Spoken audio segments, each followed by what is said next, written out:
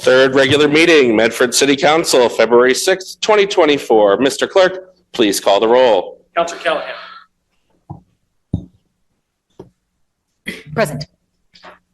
Vice President Collins. Present. Councilor Pizarro. Present. Councilor Lemon. Present. Councilor Scarpelli. Present. Councilor Say. Present. President Ferris. Present, 7 present, none absent. The meeting is called to order. Please rise to salute the flag. I pledge allegiance to the flag of the United States, to the republic one nation, under God, indivisible, with liberty and justice for all. Thank you, everyone, for being here. So we have a long agenda, as I just noted prior to the start of the meeting. We are going to be doing our best. I cannot make motions, but I believe the Vice President will make a motion to take a number of issues that folks are here to talk about tonight so that we can put those at the front of the agenda. Before that, we are going to go through a number of our standing items, remembrances, condolences, celebrations, and the approval of our records and reports of committees.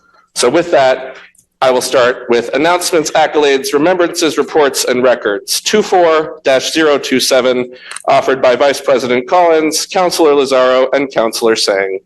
Be it resolved that the Medford City Council acknowledge and celebrate Black History Month. Vice President Collins. Thank you, President Bears. In February, we celebrate Black History Month. The story of Medford is a story of Black achievement and Black community, from abolitionist organizing to local icons like Belinda Sutton, to the historic Black community of West Medford. This Black History Month, we celebrate Black history in Medford. We endeavor to hold Black history and celebrate it every month of the year. And I hope that we can recommit ourselves to policies that will allow Medford to remain a diverse community for people of all backgrounds. Thank you. Councilor Lazaro. I have nothing to add. I thought that was beautiful. Thank you. I'm happy to be part of co-offering this to celebrate this Black History Month, and I'm happy to be part of a town that is historically a community that celebrates that. Thank you. Councilor Sang. Thank you, President Bears.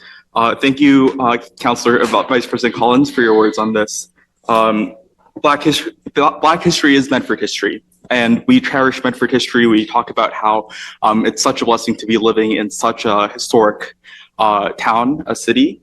And when we think about, what has brought us up to this moment, Black Medfordians and especially the historically Black community in West Medford has played such a pivotal and integral role to shaping who we are today, the discourse that shapes our politics today, and just the joy, the memories, the happiness of growing up in Medford. I was reminded of this especially on Martin Luther King's Day, when I got this book, Place, Race, and Memory, the West Medford Afro-American Remembrance Project, which talks about a bunch of icons that have lived in our city, been a vital part of our West Medford community. And I was really touched reading a lot of these stories, and at the same time, a bit sad that I didn't grow up learning about a lot of these folks.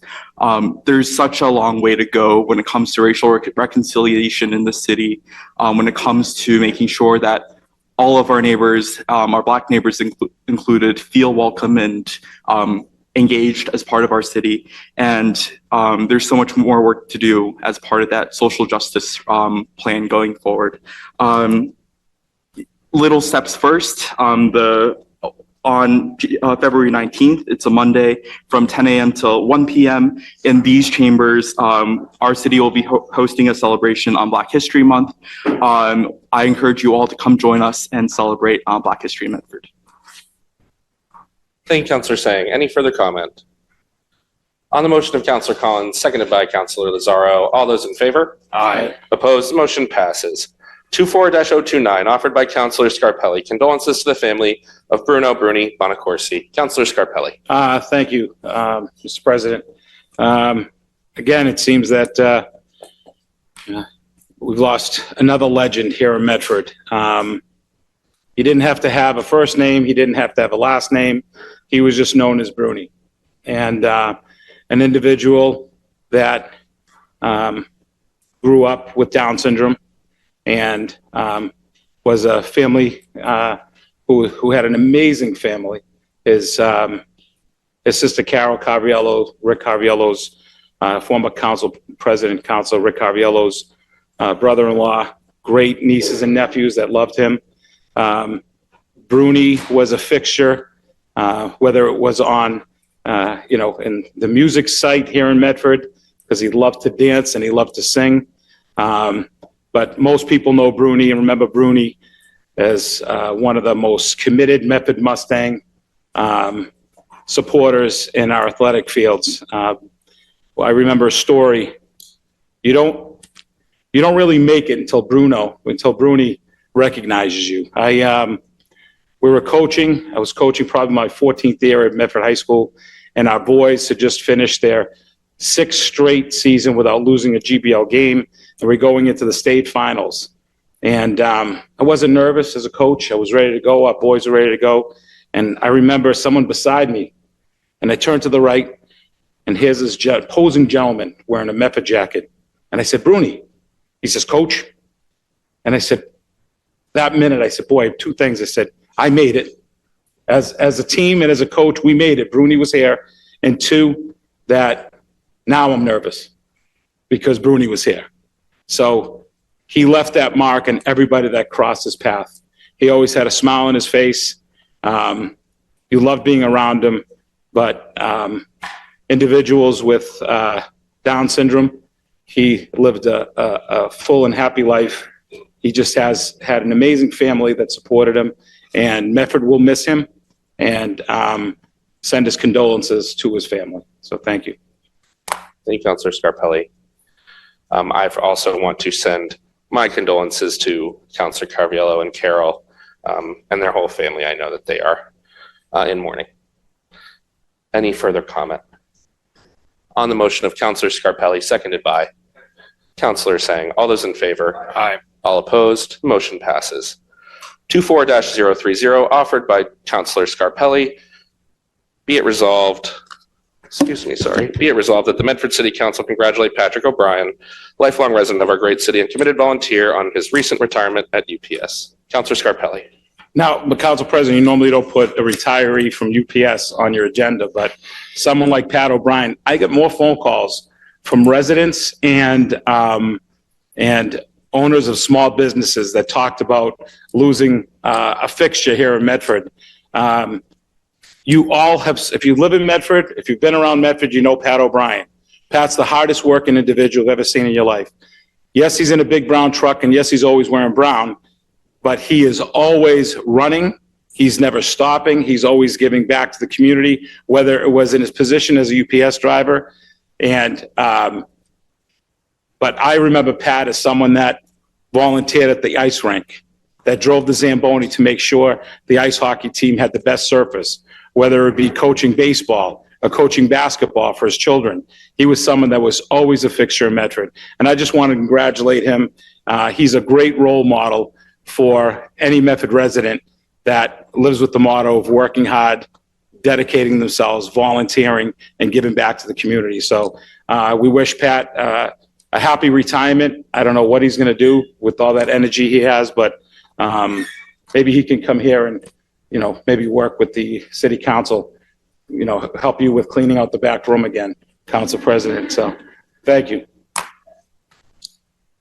Thank you, Councilor Scarpelli. Any further comment?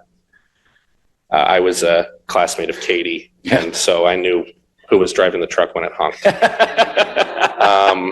All right. On the motion of Councilor Scarpelli, seconded by Vice President Collins. All those in favor? Aye. Opposed? Motion passes. I'm just going to read this from the chair if there's no objection. No. 24-032, offered by President Bears, can be it resolved that by the Medford City Council that we send our deep and sincere condolences to the family of Elisabeth, Betsy, Schreuer, on a longtime Medford Public Schools librarian and beloved member of the Medford community.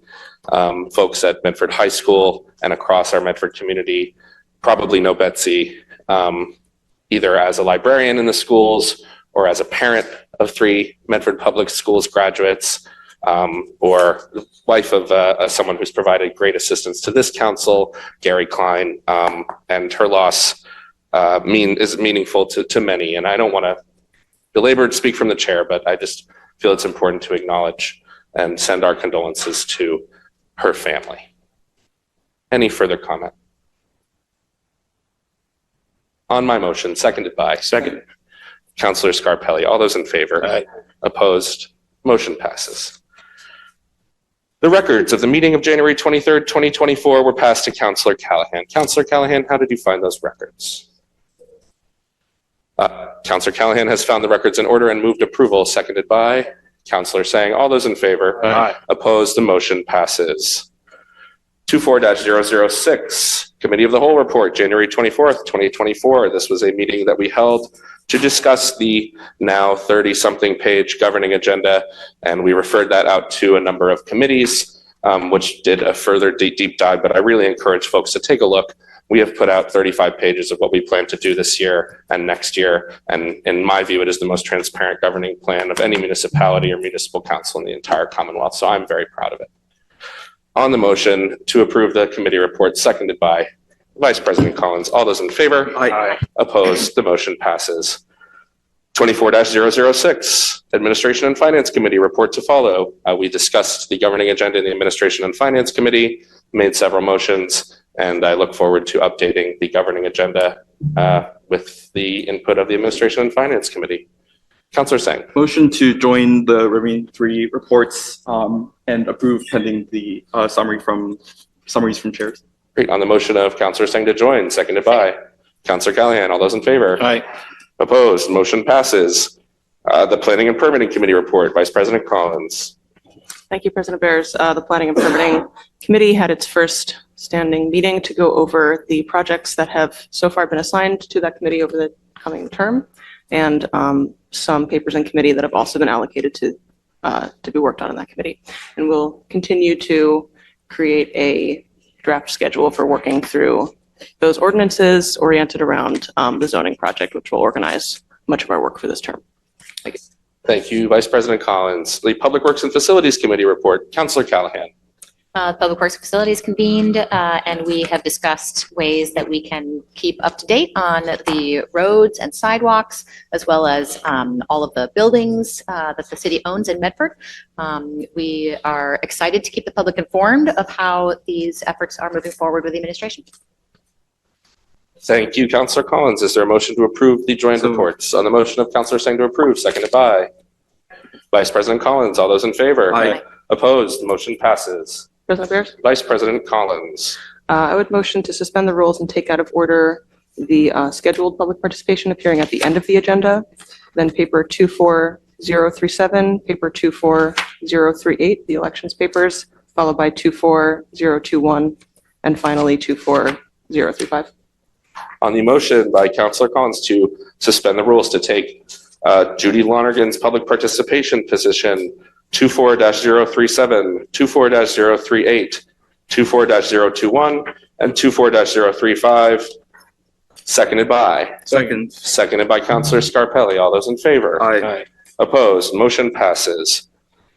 So we have Judy Lonergan under public participation.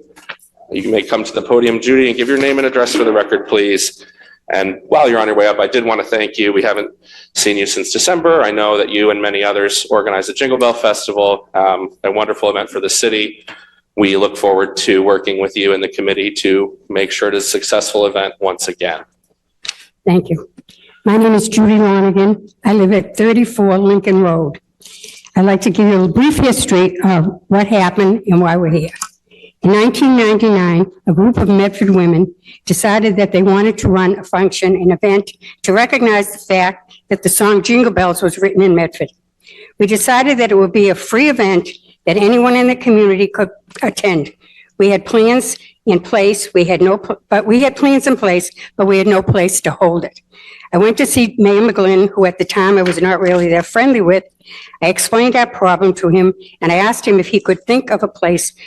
He brought me into the council chamber and said that we could have it here. That's how it started. This festival started in 1999 when Community Family purchased the historical old railroad station on Washington Street from the city. My husband John was on the board at that time and suggested that Community Family become the beneficiary of this event. Community Family is the first licensed adult care facility in the state. Before they purchased the railroad station, the program was held in the basement of the West Medford Baptist Church for years. This agency provides direct service care to those who have been diagnosed with severe Alzheimer's. They provide medically based services along with transportation, activities, and meals. I don't need to tell you that services like this keep our loved ones, friends, and neighbors aging in their homes where they want to be, not institutionalized in a skilled nursing home facility. There are 3 community family centers. One is in Everett, one is in Melrose, and the Medford Center. The Medford Center caters to those affected with highest level of Alzheimer's. Clients leave to go either to a nursing home or they die. The festival has grown in size every year, and over these 25 years, we have been able to donate almost $450,000 due to the generosity of sponsors, ads, donors, and chances. They use the proceeds to assist with the purchase of vans, construct a new kitchen, develop a large outdoor space where the clients can spend time in nice weather, and help to renovate the center. This event is free to any family to attend. If they want to purchase chances, they can buy 20 for $5, and then the prices go up. This year, a mother came in with 2 children, and she bought chances with 4 single dollars and 4 quarters. But it gave her the opportunity to have her children be involved in an event for Christmas. And this is the biggest event in Medford for this Christmas holidays. And if someone came in and they couldn't even afford $5, they would be included. We would do whatever we could to help them. Our volunteers decorate City Hall for the month of December, which is still out there. And the city uses our decorations. The festival starts on Wednesday night for the lighting of the tree. Afterwards, everyone is invited inside. These women work for 7 solid days on this event, setting up, decorating, and cleaning up on the Monday after some volunteers in City Hall spend 40 hours in having this function be extremely successful. The festival does not cost the city 1 cent, other than the use of this chambers. We have purchased the tablecloths as well as paying for the rental of all the tables and chairs and paying for the janitorial services. It has recently been brought to our attention that some members of this city council do not want us to use City Hall any longer. One feels that it is disruptive, and one feels that we are not inclusive enough. We have menorahs on display for chances. We have included every church, the Buddhist Center, the Royal House, Chevalier, and most recently, the new library as part of the tours on Saturday night. This year, Barbara Rothstein, who is an active member of the temple, had her home on the tour. What reason does this council have to desire that the event be discontinued? We hope that you will reconsider and allow this community event to continue. Thank you. Thank you, Judy.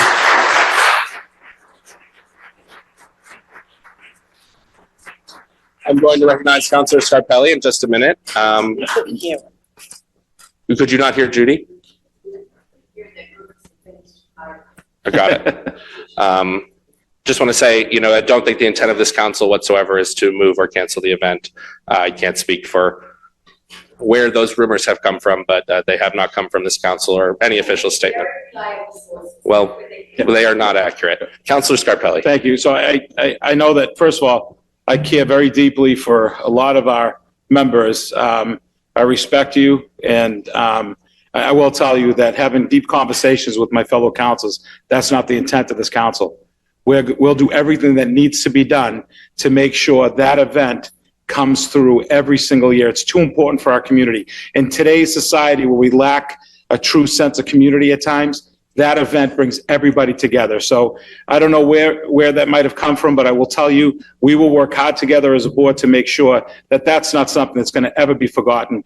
And we understand how hard you work. And I think that it comes, that evening that happened, there's a lot of miscommunication and a lot of misunderstanding what was coming from the administration, the council, and your organization. So I think all it is really having an open line of communication.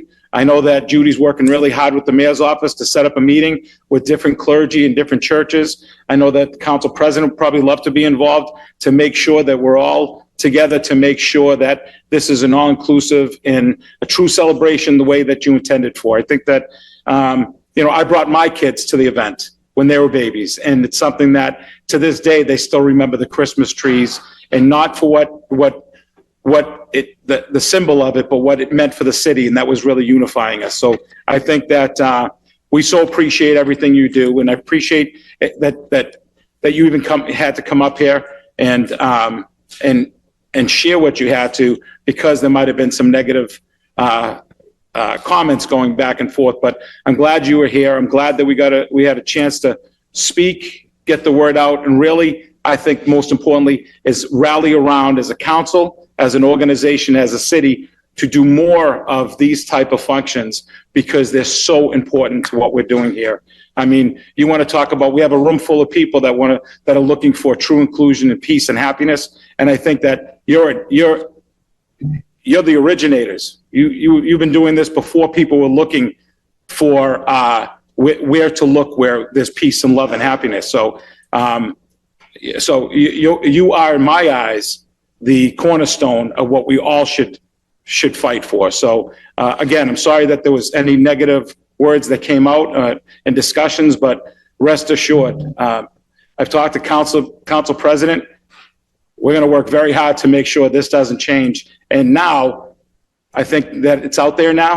I would love to see so many other of our churches and our synagogues and our different affiliations and partners throughout the community really rally around this event, so we can use this as a true teaching moment for everybody, and really celebrate that amazing event. I know that still hundreds of kids show up every year, and you didn't mention how much money goes out, Mrs. Lonergan, but I know you're talking to the hundreds of thousands that were raised and that were distributed to so many families that needed it, and so many organizations that need it. And I think it's to the point now, we don't have enough room for the people that want to donate Christmas trees, so they can, and what's the intent of the tree?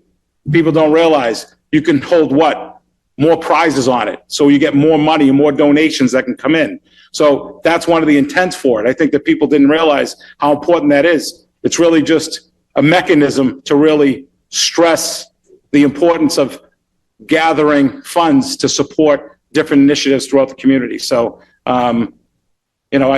you know how I feel about all of you personally. I've known all of you probably my whole life, and I think that I'm proud to call you my friend. But I will tell you, as a council, I haven't heard one negative thing moving forward with anything we're trying to do. I think we're all one team, making sure that we're going to spread this love. So thank you.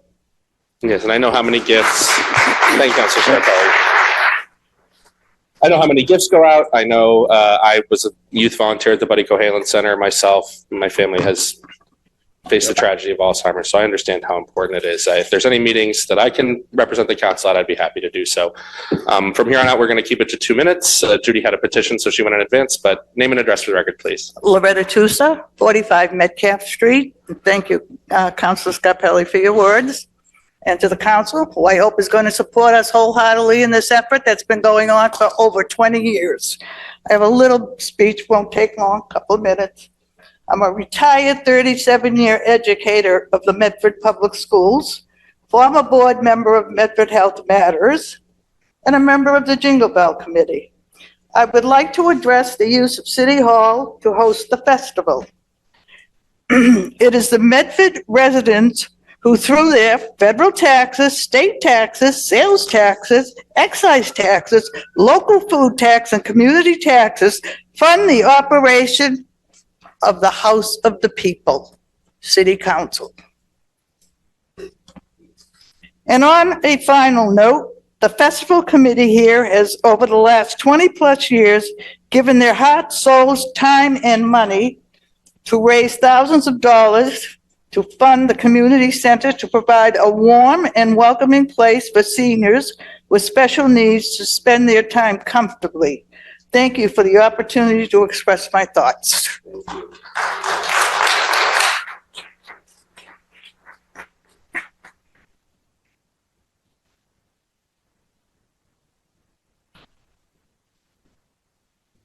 Hello, everybody. Hi, name and address for the record, please. My You have name 2 is minutes. Angela Sperduto, 27 Memorial Way. Okay. Hello, my name is Angela Sperduto. I've been a member of the Jingle Bell Festival for 20 years. My dad, Cosmos Peduto, was a client at the Community Family Adult Day Health Center for almost a decade. The love I have for my father could not be put into words. He was the most important person in my life. He had late-stage advanced Alzheimer's. He lost his motor skills and ability to speak. Alzheimer's disease is the most common type of dementia that not only affects your loved one, it affects the whole entire family. As the primary caregiver of my dad, the physical and mental demands became very overwhelming. To see my dad, who was so strong mentally and physically, become a shell of himself was more than most can handle. Not knowing where to turn for help, I was recommended to look into the community family for help and care for my dad. Having to work every day as well as providing 24-hour care for my dad, this center was my savior. I refused to put my dad into a long-term facility. They educated me on the disease and the progression of its long-term daily effects to the brain. As they provided knowledge on the financial and legal issues that are involved with the Alzheimer's patient. He needed 100% 24-hour care, never to be left alone, as he would be a danger to himself and most importantly, other people. Ms. Peduto, you have 30 seconds. Okay. Anyway, the staff displayed a genuine concern for my dad. They called me many times with issues regarding my dad's health. Every time they were concerned about his health, they prevented more health issues. I could not have asked for more kindness and professionalism. They truly became a second family to me, showing me love and emotional support until his passing. I want to thank them from the bottom of my heart, as I will always be a member of this festival, and I want to give back as long as I can. Thank you. Thank you.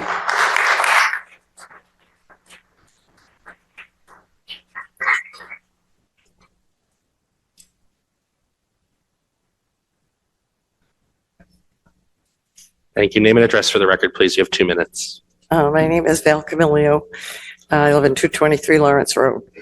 I'm here to support of the continuation of the Jingle Bell Festival held here every year at Medford City Hall. It's difficult to take care of for someone who suffers from dementia or Alzheimer's. It is not an ordinary 24-hour day. It is a 24-hour day of worry, stress, and what's about to come for them and the caregiver. People who suffer from these disorders require constant supervision, meal preparation, personal hygiene care, and more. Families look for any outside support, help, and services for their loved ones, much like a child daycare program, but they can be very costly. My mom was 78 years old when she was diagnosed with Alzheimer's. As much as our family tried to care for her needs, it became impossible and difficult as we had our own families to care for. At the time, my dad was 88 years old, and he did the best he could preparing nutritious meals and trying to keep her occupied and entertained. It soon became too much of a task for him as well. We looked for services in the area and finally found Community Family in Medford. It was a relief to find temporary help, allowing me and my family members some comfort during our busy working days. We took Mom to visit Community Family, and the administrator was welcoming, kind, warm, and attentive to my mom. My apprehensive mother looked at me and whispered, "All these people are old." In reality, the people were both young and old, men, women, rich and poor, and of mixed ethnicity. You have 30 So you see, Alzheimer's does not discriminate. On her first day, the administrator knew my mom loved to cook. So she took my mom into the kitchen and asked her if she would like to prepare lunch for the guests. My mom was eager to help. She became a Community Family member for 5 years. She started 3 days a week and eventually went to 4. My mom actually thought she was working there. The staff at the facility were kind, patient, and caring to everyone. They also had a nurse on staff, and beyond administering medications, she would even give baths for those who needed it. They had wonderful days planned with activities, games, singing, songs, exercise, nutritious lunch and snacks, and they celebrated everyone's birthday. In addition to the wonderful care provided to our community family, provided transportation to and from the facility if it was needed with a van that was purchased from monies received from the Jingle Bell Festival. Ma'am, thank you. Your time is up, but your message has been heard. I'm sorry. Your time is up. We have a 2-minute limit. I only It's 2 have minutes, another thank you. minute. My mom thrived there, and my Ma'am, dad and other family Ma'am. members had safe place for mom to go for daycare. Ma'am,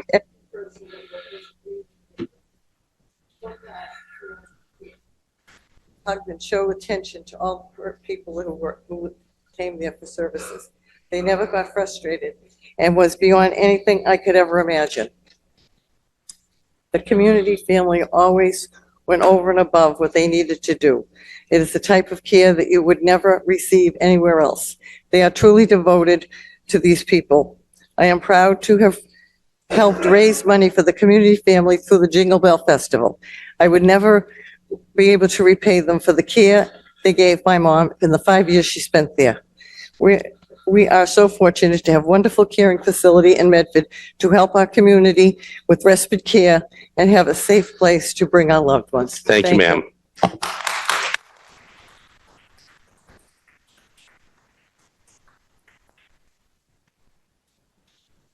Counselor Sang. I'll be very brief. I think it's really important to clarify that this council has no plans, has had no plans, and will have no plans to cancel the Jingle Bell event. I believe that this arises out of a misunderstanding, that of a miscommunication that happened a few months ago. But having spoken to some, at least the councilors I've spoken to, there are no plans to cancel this event. And the council supports the mission of the Jingle Bell event as well. Thank you, Counselor Sang, and I really do ask that everyone please respect the rules of the council and my role as chair. 24-037, call for election, presidential preferential primary, Tuesday, March 5th, 2024. Be it ordered that the Elections Commission be and is hereby authorized and directed to notify and warn such of the inhabitants of the city of Medford as were qualified by law to vote for candidates at the presidential preferential primary on Tuesday, March 5th, 2024, to assemble at their polling places in their respective wards and precincts, then and there to give in their votes for presidential preference. District members of state committee for each political party for the 2nd Middlesex Senatorial District, members of the party ward committee for the Democratic Ward Committee and the Republican Ward Committee, and the polls of said presidential preferential primary shall open at 7 a.m. and remain open until 8 p.m. Be it further ordered that the following named polling places be, and they are hereby designated for use at the presidential preferential primary on March 5th, 2024. The said polling places to be open at 7 a.m. to 8 p.m. Voting precincts: Ward 1, Precinct 1, Andrews Middle School, 3000 Mystic Valley Parkway, Ward 1, Precinct 2, Firefighters Club, 340 Salem Street. Ward 2, Precinct 1, Roberts Elementary School, 35 Court Street. Ward 2, Precinct 2, Roberts Elementary School, 35 Court Street. Ward 3, Precinct 1, Medford American Legion, 321 Winthrop Street. Ward 3, Precinct 2, Temple Shalom, 475 Winthrop Street. Ward 4, Precinct 1, Tufts University Gancher Center Rear, 161 College Avenue. Ward 4, Precinct 2, and I want to note, this will be at Walkling Court and is not being moved yet. 22 Walkling Court, Auburn and North Street, Fonda Caro Center. Ward 5, Precinct 1, and Ward 5, Precinct 2 at the Missatuck Elementary School, 37 Hicks Avenue. Ward 6, Precinct 1 at the West Medford Fire Station, 26 Harvard Avenue. Ward 6, Precinct 2 at the Brooks School, 388 High Street. Ward 7, Precinct 1, Mystic Valley Towers North Building Entrance. Ward 7, Precinct 2, McGlynn K-8 Public School, 3004 Mystic Valley Parkway. Ward 8, Precinct 1, Senior Center, 101 Riverside Avenue. And Ward 8, Precinct 2, South Medford Fire Station, 0 Medford Street. Chair Maloran and Member De Benedetto of the Elections Commission, welcome if there's anything you'd like to say. None at all. You did a good job, Mr. President, and I love it. I love it. The only thing we're going to add is, in addition to that presentation, we provided the council an election calendar year that will cover the March, that will cover September, that will cover November. The commission will come back again. We love you so much. We'll come back because we have to come back to present the warrant and the police for acceptance. After that, nothing else. We get our schedule. It's noted on the calendar, which will be posted the next 2 days after presented to you. We're good to go. Wonderful. Thank you, Mr. Chair. Member De Benedetto, anything? Just happy that we're not moving for two and that we're able to maintain that location at Walkling Court for the primary election coming up. That would be a sin if I don't think personally through you, through the chair, Yes. Council Singh. Yep. He brought blessing to us and he's done a little work with us, okay? We get walking court. We don't know how much longer we're gonna have it, but we have it for much. Fantastic. On the call to election, any comments from members of the council? Councilor Singh. I just wanted to thank you. I'm just happy to see that we were able to get Walkling Court for this election. I'm sure we'll be working a lot more moving forward on future ideas for polling locations and how we can make things work for our senior residents.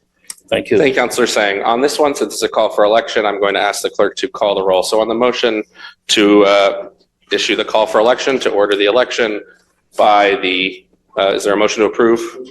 By Councilor Singh, seconded by Vice President Collins. Mr. Clerk, please call the roll.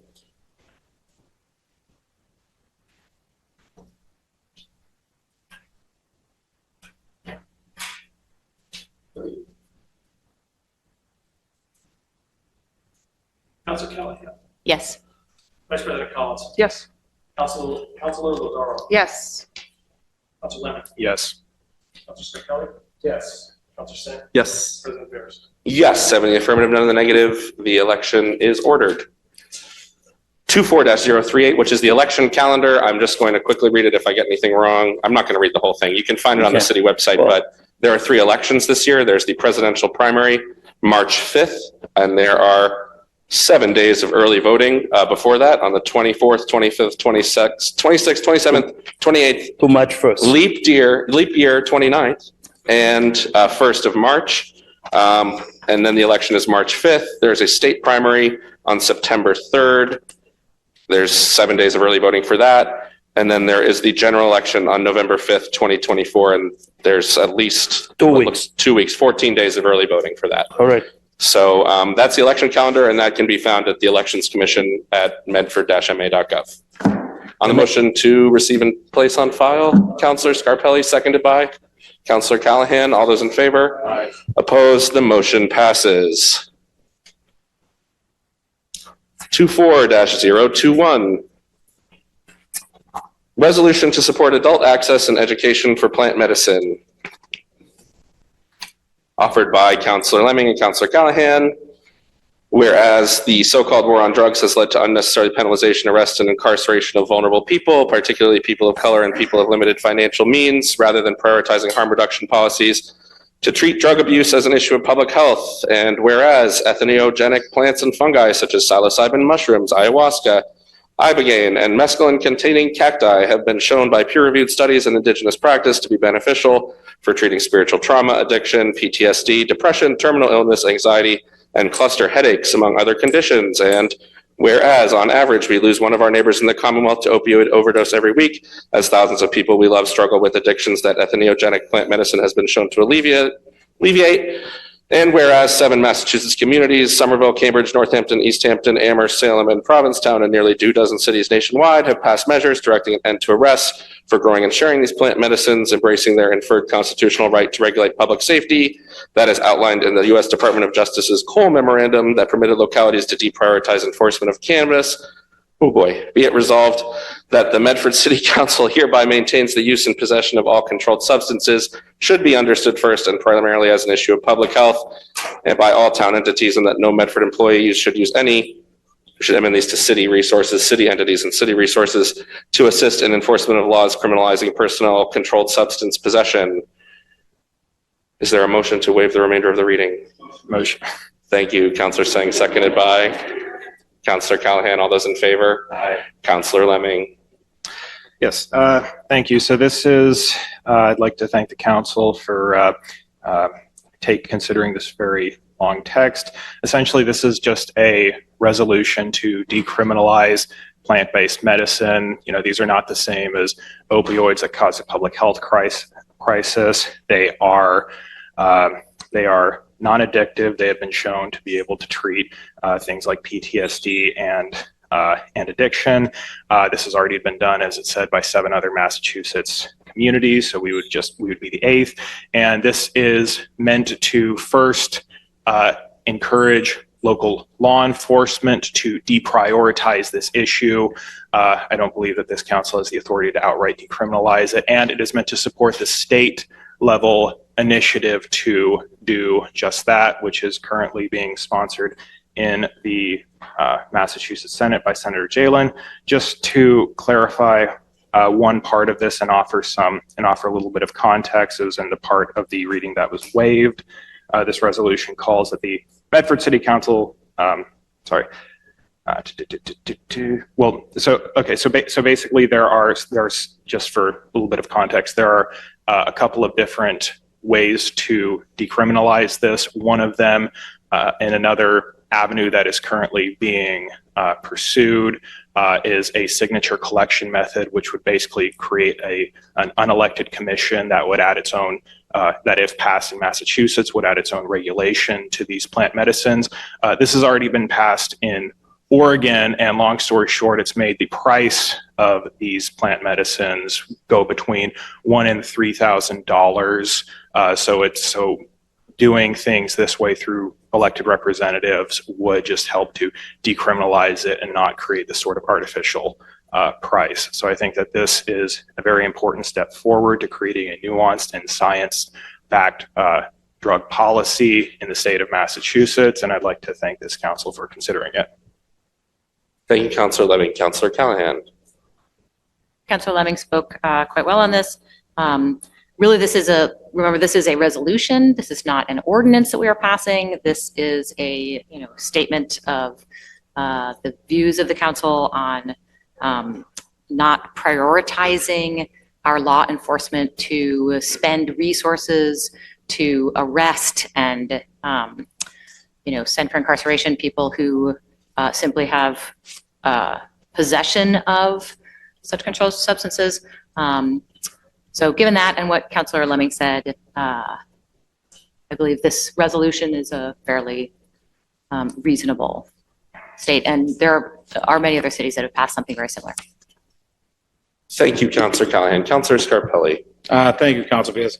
I think any time that we present a resolution or an ordinance that has a level of detail that we talk about law enforcement, I think it'd be prudent for us to maybe send this to subcommittee, invite the chief or someone in his stead to give us their input as our legal entity here in the city of Medford to make sure that what we're voting on has the best interests of our police department and our safety of our citizens. I think that it would be a prudent solution to move this forward to get a little bit more information. What I read is, it's information that's gathered, but I'd like to get more information before I would vote on this and really get the input of the chief, where it's mentioned a few times that the ramifications through the police department and getting their input. So I would recommend that we would move this to one of the subcommittees, Mr. President. Is that a motion to refer to the Public Health and Community Safety That'd be perfect, Committee? and with that, ask representative from the police department there to share their input. Yes, okay, with the representative from the police department.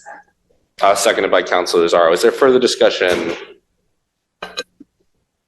Councilor Collins. Thank you, President Bears. I appreciate my fellow councilors for bringing this forward. I certainly would be comfortable supporting the resolution tonight. I think it's also fine to discuss it more with relevant stakeholders and community members. For me, putting aside the medical and therapeutic uses associated with psychedelic plants, it's certainly not my belief that drug-related arrests and prosecutions should be a law enforcement priority, except when it comes to some of the things specifically exempted in the resolution, such as unauthorized commercial sale, distribution to minors, driving under the influence. Recent history, not so recent history, has shown us that criminalization of substances does not meaningfully advance public health and public safety. At the same time, this is a holistic issue, so I look forward to future discussion about it. Thank you. Thank you, Councilor Collins.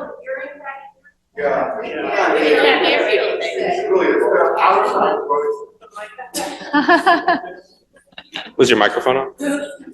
It's on, the light's not on. Speak directly into the microphone because we can't hear back. Yeah. All right, yeah, thank you. Shane? Thank you, Shane. Shane said yes. You couldn't hear him either, but I did. Any further comment from members of the council? Sorry, Mr. Cassidy, one moment. Seeing none, we will take public participation, 2 minutes each on the issue. If you would like to speak on this issue, you may line up at the podium or raise your hand on Zoom. We will alternate between the podium and Zoom. 2 minutes. Name and address for the record, please. Patrick Clerkin, 50 Princeton Street. I'd like to start off by commending Councilors Callahan and Lemming for putting this motion forward. I am pretty passionate about history, and I have learned about the history of the Cold War and the war on drugs and how they relate to this particular issue of entheogenic and psychedelic substances. And I started really getting into this when I started noticing the trends in rises in depression and anxiety, chronic depression and anxiety, deaths of despair, the opioid crisis as mentioned, PTSD. And I heard about these trials that were being done at Johns Hopkins University. My curiosity, a lot of the people that suffered from these things saying that this was using some of these substances really psychologically healed them in a way that some of these holistically healed them in a way that some of these more kind of reductionist, artificially derived substances like Oxycontin would not do. And so I thought to myself, if I'm going to potentially advocate for these, I want to know more about them directly.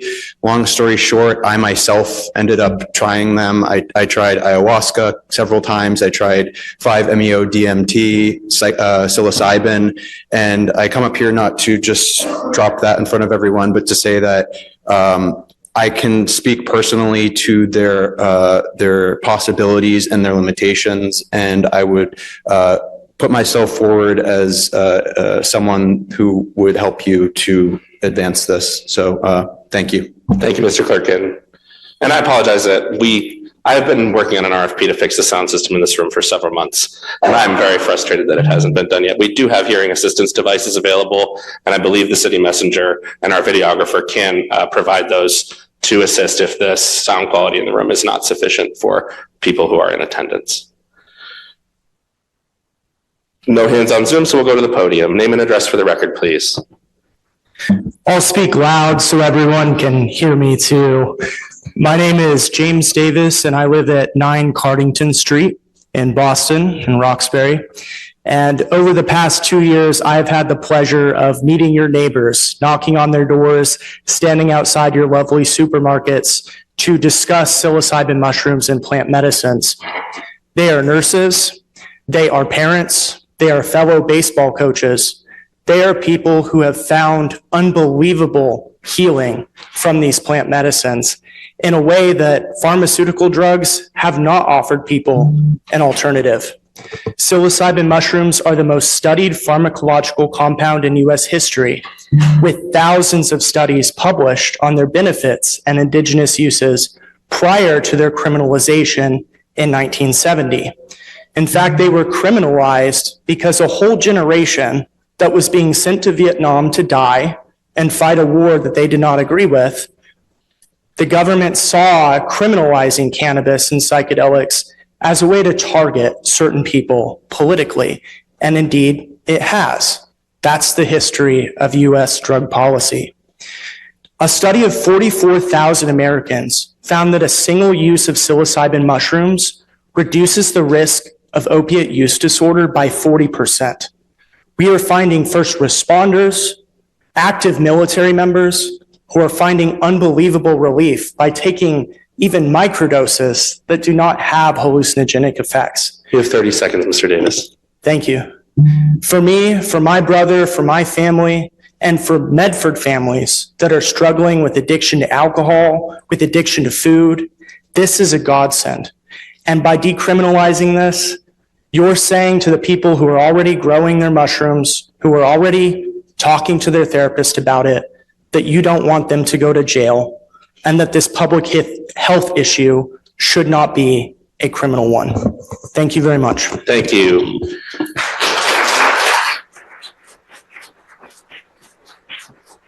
Any further comment by members of the public or members on Zoom? Seeing no hands on Zoom, I will go to any member in the room who would like to speak at the podium. Mr. Castanetti, name and address for the record, please. Andrew Castanetti, Cushion on East Medford. You have 2 minutes. Thank you. I'll make it less. Can you hear me? I am shocked and pleasantly surprised at this government finally catching on to try some other medicines that are totally natural. Of course, I'm hearing a lot of good stories, especially I believe Matt works for the Mass Journal. He would know more than me because I'm a layman, although I'm a Woodstock graduate. I am so excited to see there'll be some possible natural remedies to maybe 35% of the population is my guesstimate. And I'm sure I'm close, especially to my old buddies who are still alive, missing limbs with PTSD from the 1960s Vietnam War. Good luck. Thank you, Mr. Castanetti. Any further comment from members of the public? I see Grace Parker on Zoom, and then I'll come back to the podium. Grace, name and address for the record, please. You have 2 minutes. Thank you. Hi, my name is Grace Parker. I live at 112 Bell Ave in Medford. I just wanted to express my support for what everyone has said so far. I am a researcher in the psychedelics space, and I just wanted to share that I'm also really glad to see that this resolution is being put forward. There is so much evidence that these plant medicines are safe and they are so effective. And so it's a huge unmet need, and I just would like to express my wholehearted support. Thank you. Thank you, Grace, and a model of a quick comment. Thank you. Podium, name and address for the record, please. Sure thing. Nate Merritt, 373 Riverside Ave in Medford. Councilor Lemming, are you still in the Navy? Yes. Okay. So some of us are bound based on our job, so on and so forth, and whether or not we can use controlled substances. Isn't that correct? I mean, you have the UCMJ, which you have to abide by for certain rules. Others like FAA pilots, right? Anyone with a DOT license. And there's a reason for that. And I'm not opposed to this at all. I guess I would just want to caution this council before we start. I'm concerned, number one, about distribution and what distribution means in your measure. Because as the parent of a child, I can tell you, I can't even give my toddler cough medicine. I wish I could. I can't. So I think there's some nuances that really need to be addressed, which is why I'm glad that y'all are bringing it to committee, because there's always the unintended consequences. And just to think about that, there are reasons that sometimes people don't think of why certain things are controlled and this and that, or certain situations. So just before we wholeheartedly say, this is great, everyone should have it all the time, I really hope that the council will heed law enforcement and maybe others too, and that there's a time and a place for everything. I'm not opposed to this, but I also don't like blanketly saying, sure, it's great for everyone all the time, because I'm pretty sure nobody would want the pilot of your airplane, on a controlled substance at any period of time, if especially if it's a psychedelic one. That's all. Thank you. Thank you, Mr. Merritt. I will go to Councilor Lemming and then Councilor Callahan. I just want to clarify that. So the U.S. military is regulated federally. Okay, so I am personally subject to urinalysis several times a year, so I haven't personally tried these things. But in my day job, I'm also a neuroscientist. So I don't study plant medicine directly. Some of my colleagues have, and I've talked with experts who have also specialized in this themselves. So I think that if this were to go to committee for further discussion,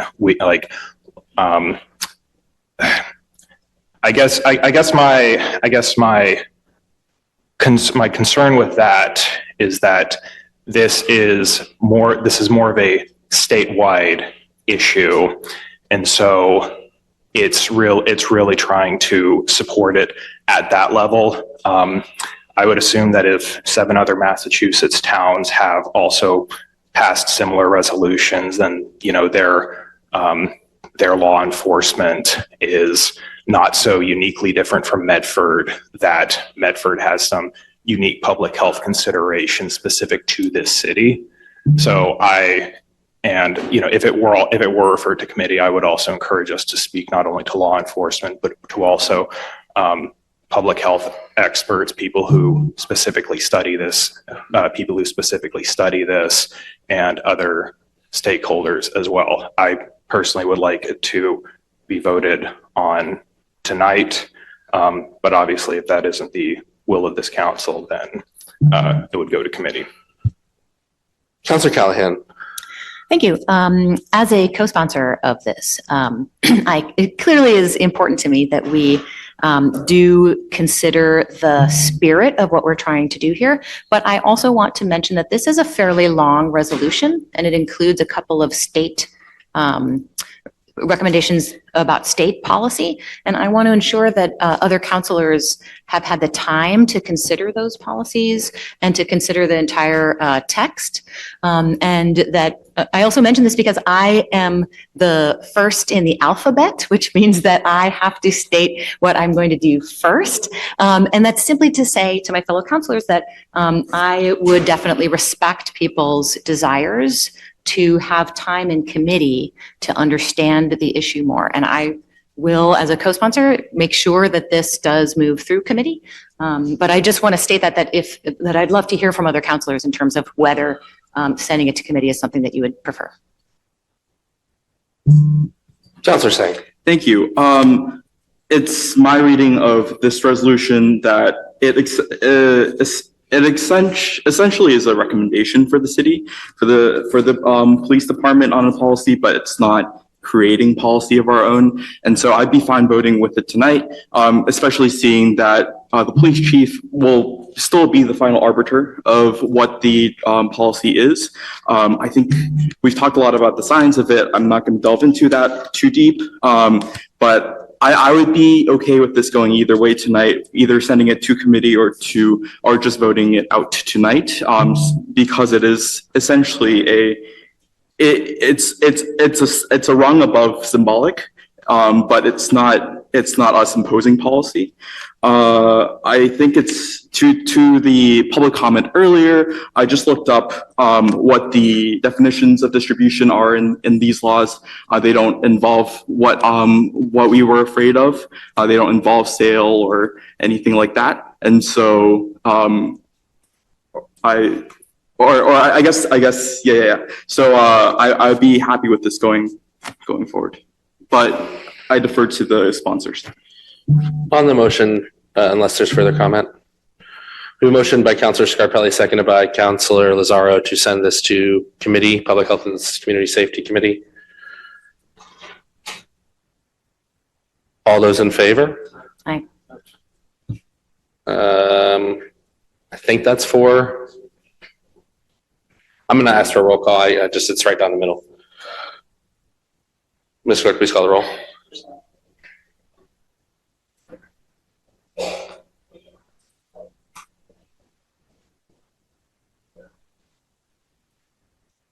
To refer to committee. Councilor Callahan. Yes. Vice President Collins. Yes. Councilor Lazaro. Yes. Councilor Lemon. No. Councilor Scarpelli. Yes. Councilor Singh. Yes. President Bears. No, 5 in the affirmative, 2 in the negative. The motion passes and the item is referred to the Public Health and Community Safety Committee. 24-035. Yes, Councilor Scarpelli. I need to correct something because I embarrassedly, I just got text with a couple of threats. Mr. O'Brien did not retire. We received information from a colleague of his saying that he retired. So that's what but the truth of the matter is, Mrs. O'Brien sent me a message and said, no, George, Pat was given a Circle of Honor Award for his safe driving in the city of Medford. So please, Pat, I won't come home tonight. He is not retiring. Someone could reach out to his bosses. He'll be in work tomorrow. So please forgive me. I make one mistake a year and that was it. So thank you. We'll get that amended for the records. And for the public, if you would like to prank this council, email Councilor Scarpelli. 24-035, offered by Vice President Collins. Resolution in support. President Bears? Council Vice President Collins. Thank you, President Bears. I've put forward an amended version of the resolution. I would motion to amend the resolution and adopt the revised language. A copy is in front of, a copy of the amended resolution is in front of all councilors and in the hands of the clerk. I would motion to amend the resolution and adopt the new language and have it read into the record. On the motion to amend the resolution to the copy before the council and the clerk, after which I will read it and it will be presented. So on the motion to use the amended language for the purposes of discussion of the paper by Vice President Collins, seconded by Councilor Callahan. All those in favor? Aye. Opposed? Motion passes.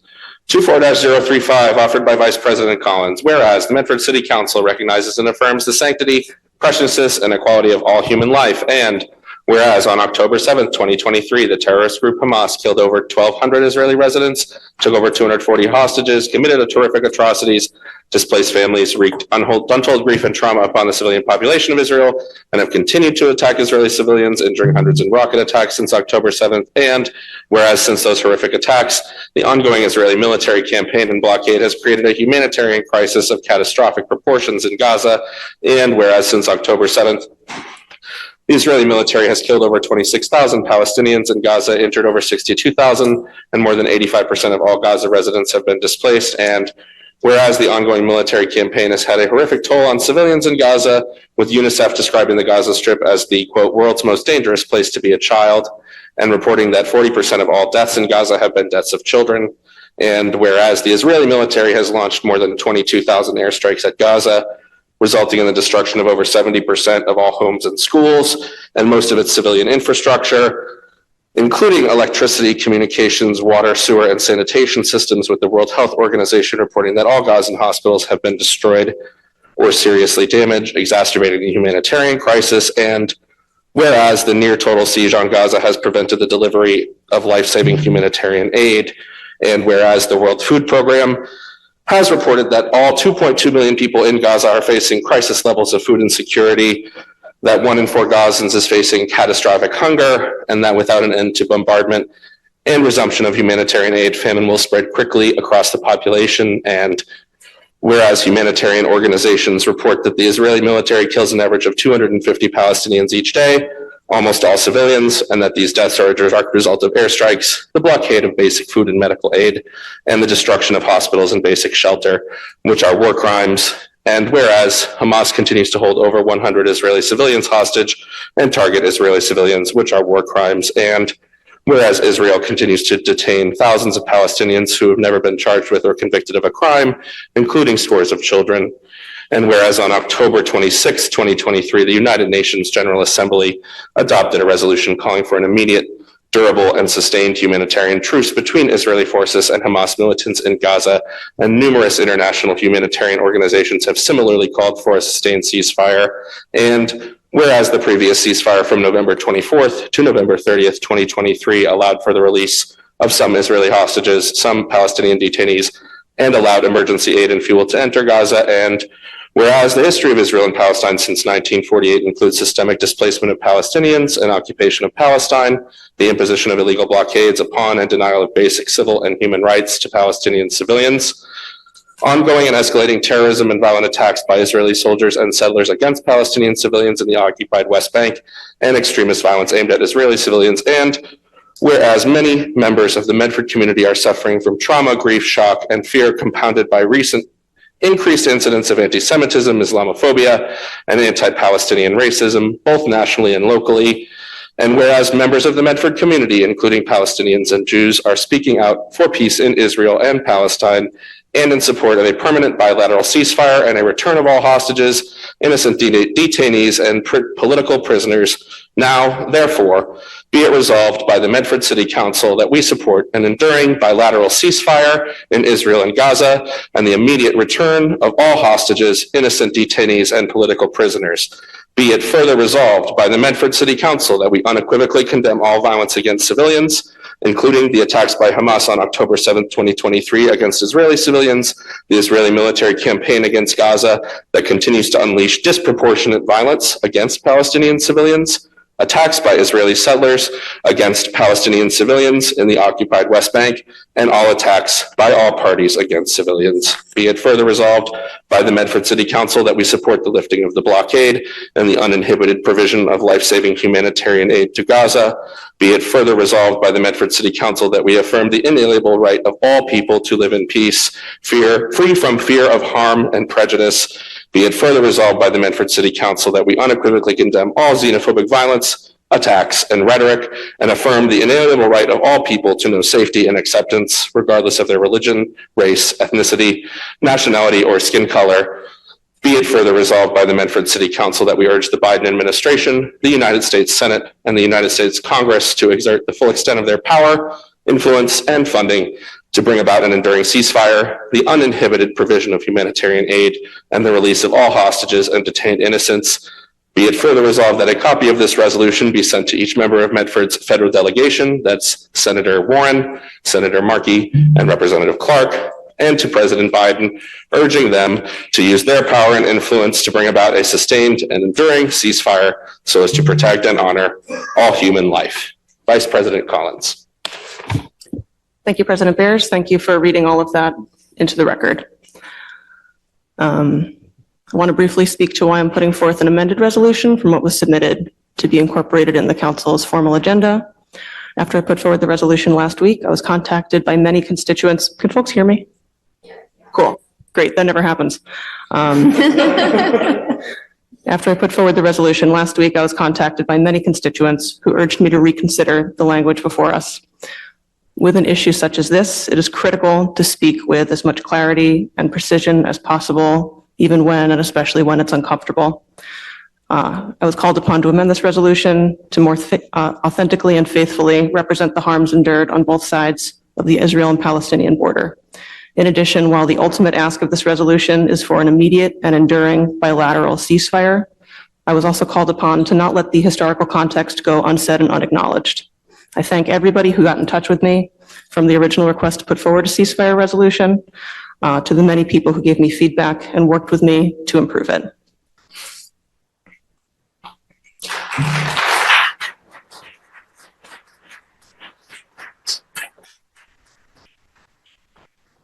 Despite my note about updating the language of this resolution, I also want to put forth a disclaimer that I don't believe I personally have the ability, or maybe it's simply not possible, to talk about this issue in a way that does not leave one group or another at risk of feeling diminished or blamed or impoverished. If you are feeling that way, please blame me or blame the insufficiency of language to talk about an issue that is breaking all of our hearts and has been breaking all of our hearts for decades, and most especially many people in this room. And thank you for being here. I want to speak briefly to why I elected to bring this resolution forward, apart from the fact that I was contacted by constituents to do so, that being the ultimate reason. I am Jewish. My ancestors on both sides came to America in the early 1900s because Eastern Europe wasn't safe for them. My last name is Collins because my great-grandfather couldn't get a job with a Jewish last name. My family knows that anti-Semitism is real and it is dangerous. I believe that past hardship and trauma and persecution are never valid nor meaningful, but we can seek to make past trauma and hardship. We can seek to get something out of that if we put that experience in service of other people and stand in solidarity with other people who are also facing oppression and persecution. Now we see a right-wing government using the grief of Jewish people like me and the name of Jewish people to justify the destruction of an entire civilian population in Gaza. There are no words that can adequately capture this horror, pain, and injustice. This resolution is long, but the ask is simple. Our U.S. government is deeply entwined with and invested in the Israeli military. Our federal leaders have the influence, the power, and the purse strings to hasten an end to the killing. This issue is painful and divisive, more for some than for others. But ultimately, this resolution is about safety, and I believe that should unify us. Marginalizing Palestinians, whether legally, physically, or in the media, advances no one's safety. It's simply not right.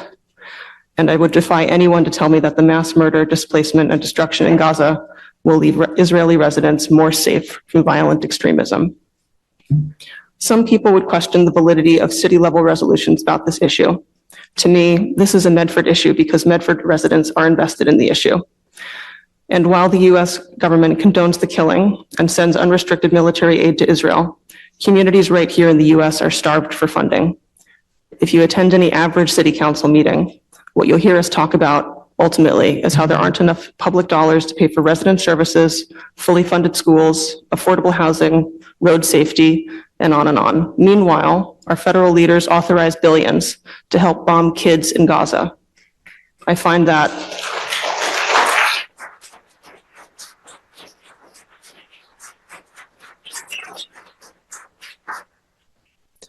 it unfathomable on a human level, and I find it infuriating as a counselor. Those dollars should be promoting wellness at home, not destruction abroad. I hope that we can find unity in the unacceptability of this oppression and this loss of life, and in demanding an immediate and lasting de-escalation and ceasefire in Gaza. I hope that we as a council can join the groundswell of city councils, amplifying their residents' calls for ceasefire, and add Medford's voice to the chorus for peace. I hope we can find unity in diminishing no one's suffering and trauma, and in demanding safety and peace for all. Thank you.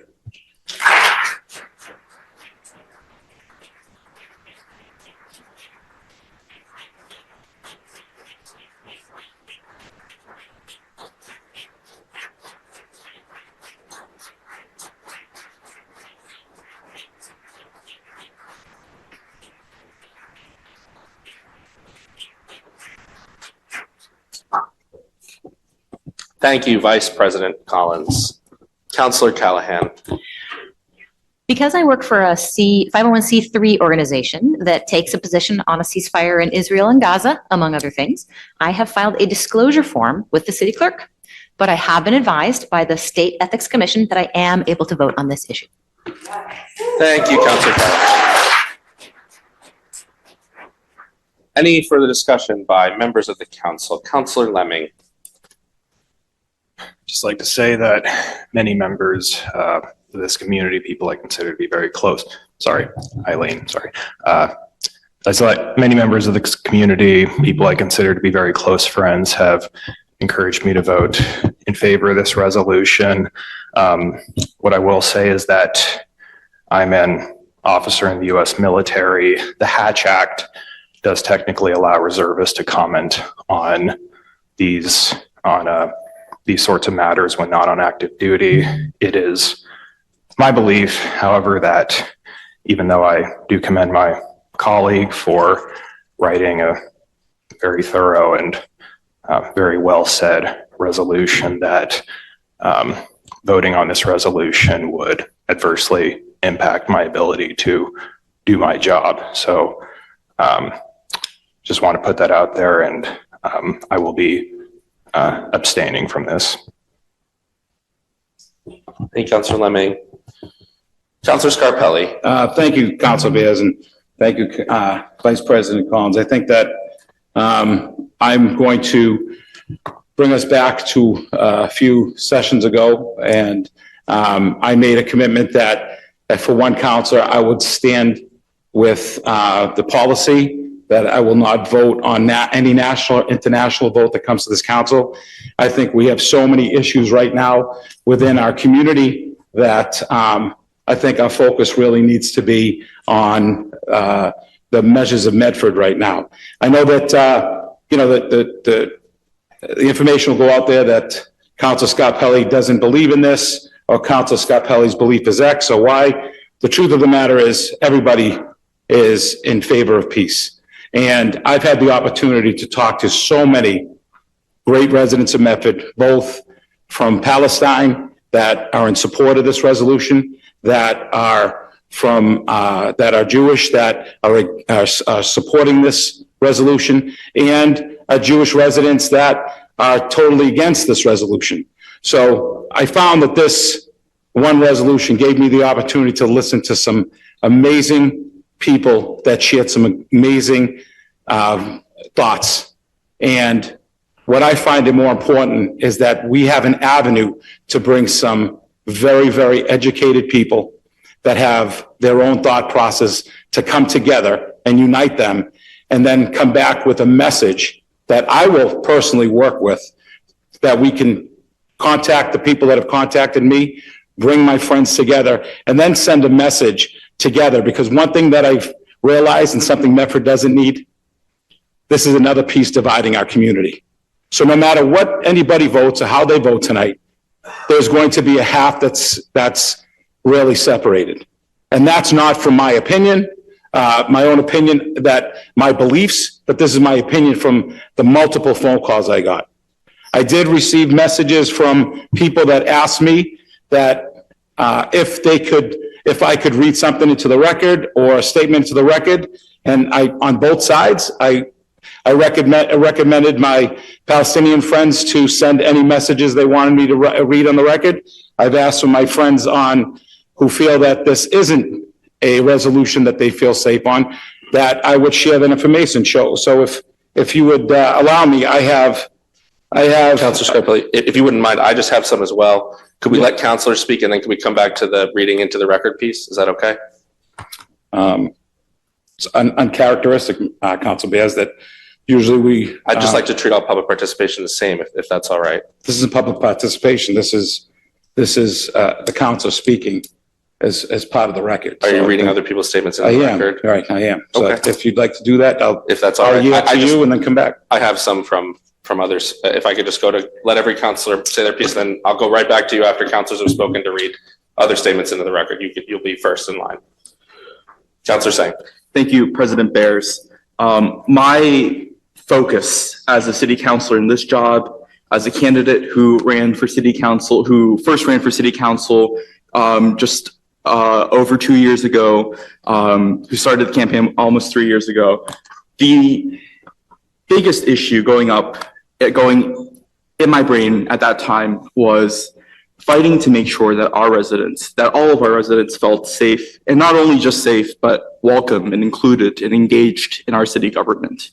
I grew up, obviously, my skin color makes me look different from other people. I grew up oftentimes as someone who felt excluded, as someone who didn't necessarily feel completely represented in government. And for me, that was a driving factor to get involved in government and to make sure that we built a local government that reflected the desires of its people, the push for equity and for justice, and to make sure that that push was reflected in our actions as well. And at the end of the day, to make sure that all of our residents feel safe and welcome here in our city.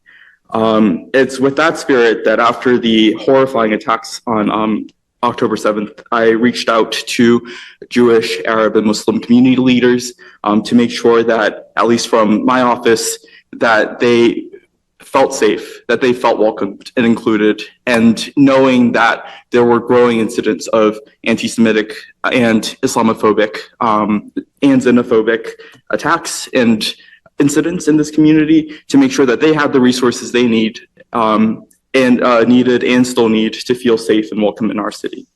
As situations on the ground have developed, more residents of various backgrounds, including a large number of Jewish, personally very close Jewish friends, begged me as a city councilor to vote yes when if a ceasefire resolution came across my desk.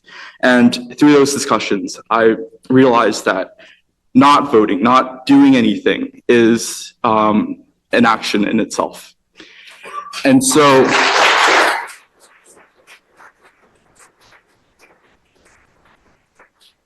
and for so many of our residents, they need to see that their elected officials align with the values that we espouse as candidates and that we espouse as politicians. When I look at this resolution, I look at the first and last lines, recognizing and celebrating the sanctity, the preciousness, the equality of human life. Looking at the last line cites the core purpose of this resolution as to reaffirm that we stand with protecting and honoring all human life. This is undoubtedly a difficult situation, but I really do commend Councillor Collins for keeping the focus in this resolution on the sanctity of life, for keeping the focus of this resolution through her on equality, bringing in stakeholders from many different parts of this community, hearing opposition to different drafts of this resolution. I know the Vice President has worked really hard on a product that best captures that inclusive energy and spirit that we want to see in our city. For me, again, the local aspect of this is just that. It is the equality, letting our residents know that we stand with these values. When I also think about why this resolution is necessary, I realize that, while this isn't necessarily, obviously, I don't think anyone is under the illusion that we ourselves as Medford City Council is going to stop war in the Middle East. But I do think that many folks, many residents, neighbors, activists have felt disillusioned, disheartened, and in despair after various and numerous attempts to reach out to federal and state level stakeholders on this issue, people with influence. And they're coming to the Medford City Council, they're coming to City Hall tonight because they recognize that there aren't many avenues left. We are, in many ways, one of the last stops that people are going to ask us, to beg us to help them get their message across to our federal electeds. I think we really need to try, in any case, be it Gaza, be it a local issue about a park or a street or a sidewalk, we as elected officials, as the Medford City Council, have a responsibility to amplify the community's desires to speak to federal elected officials. That's our job. We do it on different issues. We reach out to Congress people, we reach out to state reps to help us resolve things. This is our job. I think there's a crisis of faith in democracy when people don't feel heard by their elected officials. And I think we need to work to restore that faith in our country.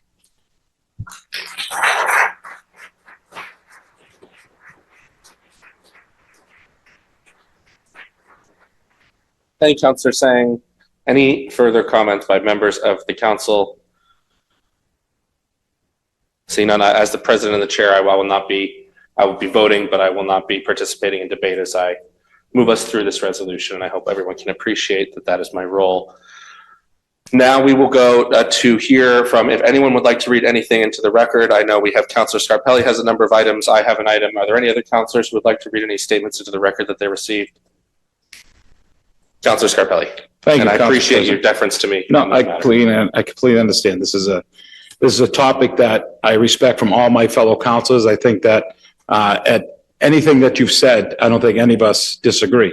I think it's very important that everybody understand this. We have a council that is very cordial and respectful, and this isn't an easy and a simple issue that has a simple outcome. So, but I will tell you, as Councilor Sagan mentioned, the communication I received from our constituents that felt the need, that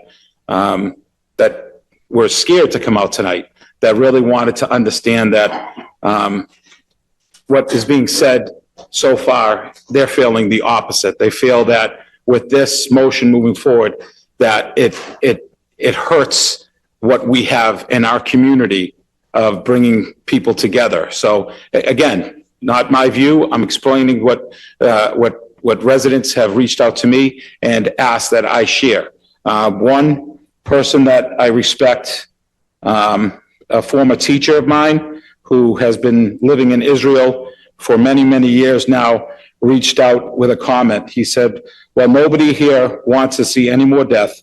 People must remember that on October 6th, there was a ceasefire agreement in effect that was holding well. However, on October 7th, Hamas terrorists violated the ceasefire and attacked kibbutzim, villages, and a music festival, murdering 1,200 Israeli, including not only Jews, but Muslims, Christians, Druze, Americans, Thais, Russians, British among others. While mutilating many bodies, burning some alive in ovens, and raping countless women, there were people ranging in ages 8 to 87 years old. There was among over 230 kidnapped people that were brought back to Gaza, of which 136 are still being held.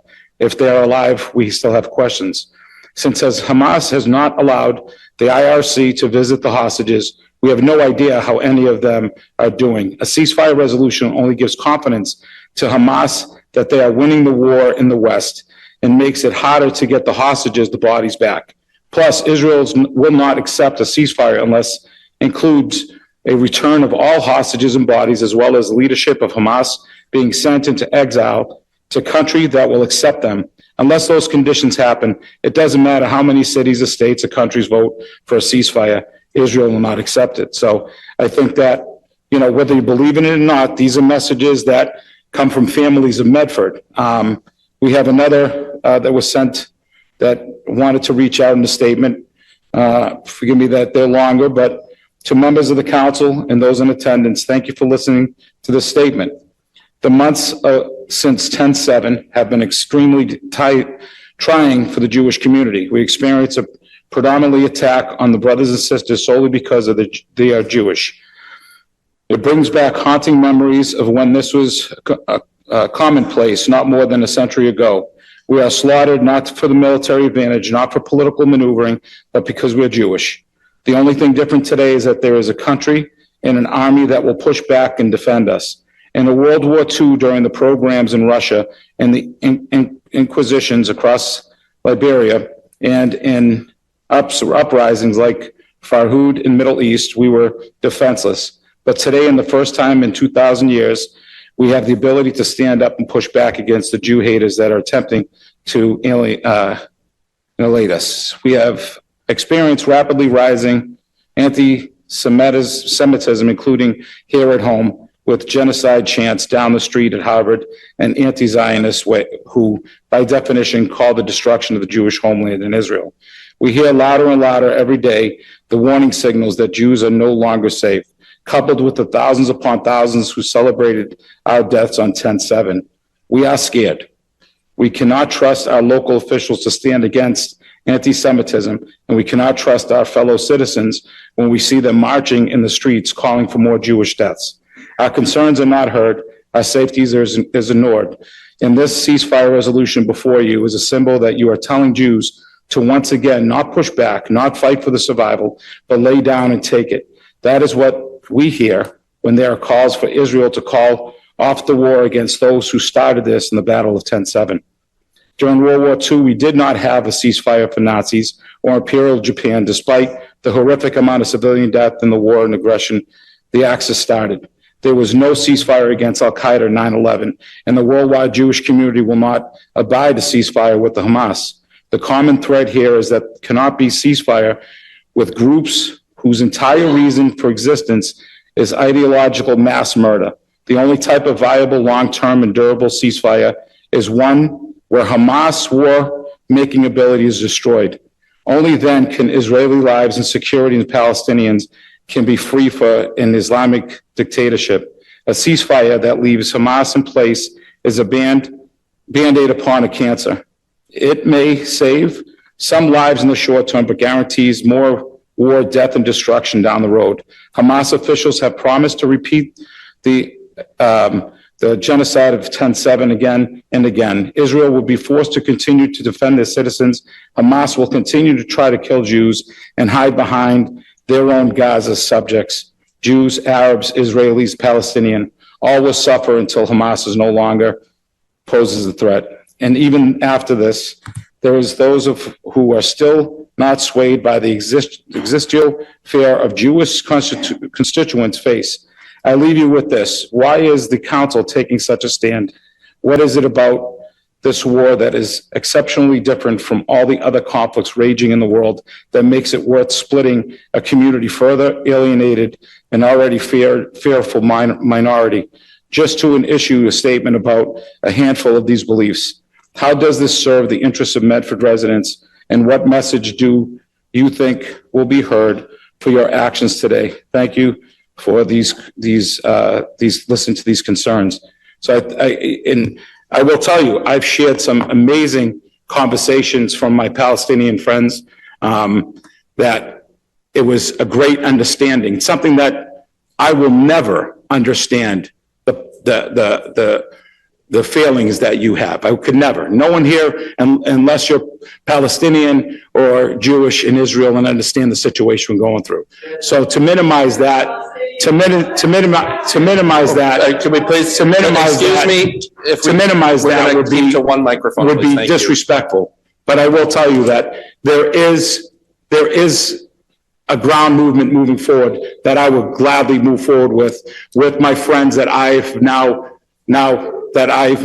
worked with, that bringing our Palestinian people and our Jewish residents to find a clear message that we can work together, that can present to this community that it's more of a unified front. And I think that that's what's important here in Medford today. So again, whether it's popular or not, I truly, that's not my intent here. I have a strong belief in what I believe in when it comes to issues dealing with national, international issues. I'm going to abstain from any votes. I will not vote for anything on any agenda that comes forth in this council. I've done this in the past, and I'll do this moving forward.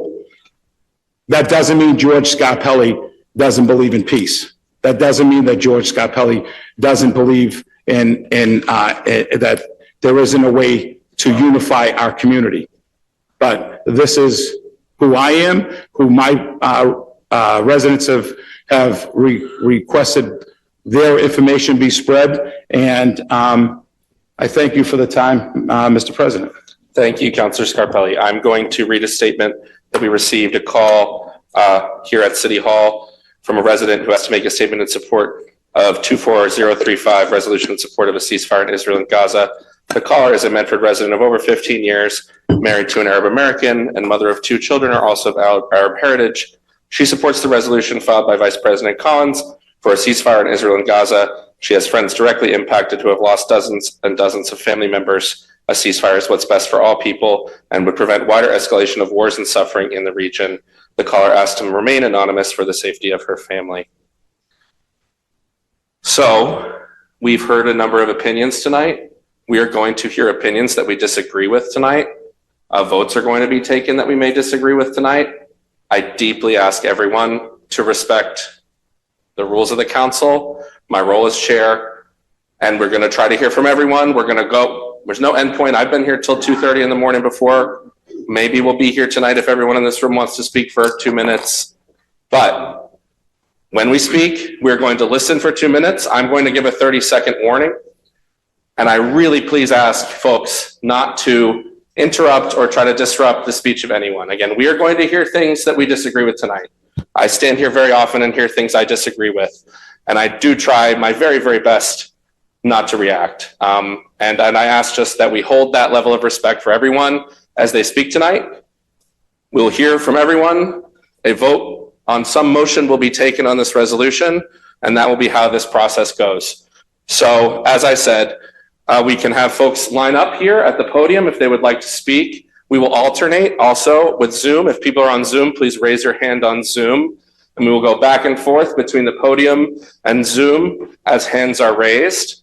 Everyone will have 2 minutes. I will begin a timer after I ask folks to introduce themselves. If you would like to just provide the city that you live in versus your street address, you may do so. But I will ask for name and city of residence and address if you are comfortable sharing your address. It looks like we're going to have a lot of comments. So again, as I did before and as you all saw, the role of this chair, I'm going to ask you to stop at 2 minutes, and I really please ask that you respect that. We cool with that? All right, thank you very much. And we're going to start at the podium. Name and address for the record, please. We'll make sure we can hear you. And you will have 2 minutes once you've said your name. Munir Germanis. I live at 3 Summit Road in Medford. Thank you, Munir. I was born in Jerusalem, Palestine, prior to the creation of the State of Israel. And I'm a survivor of the ethnic cleansing of Palestine in 1948. which has been ongoing for the past 75 years and has drastically increased in the past few months. Apparently, when my ancestors became Christians, we lost our rights to our house and land according to Israeli law. By training, I'm a physicist with a PhD in physics from Tufts University, and I'm a naturalized citizen that has called Medford home for the past 40 years. I was ordained as an elder at the Presbyterian Church, Clarendon Hill in Somerville, and I served on its ruling session for approximately 30 years. I was also a member of the Medford Human Rights Commission and served as chair for a few years. I am currently a member of Mass Peace Action, Jewish Voice for Peace, as well as Safe Medford and Medford People Power.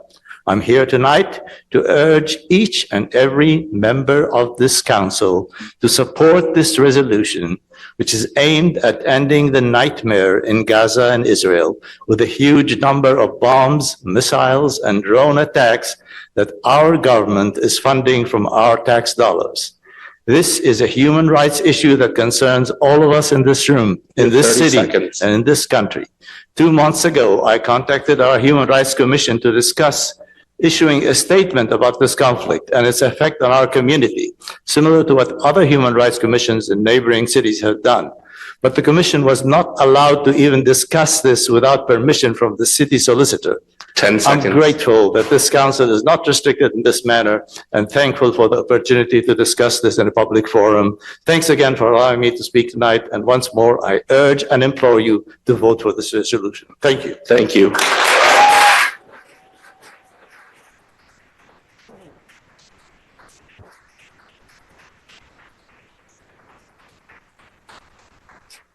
We have some hands raised on Zoom. I'm going to go to Steve Schnapp. Steve, I'm going to unmute you, ask you for your name, and you can provide your address or your city, and then I will give you a 30-second warning and a 10-second warning. My name is Steve Schnapp. I live at 36 Hillside Ave in Medford Square. I want to address the relevance of this resolution to me as a Medford resident and the concern that Councilor Scarpelli and others have raised about that. I was born in February 1946, just after World War II ended. I had two uncles in the military, one of whom fought in the Battle of the Bulge, and he was in the advanced forces that liberated several concentration camps. He was featured in Steven Spielberg's documentary of the Holocaust. The Holocaust was very present in my family. My mother gave me the Hebrew name Shalom, which means peace. And she did that because she wanted to recognize that this atrocity should never happen again. I'd like to read a quote that addresses the relevance of this resolution. Every gun that is made, every warship launched, every rocket fired signifies, in the final sense, a theft from those who hunger and are not fed, those who are cold and are not clothed.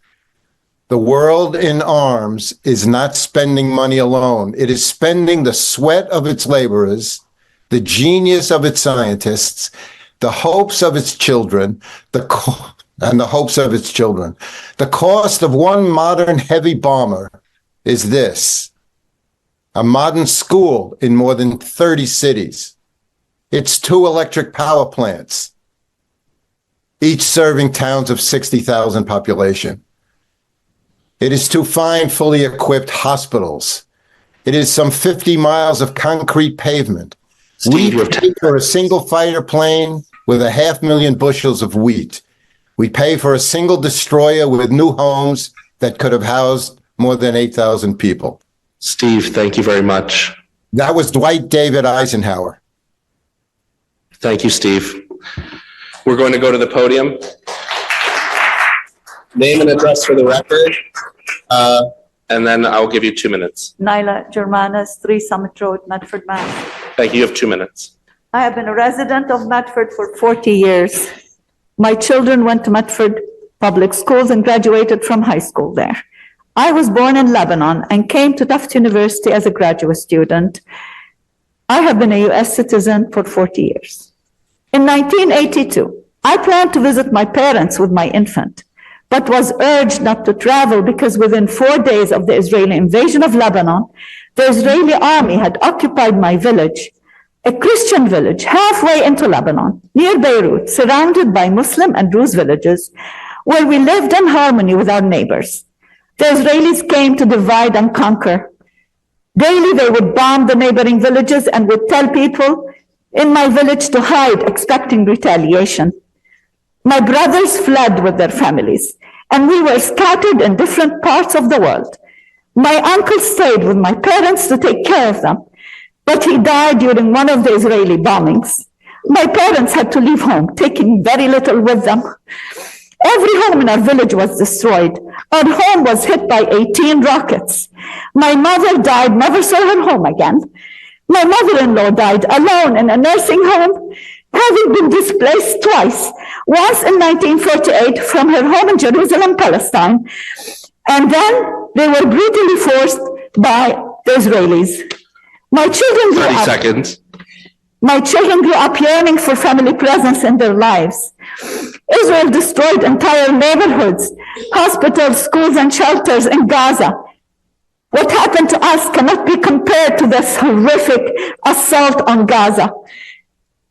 My son-in-law's family was seeking shelter in their church in Gaza City. You have 10 seconds. The Greek Orthodox Church was bombed and 9 members of his family died. My son-in-law. Israel is not allowing food, water, or medications into Gaza. Mothers are malnourished, can't nurse their newborn children. This must stop. Ma'am, thank Your you. vote is very important. Thank you very much.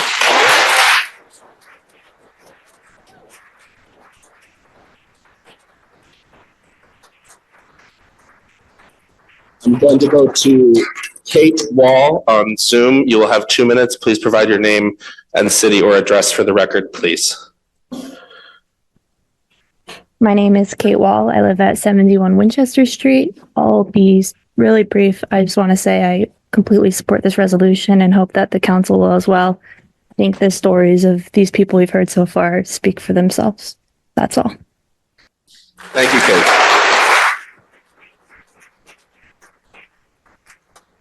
I'll go back to the podium. Your name and address or city for the record, please. My name is Suhad Zinda. I live on 5 Essex Medford Street. I've been a resident of Medford for almost 20 years. My family lives in Gaza. I came to Medford from Gaza City. I came here as an undergrad. I came here as a student, and now I'm an educator on Tufts Medford campus. I chose Medford to raise my family because of its diverse community and because that's where I felt safe. It was my first time living in a city, experiencing a city without cement walls, without barbed wires or checkpoints. I sought refuge here after the Israeli government tightened its siege on Gaza in 2001, which revoked my movement permit to return to Gaza and be with my family ever since. I was living only an hour and 40 minutes away as an undergrad at Birzeit University in the West Bank when they did that. It took me 4 full years in order to bring my family to the United States and reunite with them on a different continent. It was easier than seeing them and being with my family who live an hour and 40 minutes away from me, only because they were in Gaza, only because of our ethnicity. You have 30 seconds. Okay. Today, the rest of my family members, my extended family members, remain in Gaza. 14 of them are beneath the rubble of their home since October 18th. 127 of my family members, of the Zindah family members, remain missing until today. The last I heard from them was the 10th of December. Sorry, I'm out of breath. 10 seconds. 10 seconds. I have a cousin last week who had to go through an emergency C-section without any medication and with no sutures afterwards. And today she's struggling to keep her premature baby safe because there are no incubators. This carnage must stop now. Enough is enough. I implore you I implore you, stopping the killing immediately, please, please, I implore you to push this forward. Thank you so much. Thank you. We're going to go back to Zoom. We're going to go to Laura Germanis on Zoom. I will unmute you. Please provide your name and address for the record, and then I will give you a 30-second warning and a 10-second warning.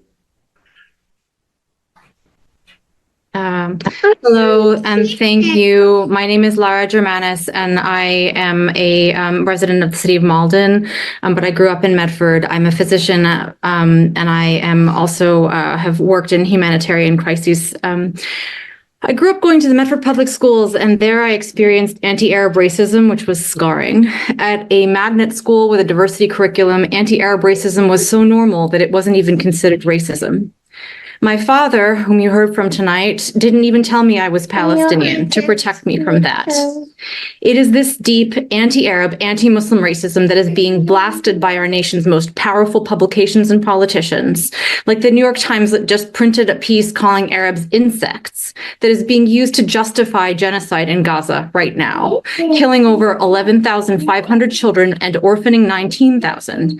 And we, right now, as American taxpayers, are paying for a second Nakba, like the original Nakba, when the 750,000 Palestinians were forced from their homes and displaced and killed by Zionist militias to create the modern state of Israel in 1948. This did not start on October 7th. People were living on the land. They were killed. Their homes and villages were destroyed. And now we are watching the same live and much faster on social media, and we are paying for it with our tax dollars. During the first Nakba, which means catastrophe in Arabic, my father's family fled to Egypt. They packed up their house in Jerusalem. What is this? And were not allowed to return to my father's house because we are Christian. This is not a religious issue. It's not divisive. If you vote against ceasefire, you vote for the deaths of the remaining 2.2 million Palestinians in Gaza. Massachusetts sends over $140 million a year to Israel. We could use that money to pay for subsidizing 75% of treatment for all Massachusetts lung cancer patients, or fully sponsoring assisted living for 2,000 seniors. Instead, we're using it to rush bunker buster bombs to Israel, the world's fourth most powerful military. And we must stop it now. We are essential. Our voice is essential. Clark is our representative. She's close to Biden. This is a very, very critical message from this city today. I urge you to vote yes. Thank you.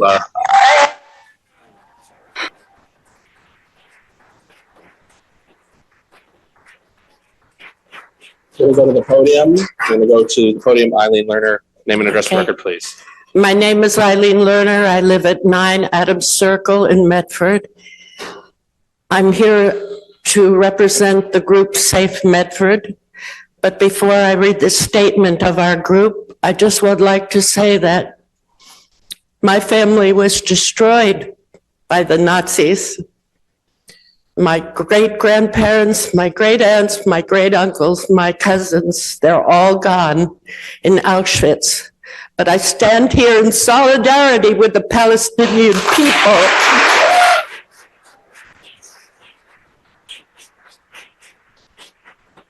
Because I don't want what happened to us to happen to anybody else, and it is happening, and we need to stand against it. And here is the statement from Safe Medford.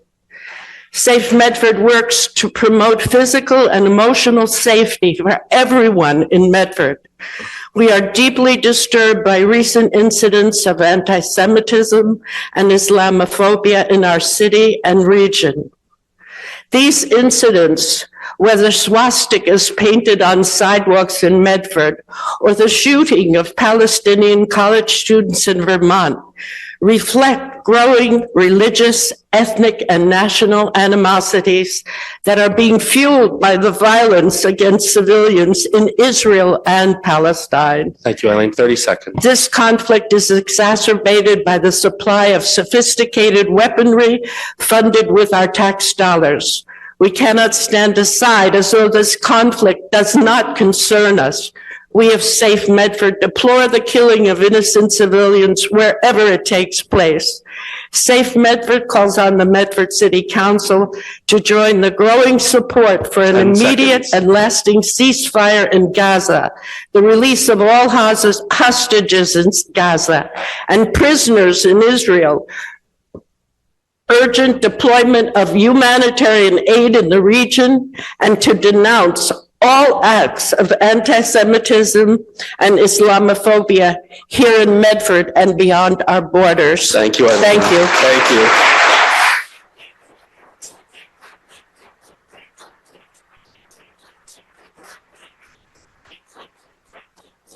Next, we're going to go to Zoom. I have Devorah Klein. I'm going to ask you to unmute. You can provide your name and address or city, and then you'll have 2 minutes. I will give a 30-second warning and a 10-second warning. Thank you so much. As Councilor Scarpelli reminded us, on October 6th, there was a ceasefire in place. That ceasefire was ignored in the horrific attacks on the next day. Calling for a ceasefire without ensuring the return of the hostages and dismantling the terrorist regime of Hamas is just an invitation for Hamas to continue to try to destroy Israel, as they've already said they plan to do, and for them to continue to abuse the Palestinians as they've done so far, including hijacking aid being sent from Israel. A ceasefire sounds so appealing, isn't it? But without ensuring the safety of all, it is asking for more abuse of the Jews, Arabs, Christians, Muslims, Baha'i, and so many others who form the cohesive Israeli society. Contrary to popular belief, Jews have been in Israel for millennia up to the present, including my own family. A vote for this resolution says that you don't value those lives, and it will make me feel unsafe in this community, and that any of you might wish me ill. Thank you. Thank you. I'm going to go to the podium, name and address for the record. Ellen Epstein, I'm a Medford resident. All right, 2 minutes. I am an American Jew and no stranger to Israel. I have relatives there and at one point lived there for the better part of a year. I'm here tonight to urge the Medford City Council to speak out against this brutal conflict. Because I am Jewish, Israel's actions are being done in my name. Because I am American, the conflict is being fueled with my tax money. Therefore, I have not just the right, but the obligation to call for a ceasefire. I have demonstrated, written emails, made countless phone calls to our representatives in DC. I've joined with other Jewish members of the 5th Congressional District to press Catherine Clark, the Democratic whip in the House of Representatives, to call for a ceasefire. But my most direct line to political power is through you all, my city councilors. And yes, it makes a difference where you stand on this issue. Your voice as a city council is louder than our individual voices can be. Please use your voice to add Medford to the growing number of cities and towns nationwide that are calling for ceasefire. You'd be taking sides, not with Israel, not with Hamas, but with the children and innocent men and women who continue to be the victims of brutality, day after day, week after week, 30 seconds, month Ellen. after month. Don't wait another minute. You can do this tonight, right here, right now. Please take a stand for peace. Take a stand for life. Ceasefire now.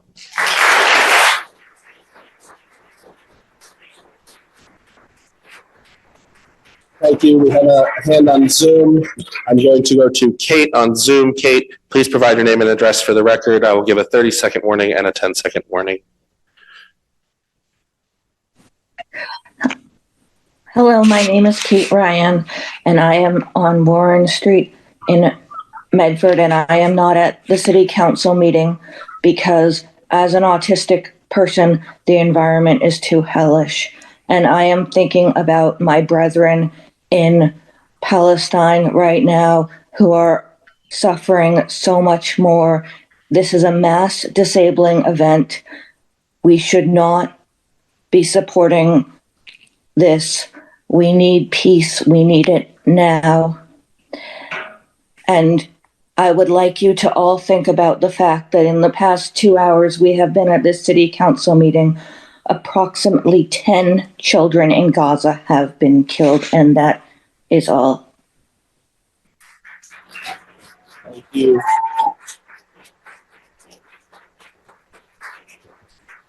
We'll go to the podium, name and address for the record, and I'll give a 30-second warning and a 10-second warning. Jennifer, 16 London Street.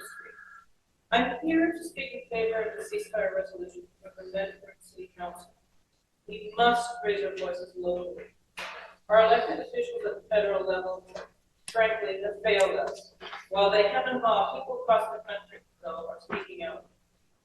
We are sickened by the spectacle of death and destruction being wreaked upon the people of Gaza, and we're furious that our tax dollars are being used for this. Jennifer, I'm sorry, could you press the button on the microphone?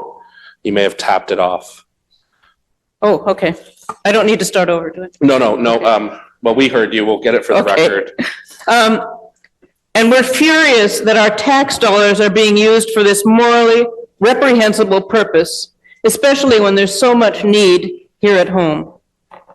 It's heartbreaking to see fellow human beings subjected to so much suffering on a daily and hourly basis.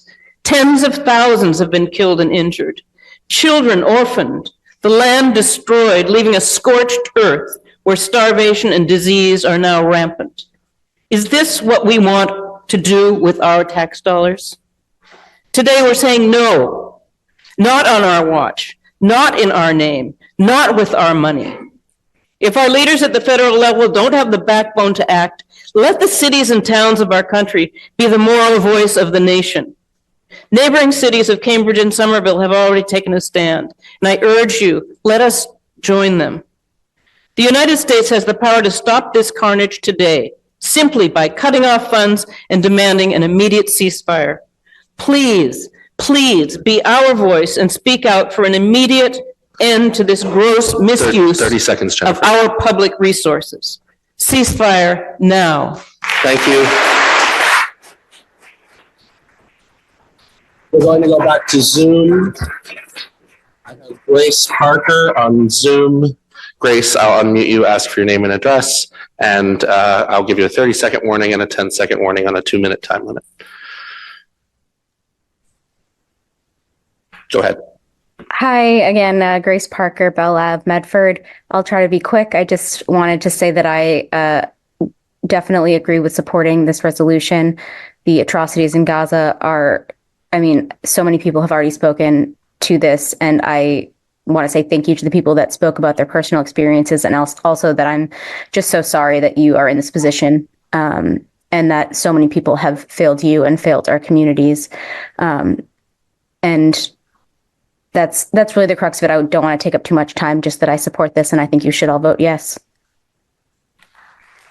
Thank you, Grace. Go to the podium. Name and address for the record, please, and I'll give you a 30-second warning and 10-second warning. Hi, my name is Beth Fascitelli. I'm a Medford resident, and I would like to present a legal and moral argument for the council's consideration. I'm a scholar of global governance and human security. Under international law, Israel is an occupying force. It's an occupying force. It is bound by the principle of protection. Under the Geneva Convention, its duty is to protect the population of Gaza, including civilians and civilian infrastructure. It is also bound by the principles of precaution, distinction, proportionality, and necessity. According to any of these principles of international law, Israel is guilty of a whole series of war crimes. Also based on international law, the United States is guilty of the crime of legal complicity, which is listed in the Geneva Convention.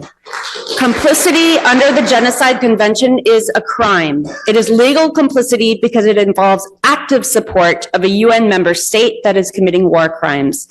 The United States is providing economic, military, intelligence, and diplomatic support to block a ceasefire in Gaza. The genocide that is happening in Gaza could not happen without the support of the United States. Apart from the sheer loss of life and property, Israel's continued impunity in committing acts of genocide and the United States' ongoing acts of complicity put multilateralism and the entire international law 30 establishment at seconds, risk. These acts have created a dangerous precedent whereby any authoritarian leader with ethno-nationalist ideologies who comes to power in any country, including the United States, can make a case for committing gross violations of international law. 10 seconds, Beth. I recently attended a webinar with Craig Mobaker, who publicly resigned as director of the New York office of the High Commissioner for Human Rights. And he said, "Do not doubt this. If you don't care about Palestine, you are next. International human rights is the only thing that stands between powerful actors and those of us who care about living, moving, and speaking freely." Thank you, Beth. Thank you.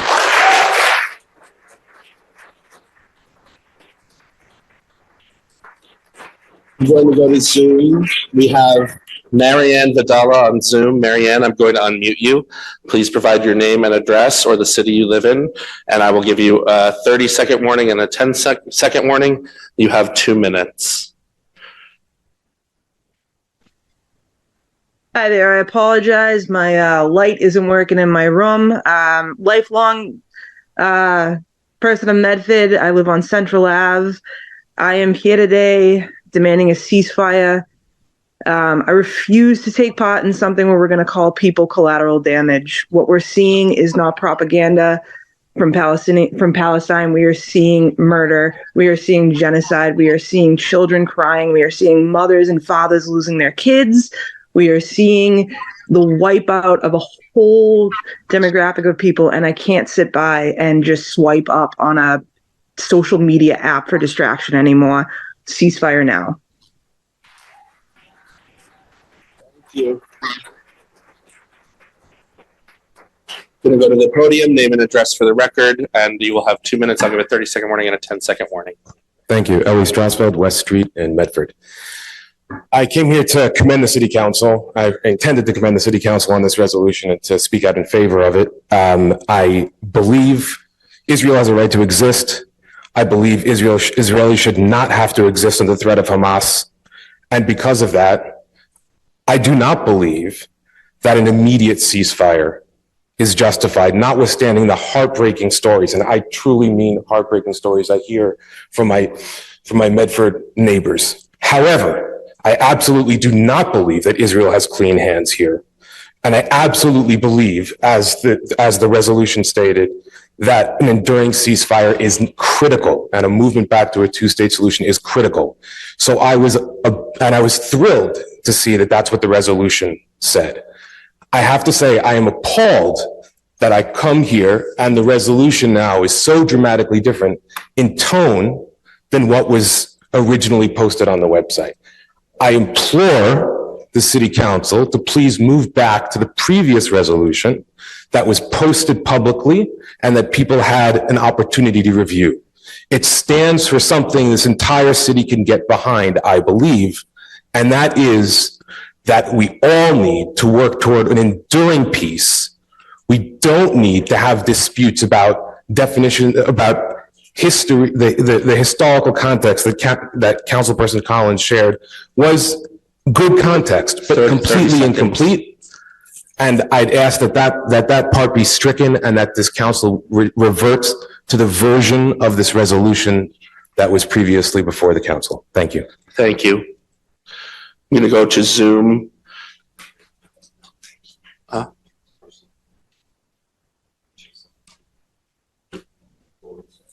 Yes. Oh, yeah.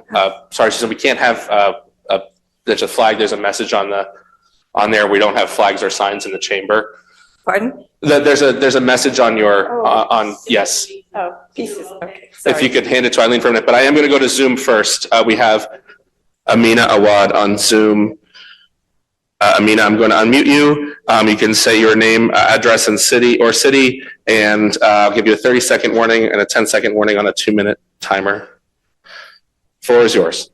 Hi, my name is Amina. I'm speaking in favor of this resolution. I'm a resident of Somerville. And as someone who grew up in the Middle East, the lack of action in this country is unacceptable. I would be surprised at the the shocking anti-Arab racism in this country had I not seen the legacy of racism and imperialism that remains? Why are Palestinians always the last in politicians' speeches, including this council, who always mention Palestinians last, even though they're the ones that are victims of genocide? Palestinians who are dying deserve to be recognized and heard. My grandfather was forcibly displaced from Jerusalem by Zionist militia in 1948. This did not start on October 7th or with Hamas. The blockades on Gaza have existed for over a decade, and Israel has been killing Palestinians and stealing their land, conducting occupation and suppression for a long time, which is not a ceasefire, by the way. Gaza was living under military occupation. And now, as I'm witnessing millions of Palestinians go through a second Nakba, which is a part of Israel's genocidal, colonial, and white supremacist regime, this resolution must pass for our collective liberation and for the Palestinians in Medford, Somerville, and beyond to feel safe and supported by this city. My grandfather, who was born in Jerusalem, died 2 hours away from Jerusalem in Amman, Jordan, never being able to return to his home, which is now occupied by settlers. So despite my family growing up for generations 2 hours outside the border of Jerusalem, not one of us has been able to step back into the city of our ancestors. And I also wanted to share a quote from a friend in Gaza who talks about one of his daily tasks in the north is burying the dead and decomposed bodies. Israeli forces have killed hundreds in the most horrific ways. Almost daily, we find dead bodies that we need to decide where to bury. Never did I think that my life at 21 would be burying others. In order to move forward, I have to convince myself that I do not know the bodies that I am burying, when they in fact could be my neighbors, my friends, or even family members that have been missing under the rubble. I implore you to think as a human being and to stand with justice and what is right, and call for a ceasefire. Thank you. Thank you.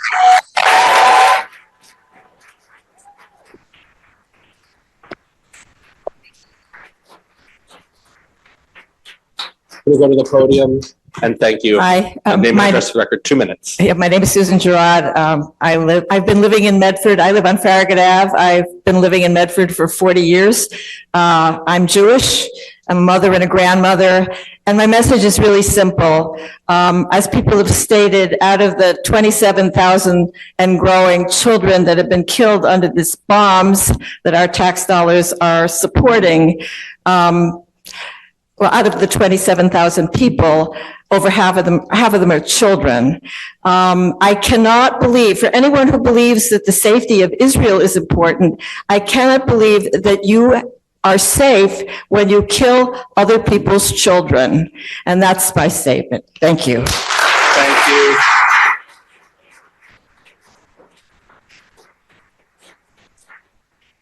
Seeing no more hands on Zoom, we're going to stick with the podium. Name and address for the record, please. You have 2 minutes. I'll give you a 30-second warning and a 10-second warning. Okay, thank you. Hi, I'm Rebecca Batorsky. I live on Diane Road in Medford. I'll very briefly introduce myself. I'm a scientist, I'm a mom, I'm a Jew, and I'm a descendant of Holocaust survivors. I'm compelled to speak in favor of the ceasefire resolution brought by Councillor Collins for both political and also personal reasons. First of all, I join Palestinians and Israelis who are mourning the senseless loss of life, and I condemn violence against civilians. I'm urging you to pass this resolution tonight because of the role that the U.S. plays in this current war between Israel and Palestine. Israel is the largest recipient of U.S. foreign aid since World War II, and the U.S. is its major supplier of weapons.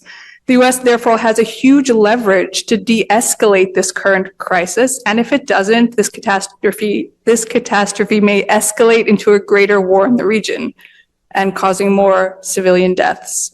We must urge our representatives to join the growing calls for a ceasefire. Second, I'm compelled to speak personally on behalf of my grandmother, whose entire family was killed in the Holocaust, except for her and her sister who were able to escape. She witnessed genocide, and she lived to teach her children and grandchildren to speak up and work towards a world where this will never happen again.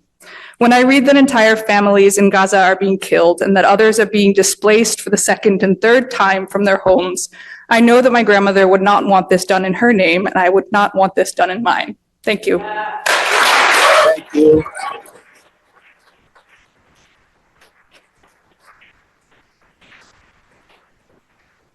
Thank you. Name and address for the record. You have 2 minutes. And Claire Sheridan, 190 High Street, Medford. I support the resolution. Although not Jewish myself, I was an ardent supporter of the State of Israel until about 20 years ago, when I began questioning Israel's treatment of its Palestinian neighbors. So I traveled to Israel, Palestine twice over the last 15 years to educate myself. I had 2 personal experiences that I want to convey because they are emblematic of what I found. On one trip, I was with a group of American tourists in Hebron in the West Bank. We were watching a group of little children exiting their school. The street was lined with Israeli soldiers with machine guns. One said to me loudly in English, "Why are you watching that vermin?" I almost reminded him that that was what the Nazis called his forebears. But I held my tongue. He had a gun after all. On another trip, I was at the airport heading home. I was pulled aside and interrogated. My bags were searched separately and my passport withheld. Why? I had a stamp in my passport from a previous trip to Bosnia to visit an American friend's relatives. The security guy asked me, "So, do you love Muslims?"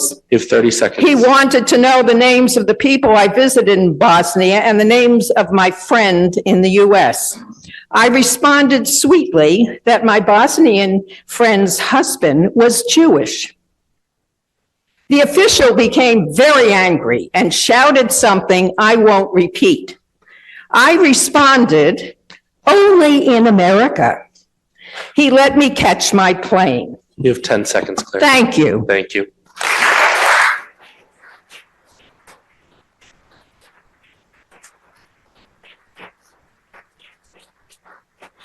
Seeing no hands on Zoom, we'll go to the podium. Name and address for the record, please. 2 minutes.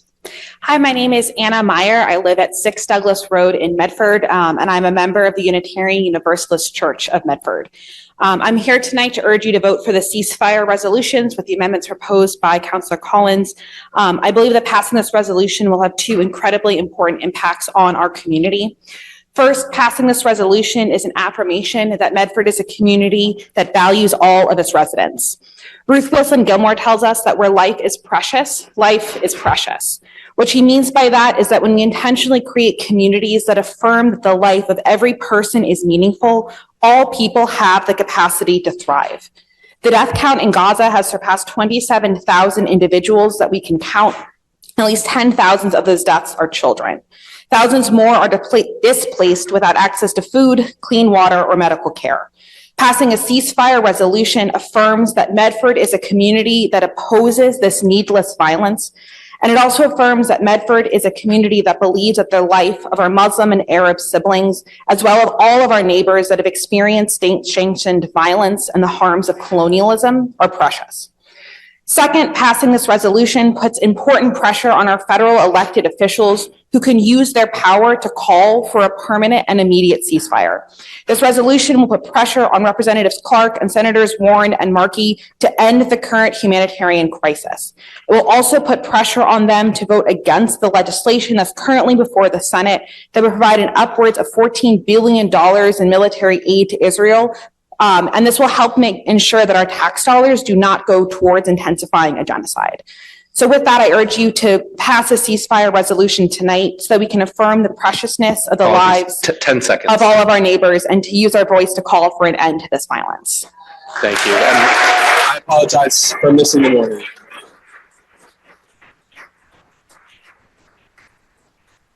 Name and address for the record, and I'll remember the 30-second warning next time. Thanks, Travis Benson, 353 Main Street on Medford.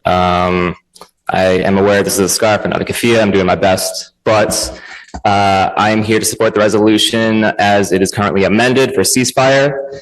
I don't know what else to say tonight that won't already be said. There'll be many mentions from everyone here. of the atrocities and casualties that have been going on with the decades-long conflict with Israel and Palestine. Maybe I'm simplistic and rigid in my thinking, but this conversation becomes really difficult for me whenever it strays away from the overwhelming asymmetric casualty rate. Put it down. Yeah. Okay. Asymmetric casualty rate that has continued for decades, as if this is a nuanced issue and that the agitation and cause of the loss of life must be explained or elaborated on further. As more and more towns and cities pass these resolutions, and taking a stance on a ceasefire becomes much safer for everyone's public image and costs less and less political capital, history will look less and less fondly towards votes not in favor of this resolution, attempts to delay its passage, or suggestions to water the language down.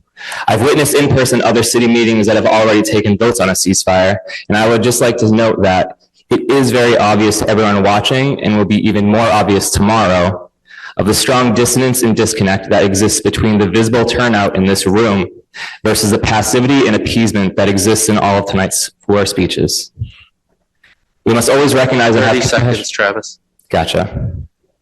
It should not take this much effort, time, and energy to take a non-watered down stance on a genocide. It does not help us, your constituents, feel confident about your actions and representation on less urgent and less catastrophic issues if you do not take the strongest action on this resolution 10 seconds. Yesterday. Thank you. Thank you, Travis.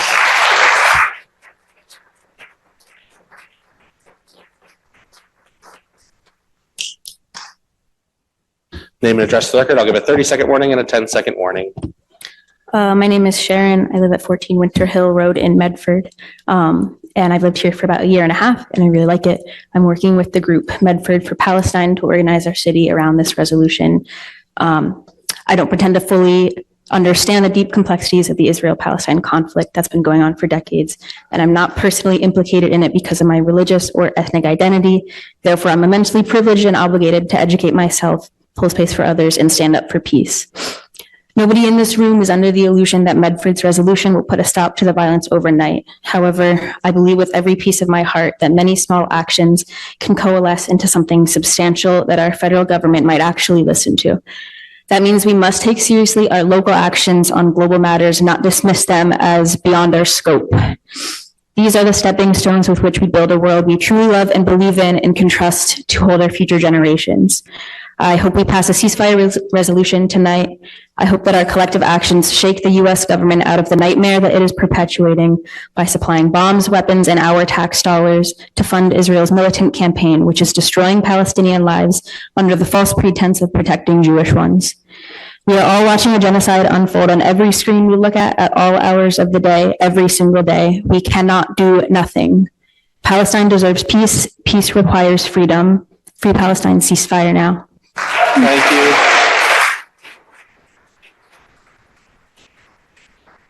Yes, in 1 second, I just want to say, if you are on Zoom and you would like to speak, please raise your hand. But I seeing no hands, go to the podium, name and address for the record, 2 minutes, and I will give a 30-second and a 10-second warning. I'll be brief. I'm Simcha Miller. I live on 59 Winchester Street here in Somerville. Medford, my bad. Sorry. It's been a long day. Came from work. I have not been a resident of Medford for that long, but I grew up 4 miles away. And I am a proud, observant Jew that wakes up every day disgusted that this is done in my name. And I don't want to say more. There have been other people who have said what I've said from my position. I didn't really prepare in advance. I'm a teacher. I was raised by a union nurse, local. And I think that I want to bring it back to, you are a voice. Our voices aren't being heard otherwise. This is a way for us to amplify our voices. And specifically, I want to draw back the attention to the personal horrors and anecdotes that were shared earlier by my neighbors here in Medford that are Palestinian and have been facing the unknowns of every single day facing this horror. I urge the city council to please put forward this amended resolution. You have 30 seconds. And that's all. Thank you.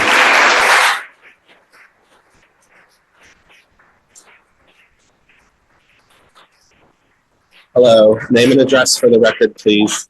Hello, I'm Esther Alter. I live in Medford. I am a Jew, and I grew up in a very Zionist synagogue, and I'm well aware of the emotional component to this. The Zionists want security, and they're on a perpetual defensive posture. I am not a Zionist. We are a minority, and we always will be. And our safety is contingent on being generous and empathetic neighbors. If the institutions ostensibly representing our interests continue to fail to call for the end of the genocide of our neighbors because they don't want to divide a community or make some people feel unsafe, then we will always be divided and we will never be safe. Ceasefire now. Thank you.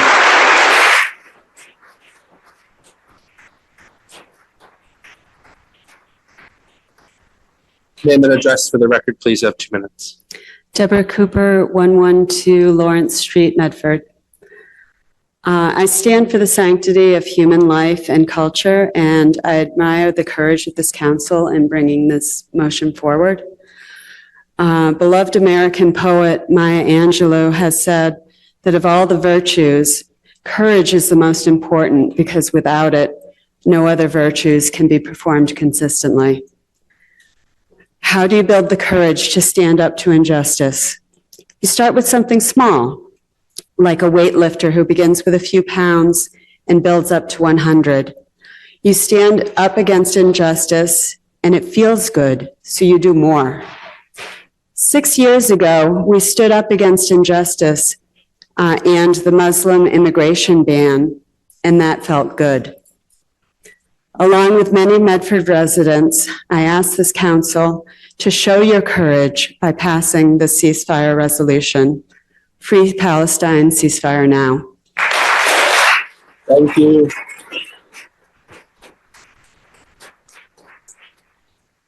Name and address for the record. You have 2 minutes. My name is Nathan Foster. I live at 163 Main Street in Medford. I'm a Medford resident and I'm Jewish. I'm here in support of a ceasefire now. I thank the council for bringing this resolution forward. What is happening in Gaza right now, what the Israeli military is doing in Gaza is morally indefensible. It is horrific and it's just plain wrong. And that's reason enough to support this resolution. I would like to speak to some things that have been brought up around the issue of the safety of Jewish people. My grandparents were Holocaust survivors. I take this very seriously. And I would just like to state that the war that is being waged by Israel in the name of the safety of Jewish people has nothing to do with that. Absolutely nothing to do with that. It's a war of revenge. It is for some a war of territorial expansion. It's not about safety. One phrase that is used to describe Israel's repeated attacks on Gaza since 2008, which once I heard it, I couldn't unhear, is mowing the grass. This is used to describe these repeated attacks as something that is inevitable and will just keep happening. It's such a dehumanizing and normalizing phrase, but it also speaks to the futility of these cycles of violence and the fact that an Israel which is oppressing the Palestinian people, which is denying basic freedom, basic human rights, will never achieve the kind of safety that is talked about. The safety can only come through peace. It can only come through the freedom and human rights of Palestinians. 30 Thank you. I urge seconds. you to vote yes. Thank you.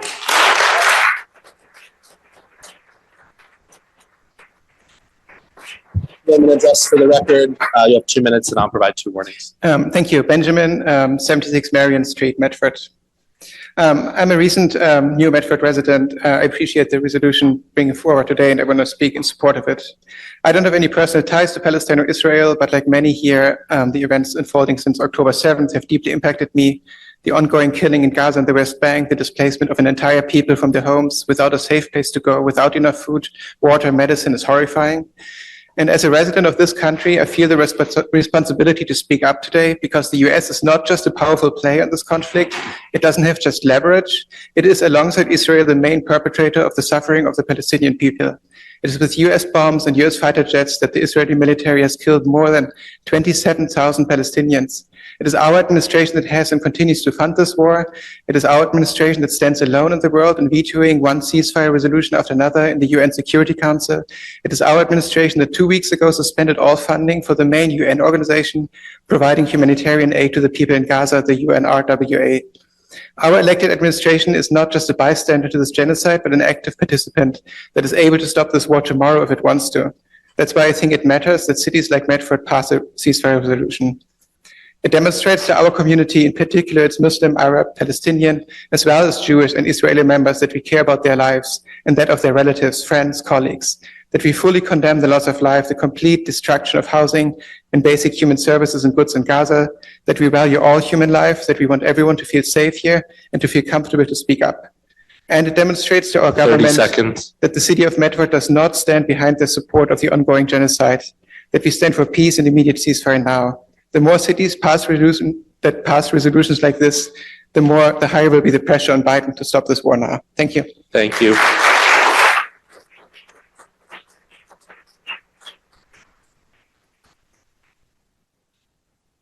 Name and address for the record, please. Brianna Sullivan, 28 Princeton Street. Many others here have spoken tonight much more eloquently than I ever could on the broader issue, so I will be brief. I'm in favor of the resolution to support a ceasefire in Israel and Gaza. And specifically, I'm in favor of the City Council voting on the amended version as it was read here tonight.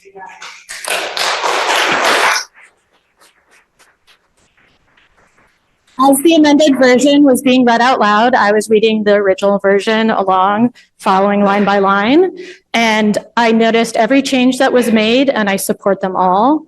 I appreciate everything that Councilperson Collins did to put those changes into place, as well as putting forth the original resolution. I urge you all to pass this version and to vote on it tonight. Thank you. Ceasefire now. Thank you.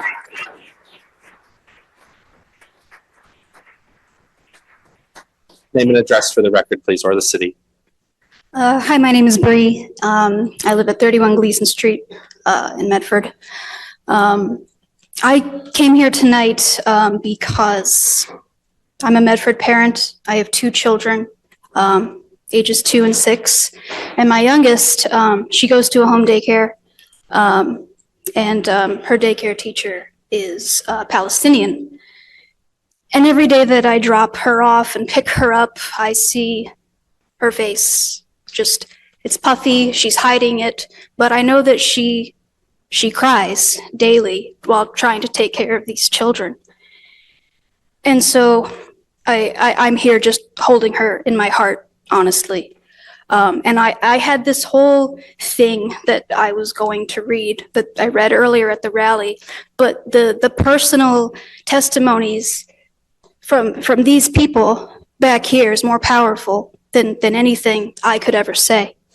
So what I will say is that I'm just going to quote Motaz Azazia, who is one of the heroes of Gaza.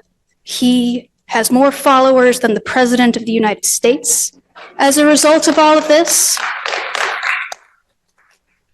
And he has truly brought this genocide to our hands. You have 30 seconds, Bree. He's brought awareness to the world. And so I'm just going to quote him on his 107th day when he was finally able to flee Gaza and just say, always remember to say, Free Palestine. Thank you.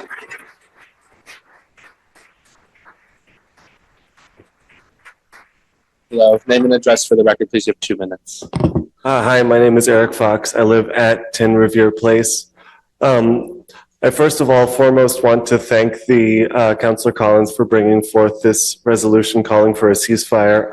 I personally am Jewish. I have like many others that have spoken today, have grandparents that were survivors of the Holocaust and other members of my family who I never got to know because they were killed. But more importantly, I've experienced anti-Semitism in my life. I've also experienced and seen and witnessed Islamophobia and xenophobia in this community.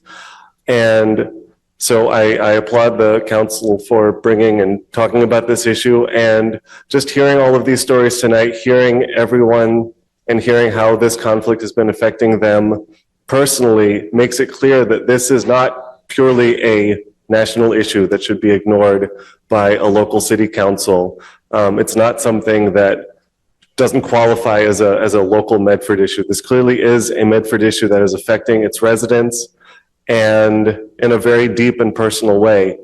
So I encourage you to vote for this ceasefire amendment, the amended version in the resolution, and I hope you do, because it clearly is very important to Medford locals. Thank you. Thank you. Name and address for record, you have 2 minutes. Yes, my name is Dina Alami. I live at 3780 Mystic Valley Parkway. I was not prepared to speak tonight, but I felt that as a Palestinian American, I should share my story and my family's story. My parents both grew up in Jaffa, which is now Israel. They were also forcefully pushed out into Gaza. I have lost a lot of family in Gaza. Many of my family members in the north do not have food. They are lucky that their house is still standing, but all they're really eating is herbs and contaminated water. This is not a political issue. This is a humanity issue. We need to support this. We need to be there for the people. And I thank you all for listening. I really hope that you all will vote in support of this. Thank you.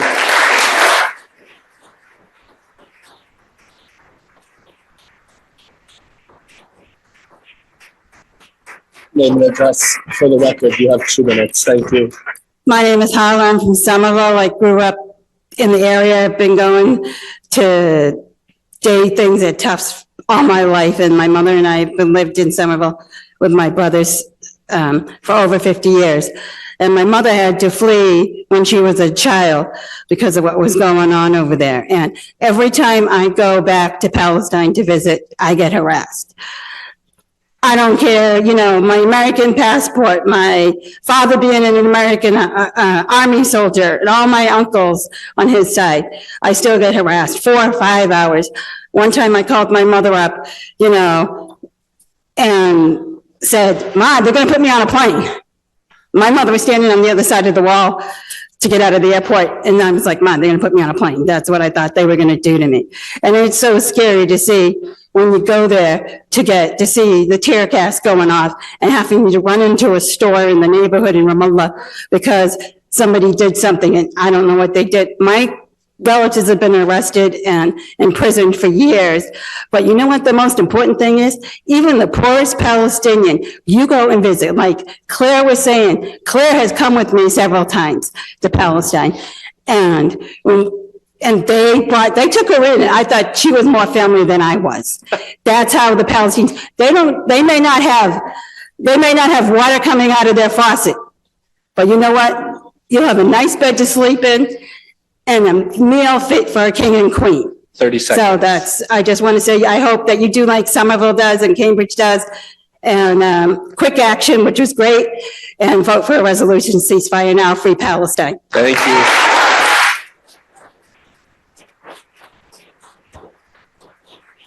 Hello.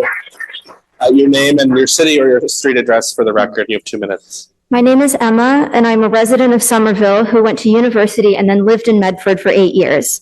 I was a tough student who first majored in mechanical engineering before changing to engineering psychology.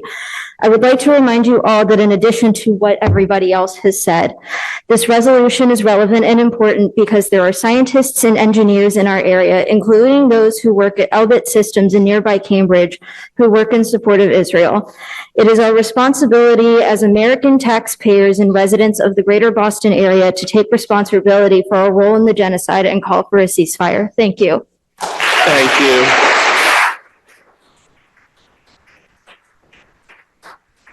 Seeing no hands on Zoom, we'll go to the podium. Name and address for the record, 2 minutes.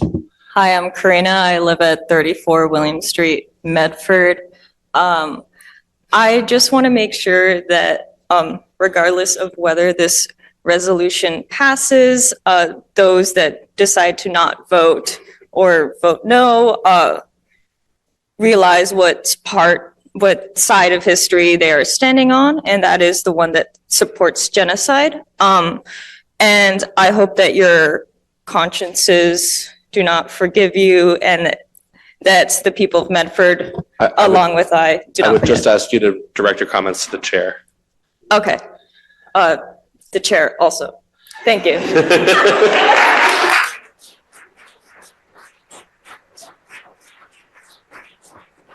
That's what I'm here for. Go to the podium, name and address for the record. You have 2 minutes, and I will disclose this as my campaign treasurer. Yes, thank you for getting to that before I did. Hi, my name is Gregory Zapata, and I live at 16 Emery Street. Good evening, Council President Bears, Vice President Collins, members of the council, and everyone assembled. My name is Gregory Zapata, and I've had the great pleasure of living in Medford's Hillside neighborhood for much of the past 12 years. 2 of those years were spent in Somerville, but I ask you to not hold that against me. I will keep my comments brief, as I know many more wish to speak on this very important matter, and it is a very important matter, even though Palestine is many, many miles away from where we all are. It matters because of the cruel offenses committed related to our radios, phones, televisions, and newspapers on a daily basis are committed on our tax dime. It matters because these acts of genocide are in violation not just of international law, but also in violation of the moral codes by which we are taught to abide from when we were very small. Since the start of this conflict, many in this country and city have been motivated to take to the streets and to speak up for what they feel to be right. Sometimes they speak at the risk of their professional or even physical well-being, but they speak up all the same. And my admiration for them would be tempered by a sense of shame if I did not do likewise. Speaking against the war in Vietnam, Martin Luther King said there comes a time when silence becomes betrayal. And so I speak in favor of this resolution for a ceasefire and applaud all those who have brought this to this critical moment. But while I support this resolution and those behind it, I also cannot ignore the argument of why we should concern ourselves with this. Palestine is so far away. We have so many concerns here. 30 seconds. True. But the cause of Palestine is the cause of all those who are oppressed. And if, God forbid, the circumstances were flipped, we would want everyone in the world outside of Medford to speak up for our rights, and that would include the Palestinian people. And so I would ask everyone on this council to vote affirmative for the resolution and to bring a just and lasting peace to this region. Thank you. Thank you.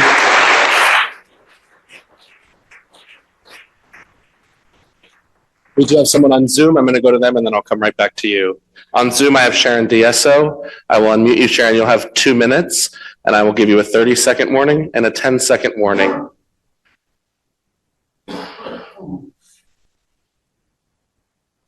Sharon.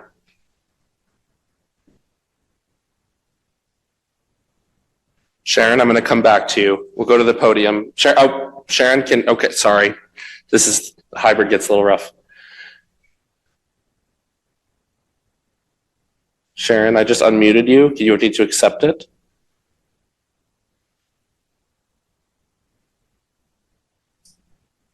Thanks to everyone for bearing with me.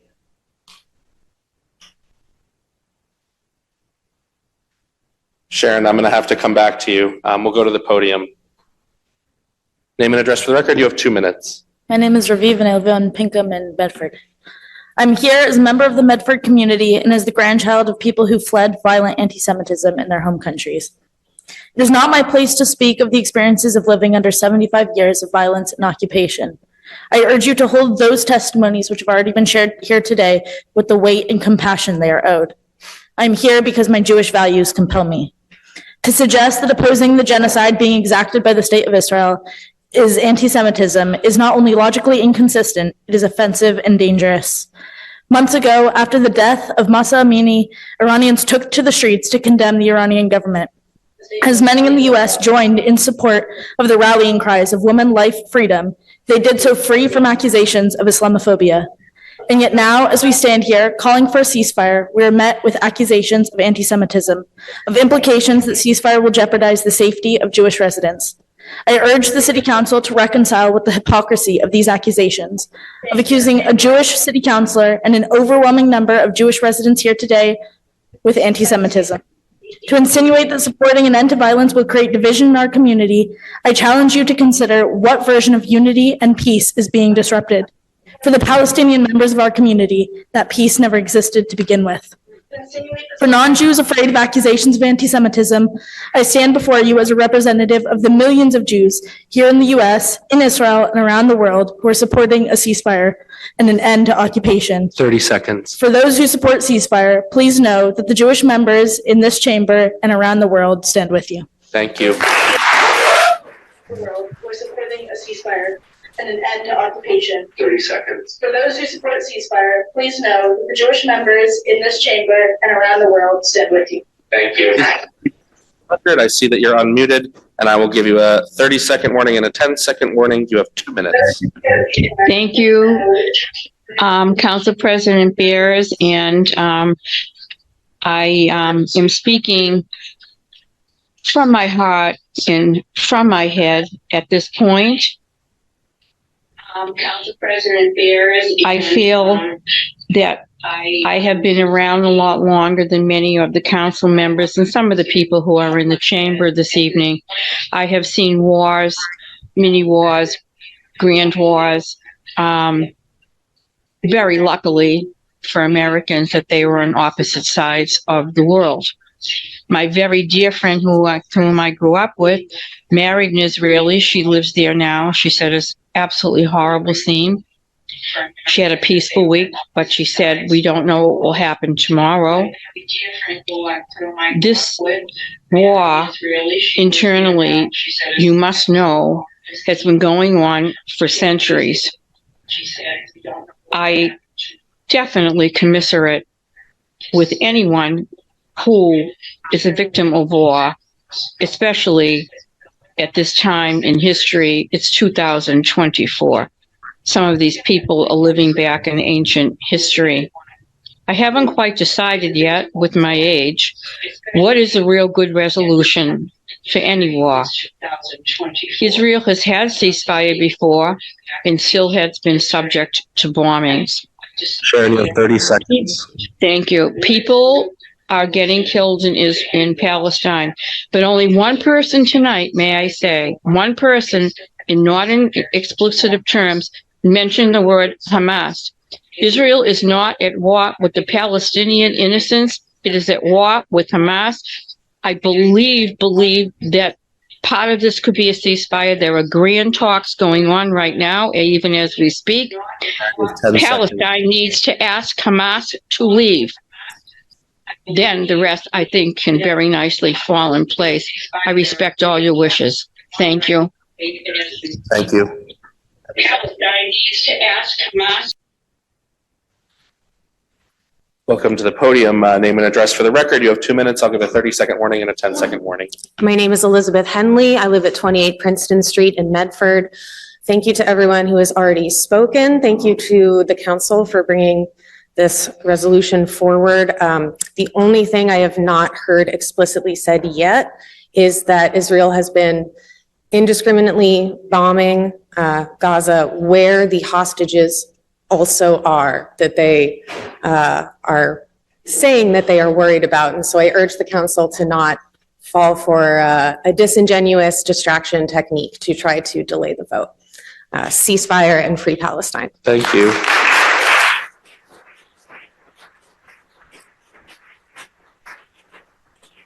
Name and address for the record, please. Hello, everybody. My name is Sarah Halawa, and I live in Somerville at 43 Monroe Street. And I am here to speak to you about what it means to pass a ceasefire resolution to the Muslim community, to the Arab community, and to the Palestinian community in your town. I'll tell you a little bit about myself. My father was born to a large Jewish family, and as a young man, fell in love with Islam and converted, and I was born and raised Muslim. He built the mosque in my town. He was a very devoted man to his faith. He is a testament that this is no religious war, and he would tell anybody who he ever met who would listen to him at length about that. My husband, his father was born in Nablus in the West Bank, and he was a teenager when the Israeli occupation began. They invaded the West Bank, Nablus, and the occupation began.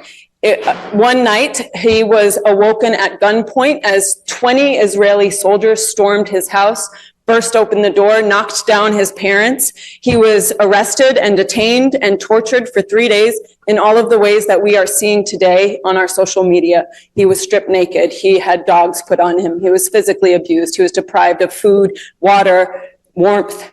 And then when they were done, they released him under curfew that everybody in his city lives under, which meant that the Israeli soldiers who were patrolling could shoot on sight. When he asked them what he should do about this, they laughed at him and they said, "This is your problem." Sorry, you have 30 seconds. He got home and his mother, they took all their money and they sent him to America, where he saw his mother 3 more times in her life. Every single Palestinian you meet in your community has a direct story of violence from the state of Israel to themselves, their immediate family, of dehumanization, of diaspora, of ethnic cleansing, and apartheid.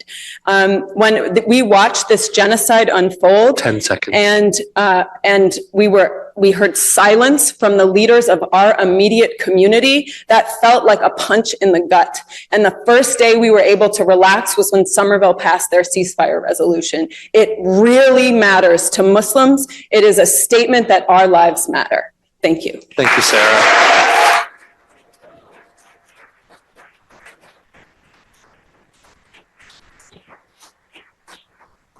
Name and address record. You have 2 minutes. Hello, my name is Linnea Strasfeld. I'm a junior at Medford High School. I would just like to say that for these past 2 months, I have, like many Jews and many Palestinians, I've been caught up in the current conflict and this acute sense of loss that many of our ethnicities have been experiencing. I've seen the suffering of both of our peoples, and I've felt our grief, and I've seen the radical extremism on both sides. And for the radical extremism that comes from my ethnicity, I would like to say that I abhor this, that they are the vast minority, and that I absolutely condemn it, as do all Jews and all Zionists that I know. If I may speak for my people, I would like to say that what this resolution, I believe, stands for is an ideal that we can all agree on, which is we want recognition of suffering, no matter what ethnicity that is enduring this. I would like to, and we would like for both of our peoples, Jewish and Palestinian, to be whole again. But I would like the council to recognize that from the speeches that we have heard today, many of them very heart-wrenching, that this will not be the outcome. This is not an ideal. This will not be interpreted as an ideal. This is a commitment. People will not read the full text. They will not see the mentions of the hostages. They will only see the word ceasefire. People will not interpret it as an ideal. They will see it as something very flat. And I personally would not like to be the reality of my community. And if I just may speak very briefly to the Jews in the room, I would just like to say that what is being done is not in any of our names. It's in the names of Nama Levi and Kfir Bibas and Elia Cohen, and all of those people that are currently in Gaza, all of the Jews that are being held against their will in Gaza. And that's all I would like to say. Thank you. Thank you, Linnea. I'm going to go to Zoom. Pau Mendez, I'll unmute you. You'll have 2 minutes, and I will give you a 30-second and a 10-second warning. Hello, everyone. My name is Pau. I live in Somerville, and I work as a hospice art therapist. 2 of the participants that I work with are Muslim siblings, little kids. As much as their parents have tried to protect them, they are having to watch the horror unfold in front of them. In a recent visit, we were playing with toy construction trucks. The 7-year-old said that we were going to pretend to be heroes and use our shovel to dig bodies out of the ground. I don't want to live in a world where children have to view and live in fear of violence. I wish I could show you all the way that their faces lit up when I showed up to our most recent visit wearing a pin of the Palestinian flag. We can create a better world for the kids in our communities and intervene to prevent as much harm as possible from the collective trauma being inflicted on our youth. You can play a role in that today in Medford by voting in favor of a ceasefire resolution. Thank you. Thank you. And I also want to thank you for answering me in the chat and respecting our cybersecurity. Name and address for the record, 2 minutes. Christine, and I live in Medford. I didn't come prepared to say anything. I'm just going to speak quickly from the heart. I have a bachelor's degree in public health, and I currently work in the healthcare field. And I just want to say that the genocide in Gaza is absolutely a public health issue and concern. We should pass a ceasefire now so that the folks in Gaza can get the care that they need. I'm tired of seeing videos of people, babies in the ICU, or premature babies being born without an ICU, without incubation, women giving birth and having C-sections without anesthesia, and people having their limbs taken off without anesthesia. Just imagine that for a moment, the pain that the people are feeling in Palestine. Thank you. That's all I had to say. Just ceasefire now and free Palestine.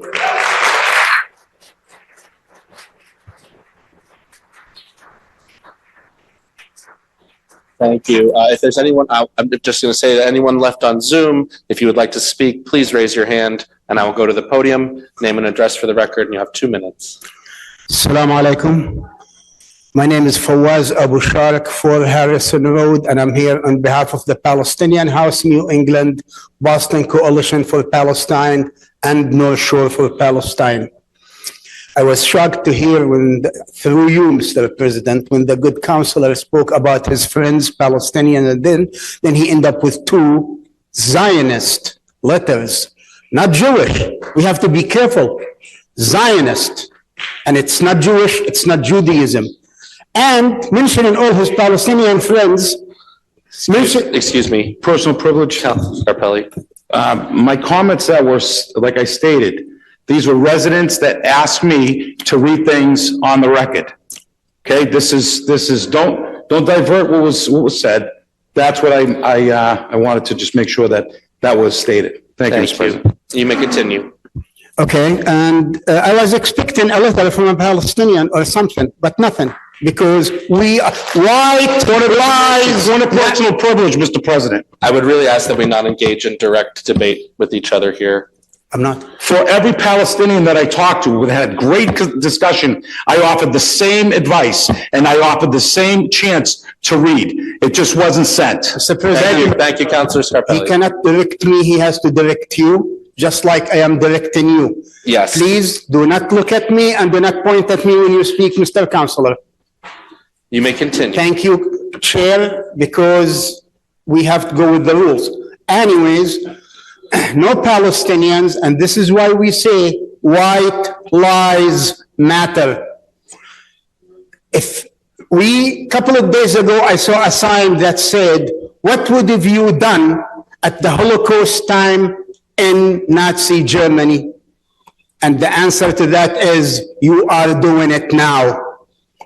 This is exactly what you will be doing if you're going to stop the killing and the murder, or you're just going to try to find excuses. And this is not directed at anybody. 30 seconds. If anybody is coming here thinking he's getting a victory, there isn't one to be had. Nobody's coming back from death, tens of thousands, injured, destruction. A whole city is sitting on the border. We are just simply telling them, we feel you, we love you, we want you, we support you. This resolution is not going to do anything, zero. We're just going to our leaders to tell them, please stop the carnage, stop the killing, cease fire now, free Palestine, and let's work on a solution for today, forever. Thank you.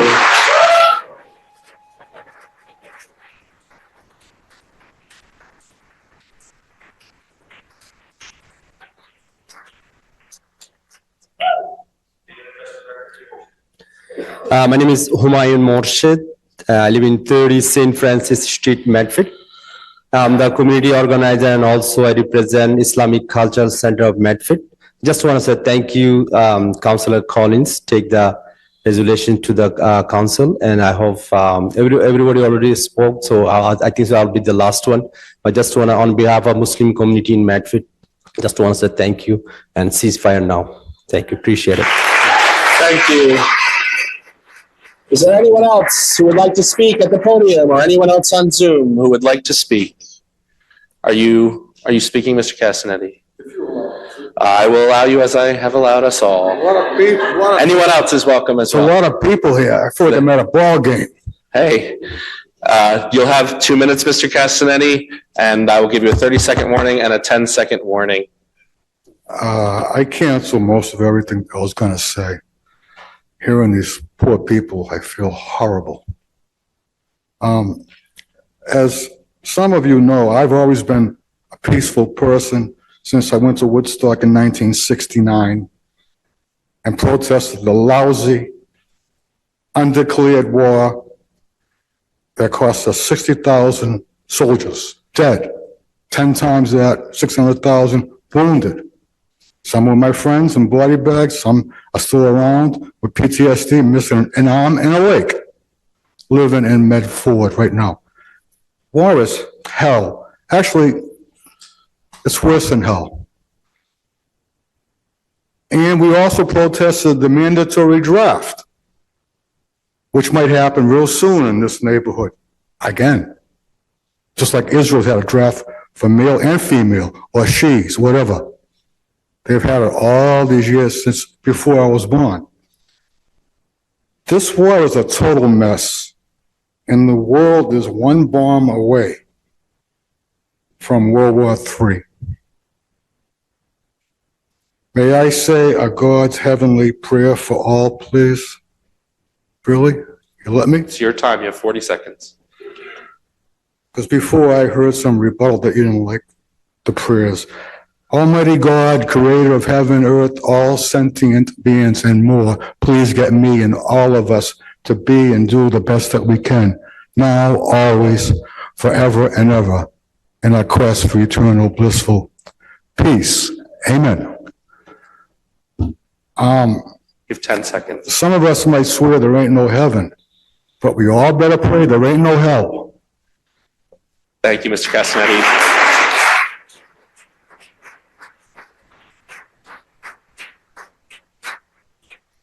Is there anyone else who would like to speak on this resolution, paper 24-035? We have a hand raised on Zoom. I will go to Matthew Page Lieberman. You will have 2 minutes, and I will give a 30-second warning and a 10-second warning. Name and address for the record, please.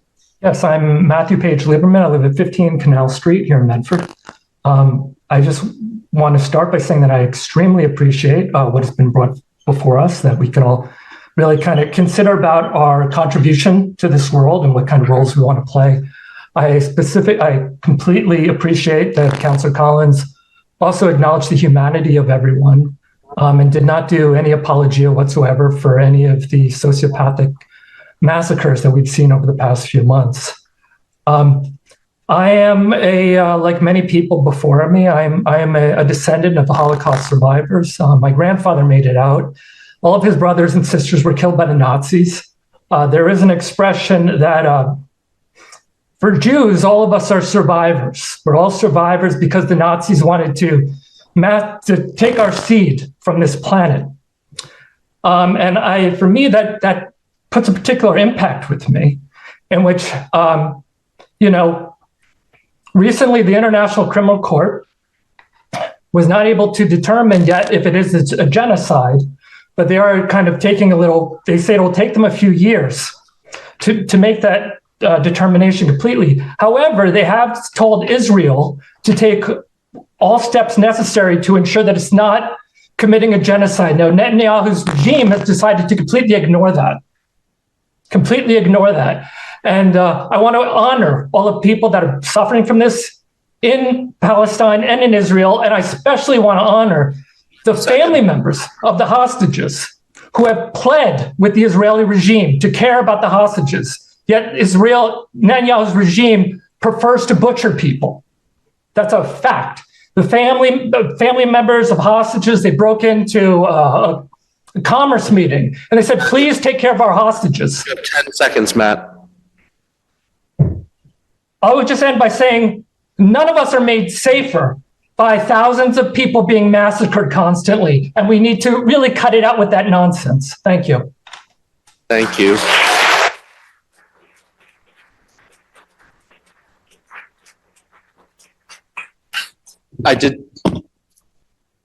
I'm now going back on what I said. I said people could only speak once earlier. A procedural question. I'm not going to. Procedural question, absolutely. I'm wondering if the council would consider us votes on the original resolution and a vote on the amended resolution separately.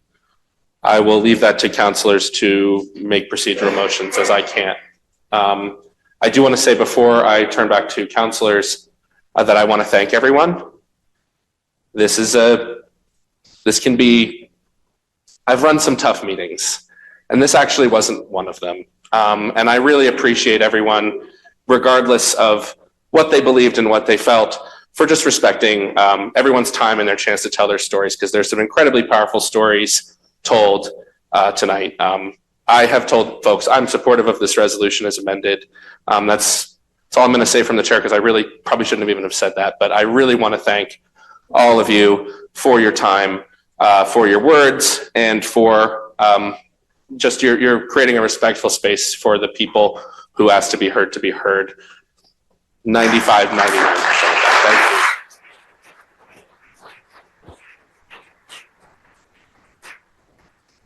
I'm going to go to Councillor Collins, and then Councillor Sang, and then Councillor Callahan. Councillor Collins. Thank you, President Bears. Thank you to everybody who spoke. I already made the motion to adopt the new language and move forward with that new language. Motion to adopt, yeah, that's what I said. And I'll now motion to amend and adopt the new language. Got it. I hear everybody, I hear all of you. I don't know if it's possible for everybody to be heard equally, but I hear you. And I motion for approval of the resolution as amended. On the motion of Councillor Collins, seconded by Councillor Lazaro. I will go to Councillor Sang and then Councillor Callahan. Councillor Sang. Thank you. I wanted to thank everyone who spoke, no matter what what viewpoint of this resolution they have. It really means a lot to our city and our democracy that you're willing to take time out of your evening to do this. In that spirit, we also owe you, at least in my opinion, I owe you your faith and me as your city councilor to let you know that I care. I care about the stories. I know that many of you, as you've said tonight, have family who've been in the area, who are currently still in the area, who are trapped there, who are suffering. And I think this is a moment where people need to know that their local electeds care, that they not only hear them, but they, I think, deeply, that this deeply matters to them. I don't think it's wrong at all to say that the context is complex, that there's misinformation, and there's violence and tragedy that civilians take the brunt of. I don't think it's wrong to say that a lot of the rhetoric in the debate has been challenging for others to hear. But I have to thank you as a counselor that you've kept this conversation, this discourse tonight so cordial, so respectful, that you've followed the rules that the council president has set out. But even given the complex history and context behind this issue, I think the question before us, the heart of this resolution, is simple. And I think the big question is, do we affirm the sanctity, the preciousness, and the equality of all human life? And do we condemn the bloodshed going on? I think it's not wrong to say that war begets war. And I think we should listen to the hostages' pleas to the Israeli government, that their government not do anything that worsens the outcome of people living in Israel and Palestine, of the civilians, and their pleas not to drive more people into extremism. I was struck by the word precedent earlier in public comment, because even though we can't, as a city council, we can't stop that, what's going on from becoming precedent, I think we can stop normalizing it. And I think we have a moral duty to stop normalizing violence. We have to speak out against it, even if we can't stop it. On the issue of precedents, you know, I thought during the debate about my own family. For those of you who don't know, my family comes from Taiwan. Pretty much everyone in my family lives in Taiwan. And if you've been following the news, you know, we talk about war, the possibility of war every day in Taiwan. And I think about, you know, if this were happening over there right now, number one, if we set this precedent, what that would mean for my family. I also think about what it would mean to me if I were watching and my community didn't support my family and didn't hear my family. And while Taiwan is a hypothetical for me, it's emotionally close to me, Palestine is now. And Palestine is now for so many of our community. This resolution, I think, is measured. I think it's reasonable. I think, yes, it is ideal, but I think it is nuanced. I think it speaks to the complexities on the ground. I think it condemns terrorism. I think it condemns Hamas, but I think it supports life. I think it uplifts life. I think this is our moral duty to say to our residents, no matter if you're Arab, Muslim, Jewish, Israeli American, right? You belong in our community. You deserve to be heard. And that's why I'll plan to vote yes on this tonight. And, you know, I know there are a lot of folks at home watching who, you know, are just getting into the activism. The only, you know, there's small steps that we can all take to help. While this is symbolic, donating an eSIM is not. You know, helping people in Gaza stay connected for just up to $5 a month is not symbolic. These are actions that we can take to help people on the ground to stay connected to the world, and donations to human rights organizations, relief organizations will really help people on the ground. Councilor, go ahead.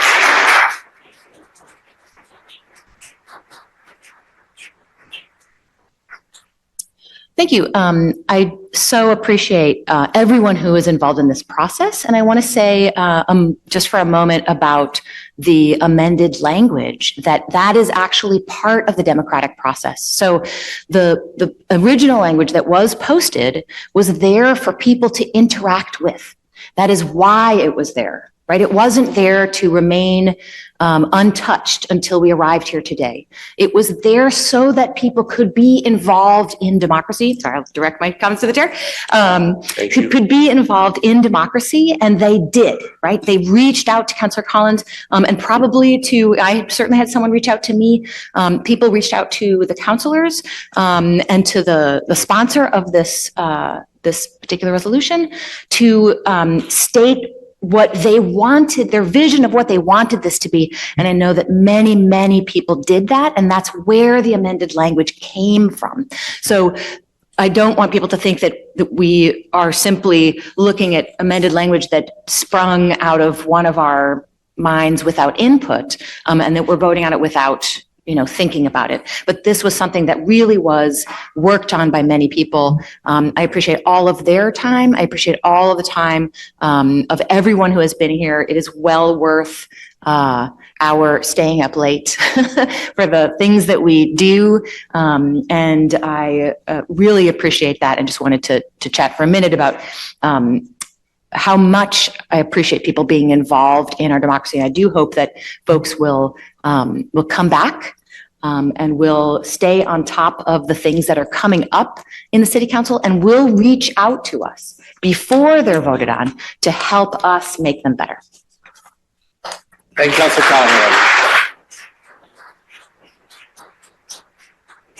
Any further discussion? There's a motion on the floor. Any further motions or discussion? On the motion of Councilor Collins to approve as amended, seconded by Councilor Lazaro. I can call a voice vote or a roll call. Is there a preference? A roll call has been requested. There'll be a roll call vote. Mr. Clerk, please call the roll. Councilor Callahan. Yes. Vice President Collins. Yes. Councilor Lazaro. Yes. Councilor Lemming. Councilor Scarpelli. No. Councilor Singh. Yes. President Bears. Yes, on a vote of 5 in the affirmative. Motion passes.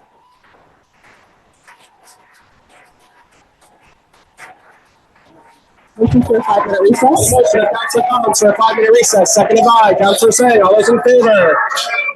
All opposed? Motion passes. We're in recess.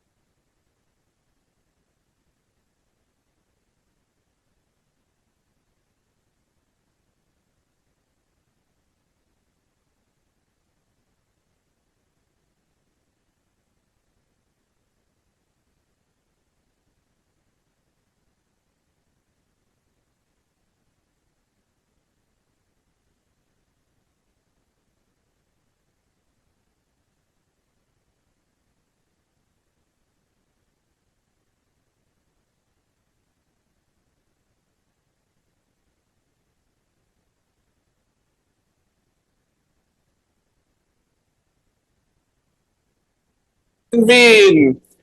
I don't have to ask you to vote for it. I'm calling us back into session. Yeah. On the motion of Councilor Lazar to revert to the regular order of business, seconded by Councilor Callahan. All those in favor? Opposed? Motion passes. 24-022. Beaten by my own agenda format.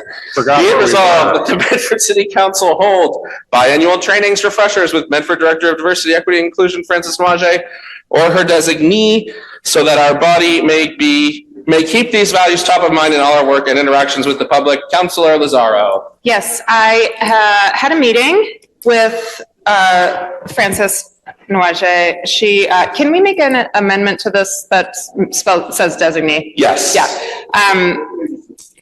This is page 12.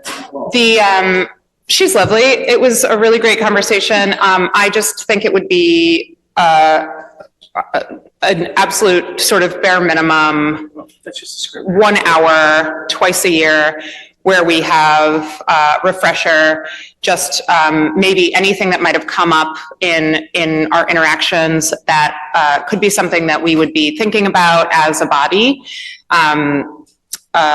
I'm curious about what it would take for us to meet, to convene. Would we be able to do it with open meeting laws being as they are? Would we have to do it in an open meeting?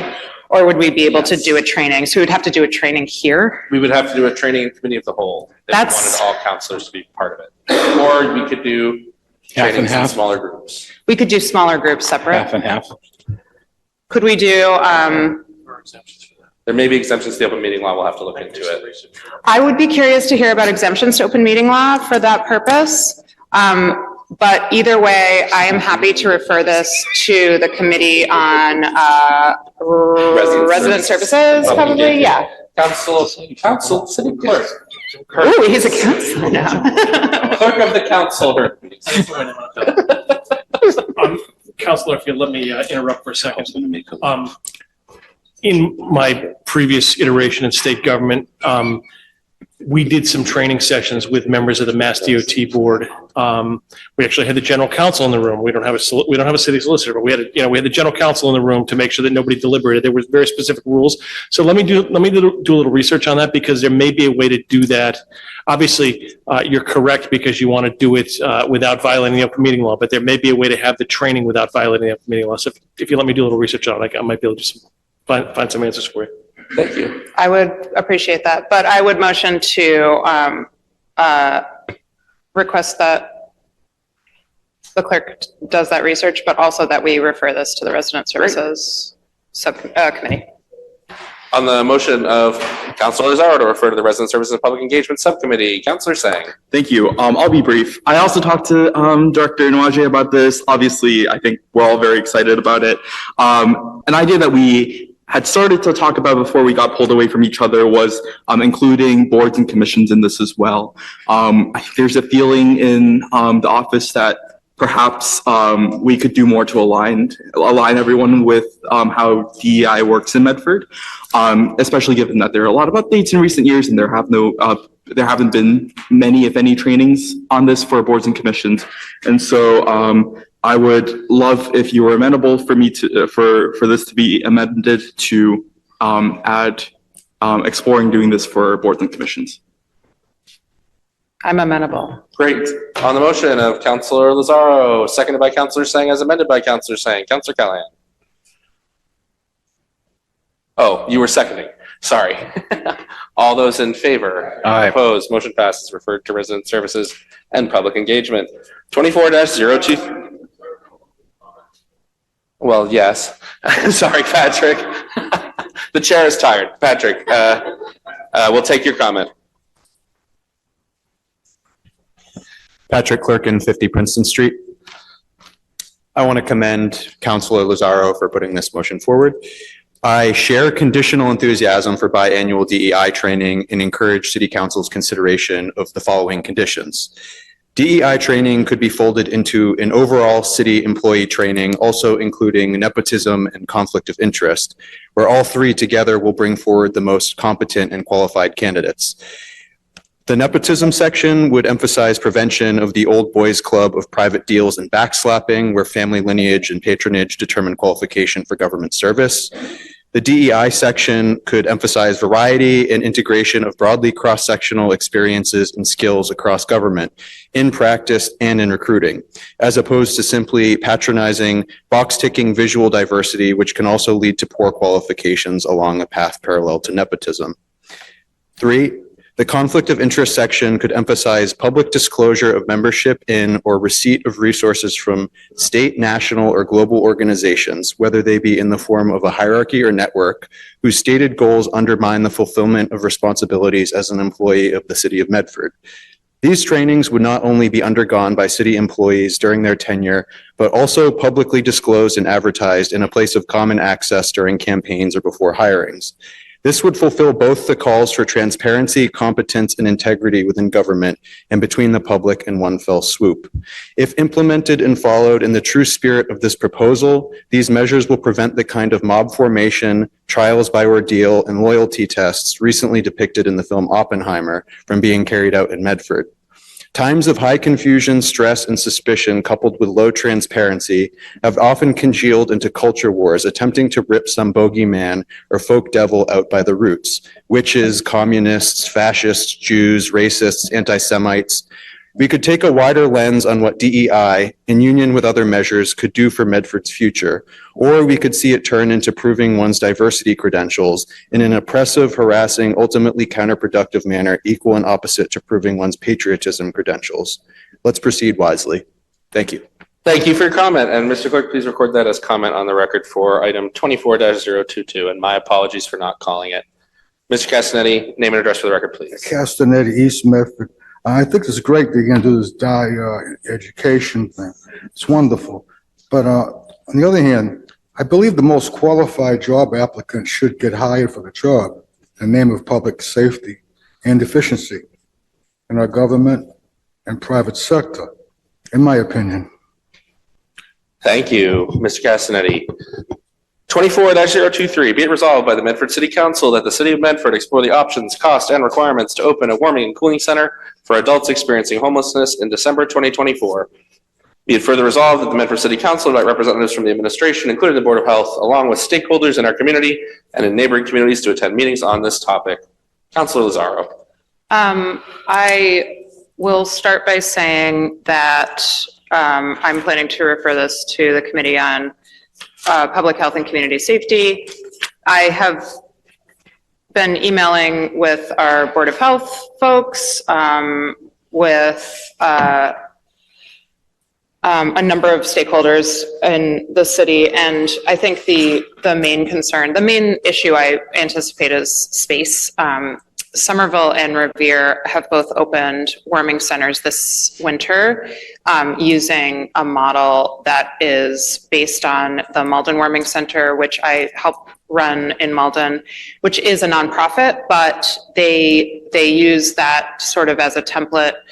And those cities, Somerville and Revere, have opened their centers by contracting with Housing Families, which is another nonprofit.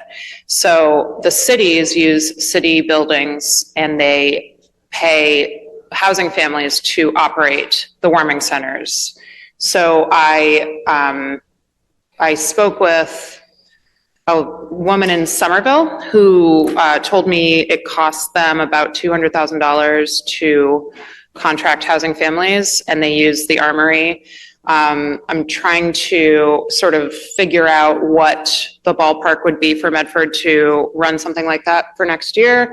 But mostly what I want to do is figure out all of that in a committee meeting with all of the people that would be involved in making something like that happen. But I think the most critical thing for Medford will be space. And if we can find something that is either city owned or affordable enough for us to make it happen. And if we have any kind of space in the budget, and I'm not sure if we do, or if we would need to, do something where we try to just find a nonprofit or a church group that wants to try to run it for us. But the critical thing that I've observed from my work with unhoused adults in this region is that homelessness isn't a municipal issue, it's a regional issue. So once you lose your housing, you're not considered a resident of anywhere anymore. You just kind of go where the services are. So you're not bound by the lines in a city. And I've had guests at the Malden Warming Center that I knew from Medford because I knew them from town. So I know that there is need in Medford, and I know that we could help a lot of people, and I know that we could partner with other folks in the region, and we could all do a lot of good. So I look forward to having deeper conversations with people once we can spend more time in committee talking about it. Thank you. On the motion of Councilor Lazaro to refer to Public Health and Community Safety, seconded by Councilor Sang, any discussion? Councilor Collins.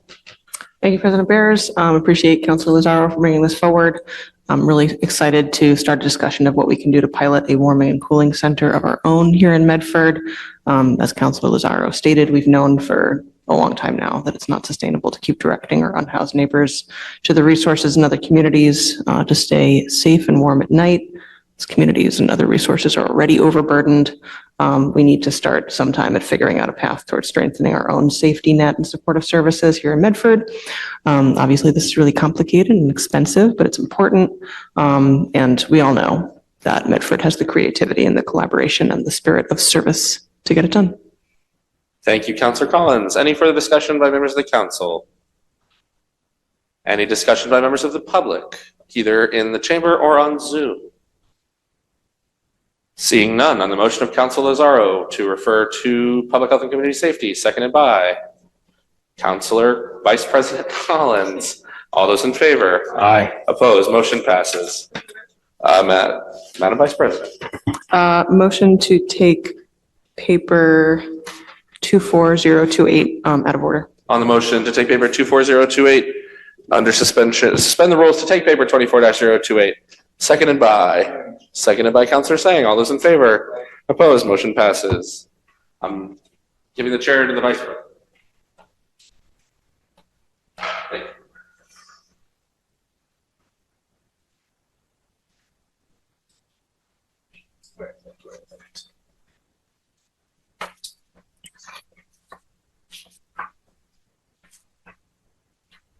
What page is it on? Anybody know? The full text? Thank you. Thank you, Councilor Callahan. Thanks, I got it. Can you hear me? You want to listen? I can hear you.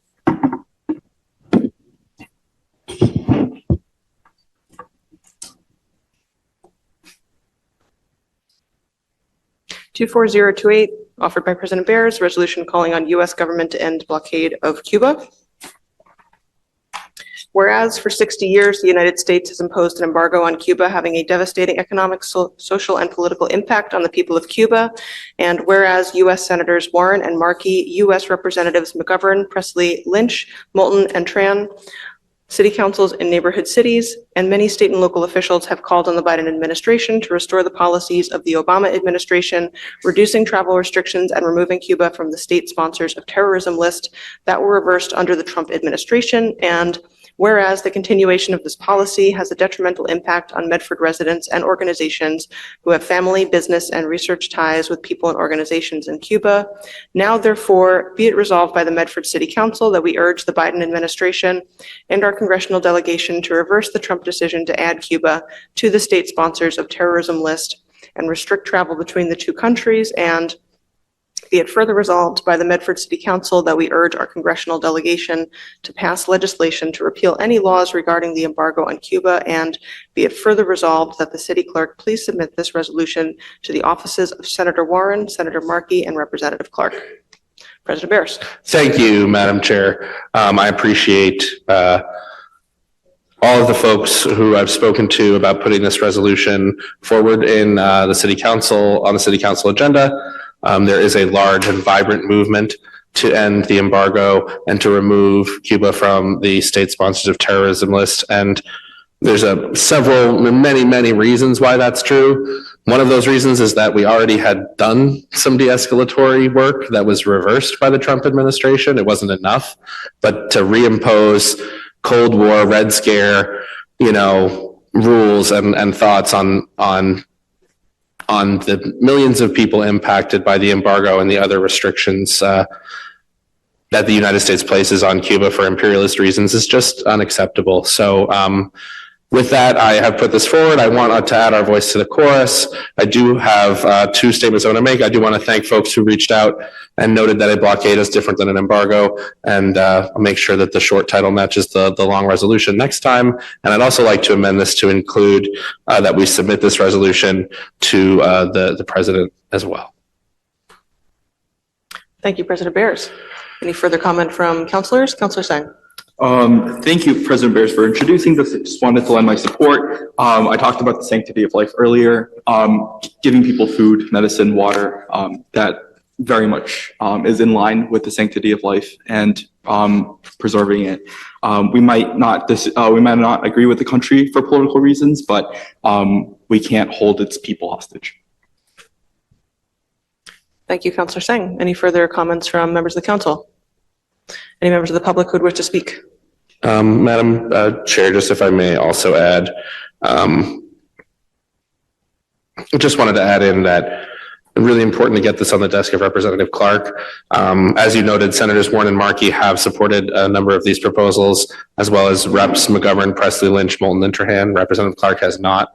So that is something where this is directly providing some advocacy on our federal delegate, Representative Clark. Thank you. Thank you, President Bears. Feel free to approach the podium. Please give your name and address for the record. Good evening, councilors. My name is Nicholas Shirleo. I live at 40 Robinson Road. I'm a lifetime Medford resident, an attorney, and director of an international relations publication. I'm not speaking on behalf of that publication tonight. I am, though, speaking in opposition personally to the resolution. Putting aside why the council is spending time crafting legislation on international politics, when our city faces plenty of problems on its own, the proposed resolution in effect supports the totalitarian government of Cuba, a socialist dictatorship with a horrendous human rights record. As Human Rights Watch, one of many organizations, has highlighted, Cuban government human rights abuses have included arbitrary arrests of activists and independent journalists, torture of prisoners, significant repression of free speech, and extrajudicial killings. Nearly 1 million people have fled Cuba's communist regime. Imagine some or many have called Medford their home. We should embrace these people, not tout Cuban government propaganda at our city council meetings. Put simply, a vote for this resolution is a vote in favor of the current regime. The United States of America should not be doing business with dictatorships. Why would Medford support the contrary? Thank you.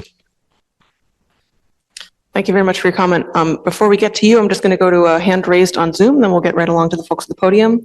I'm going to ask you to unmute. Please state your name and address for the record. Yes, I'm Matthew Page Lieberman. I live at 15 Canal Street. I very much support this. There's not much I could say that wasn't already covered in the text of the resolution. I think that it's incredibly, just like with the one about Gaza, fortunately we have, Edwards, Markey and Warren support, but we have to play our role in order to also nudge our representative, Catherine Clark. There are a few questions that should be asked. One of them is, what has 60 years of this actually done to improve the situation in Cuba? I don't think anybody here is denying what the Castro regime did, nor the Diaz-Canel one currently. How is that going? How is that democratizing the place? That's one really important question to ask. And I think before people speak on supporting the continuation of this embargo, they should be able to answer how this has brought any democracy forward. Just one last thing, though, as far as the distinction between embargo and blockade, it is true that this is an embargo. However, the reason a lot of times that people say it's a blockade is because the U.S. government as well puts pressure on additional countries, saying we will not help you financially, if you go and do any kind of deals with Cuba. Again, this has been going on repeatedly. The United Nations, just like with Gaza, continues to ask the U.S. to stop this ridiculous economic warfare, and the U.S. and Israel just keeps voting against it. For why? And I think the obvious reason is, I think a lot of us know, is that there are cynical electoral reasons, particularly in Florida. I won't go into any more depth of it, but on the merits, the continuation of this embargo simply cannot be justified. Thank you very much. Name and address for the record, please. Hey, I'm Claire Bleckman. I live on Bristol Road in Medford.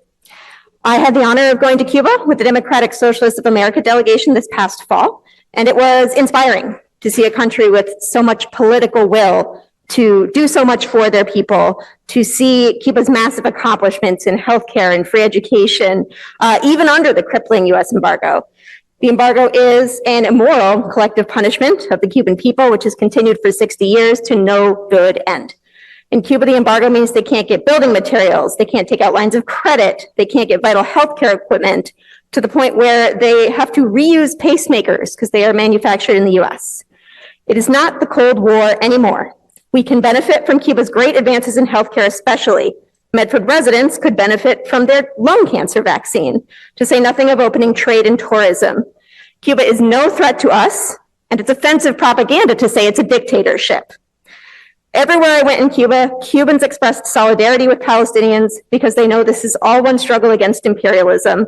Let's add our voices to the chorus and tell Congress to remove Cuba from the state sponsors of terrorism list, lift the embargo, and let Cuba live. Cuba sí, bloqueo no. Thank you very much. Name and address for the record. My name is Trent Sandland. I'm a resident of Cambridge. I just wanted to express my commendation to the council for putting this resolution forward. The blockade, the embargo, it does no one any good. It doesn't do anything to advance the cause of Cuban freedom. It's only served to immiserate the Cuban population for decades. Thank you. Thank you. All right, Patrick, I think we have your address already. Okay. If you need to find me. So my concern with this, not to take away from any of the testimony from the Gaza issue earlier, it was powerful and it was meaningful. My concern is really the precedent that it sends, that if Gaza or if Cuba are local issues, then what isn't? You know, I mean, should we be talking about the Rohingya Muslims? Should we be talking about the Uyghurs in China? Should we be talking about what's going on in Colombia and Argentina and anywhere in the world? I mean, in a sense, yes, but should it be here in these chambers? I think that we have to start to put some structure in place where, you know, there's personal matters, there's local matters, there's state matters, there's national matters, there's global matters, and they're all important. But, and I completely agree that Medford is not this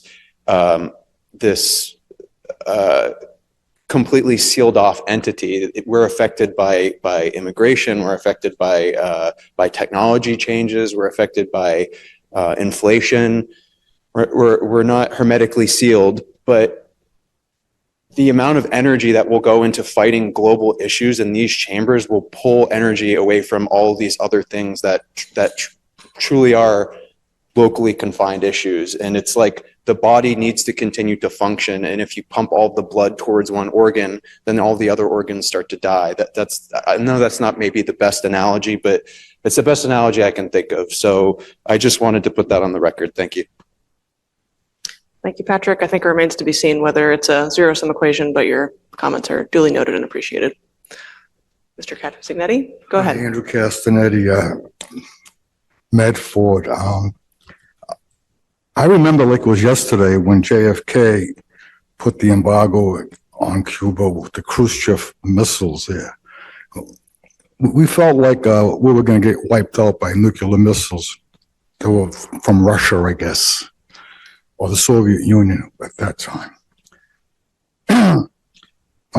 I think it's great to open up relations with Cuba, personally speaking, providing they don't have any military, especially foreign military installations there. And they don't empty their prisons and their asylums into the continental USA as they have done in the past. So saying that, I'm okay with it because Cuban cigars can't be beat.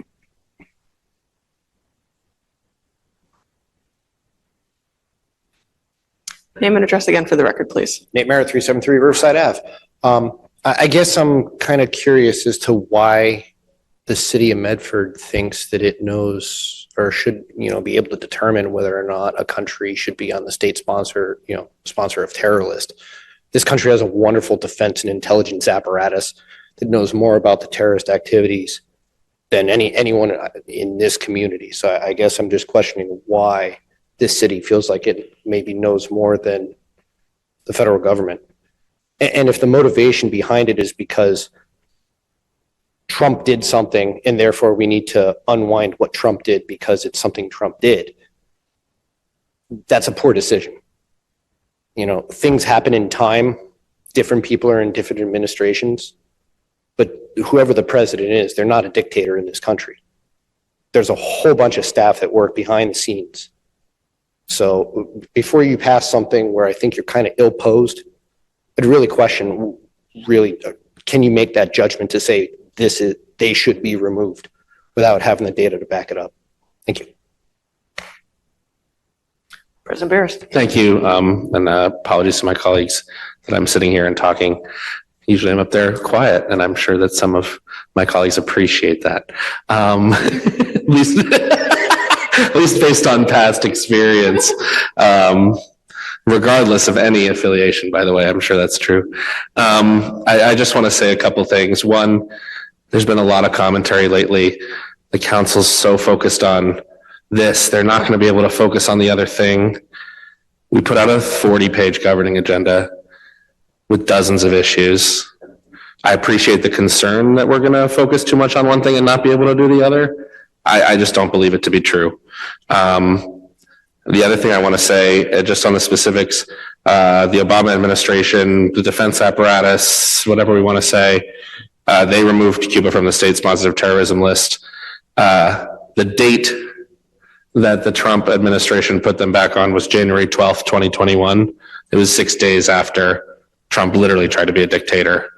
And he did it on the way out of spite to try to undermine the legacy of his predecessor. So, I'm making kind of a liberal establishment, defense intelligence agency argument for this, but the fact that there is one kind of underlies why this is something that should just be passed. So I appreciate the support of my colleagues. I hope you vote for it. I move approval. Do I have a second on the motion? Councilor Callahan? Do folks want a roll call vote or is a voice vote fine? All in favor? Oh, would you prefer? All in favor? Aye. All opposed? Aye. Noted. Motion passes with one note of dissent.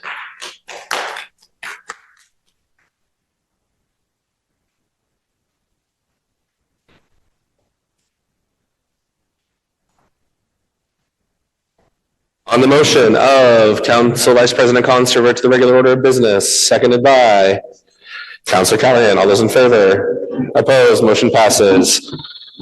24-025, commercial vacancy tax. Whereas the city of Medford has many commercial storefronts that are either vacant or for unacceptably long periods of time or are rarely and inconsistently open for business. And whereas there exists insufficient incentive for the owners of such property to maintain and rent their storefronts to active businesses, now therefore be it resolved that the Medford City Council discuss the adoption of a commercial vacancy tax which can be applied to disincentivize these storefront properties from remaining unoccupied indefinitely.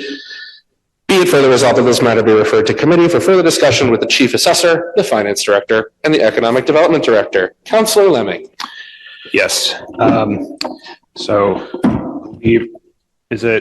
so I didn't do this with my last motion. Is it appropriate to just start by motioning to refer it to admin and finance? Absolutely. Yeah. Motion to refer to admin and finance. On the motion of Councilor Lemming to refer to the administration of the finance committee, seconded by Councilor Callahan. Is there discussion or would you? Yep. Yes, Councilor Lemming. Yeah, so this is so basically going around Medford, I think it's pretty clear that we have a bit of an issue with vacant storefront properties, not only storefront properties like in West Medford that have been unoccupied for a year and a half, going on 2 years, but also storefront properties that are effective, that are, just not open consistently or often. This was a policy proposal that I brought up door to door, continuously when people kept talking about the fact that stores are just not occupied. It generally found, I couldn't find a single person who actually opposed it when I was going to door. Now, I'm going to be the first to say that this is a nuanced issue. The reason that people choose to create or choose to leave property unoccupied is there could be a lot of different reasons for that. And so I hope that in committee we're able to craft a policy that can incentivize businesses to open up shop incentivize landlords to open up shop to good businesses around town and thereby boost the revenue in the city. What we would like to avoid is, businesses just deciding to rent it out to a random pawn shop or something, so that we just have those springing up left and right around town, or just, another kind of business that I don't want to insult by just bringing up an example. But the point is, I don't want to insult pawn shop owners. I shouldn't have said that. But yeah, I hope that my point. I hope that my never going away. Yeah, I hope that my point is heard there. But in any case, I just think that this is an issue that Medford City Council really needs to address and be active about at this point. So I welcome any discussion on the motion.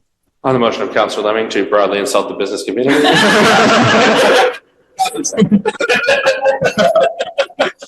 Besides the pawn shop point, I think I apologize to any and all. I'm kidding.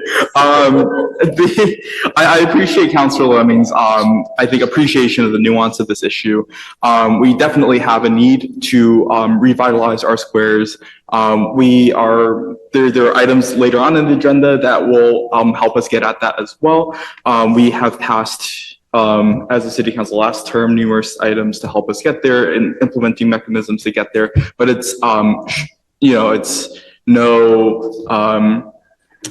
wrong to say that we need to do more on the issue, especially of commercial vacancies. We want to be, bringing people into the square, into all of our squares. If we don't have populated storefronts, we disincentivize that. At the same time, the nuances of the questions of turnover and the types of businesses that you'll want to see are extremely relevant in discussing this matter as well, which Councilor Lemming has noted. I've sat down with the city staff on a few occasions before, both this term and last term, to talk about this idea, and there are different views of it, but I think broadly the consensus is we should also, as a council, consider what carrots we want to accompany the stick.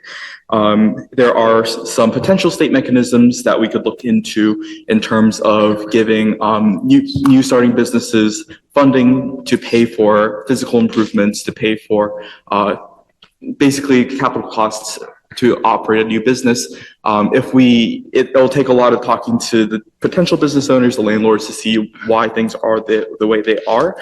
But if we can, if we identify the problems as such, there are different mechanisms that we might be able to introduce as carrots going along with this.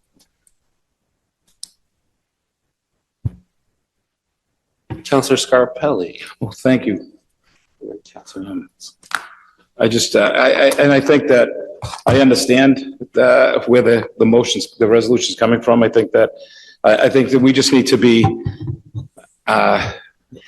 cognizant in the fact that anything that we put forth that companies can look into and say, hey, let's take a chance in Medford, but remember, if it doesn't work, we're going to, it's going to penalize us in a sense that, being taxed. And when then that would lead to what we're talking about and seeing unsavory or other entities entering or being just admitted into each community that would affect us in a negative way. So I understand the frustration because we have 3 master plans that we spend hundreds of thousands of dollars on for Medford Square and nothing's been done. We haven't seen anything.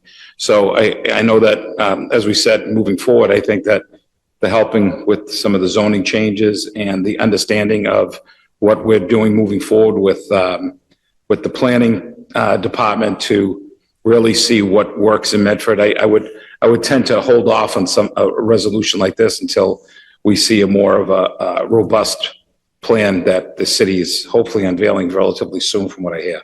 So thank you. Thank you, Councilor Scarpelli. Vice President Collins, Councilor Callahan, then Councilor Lemming.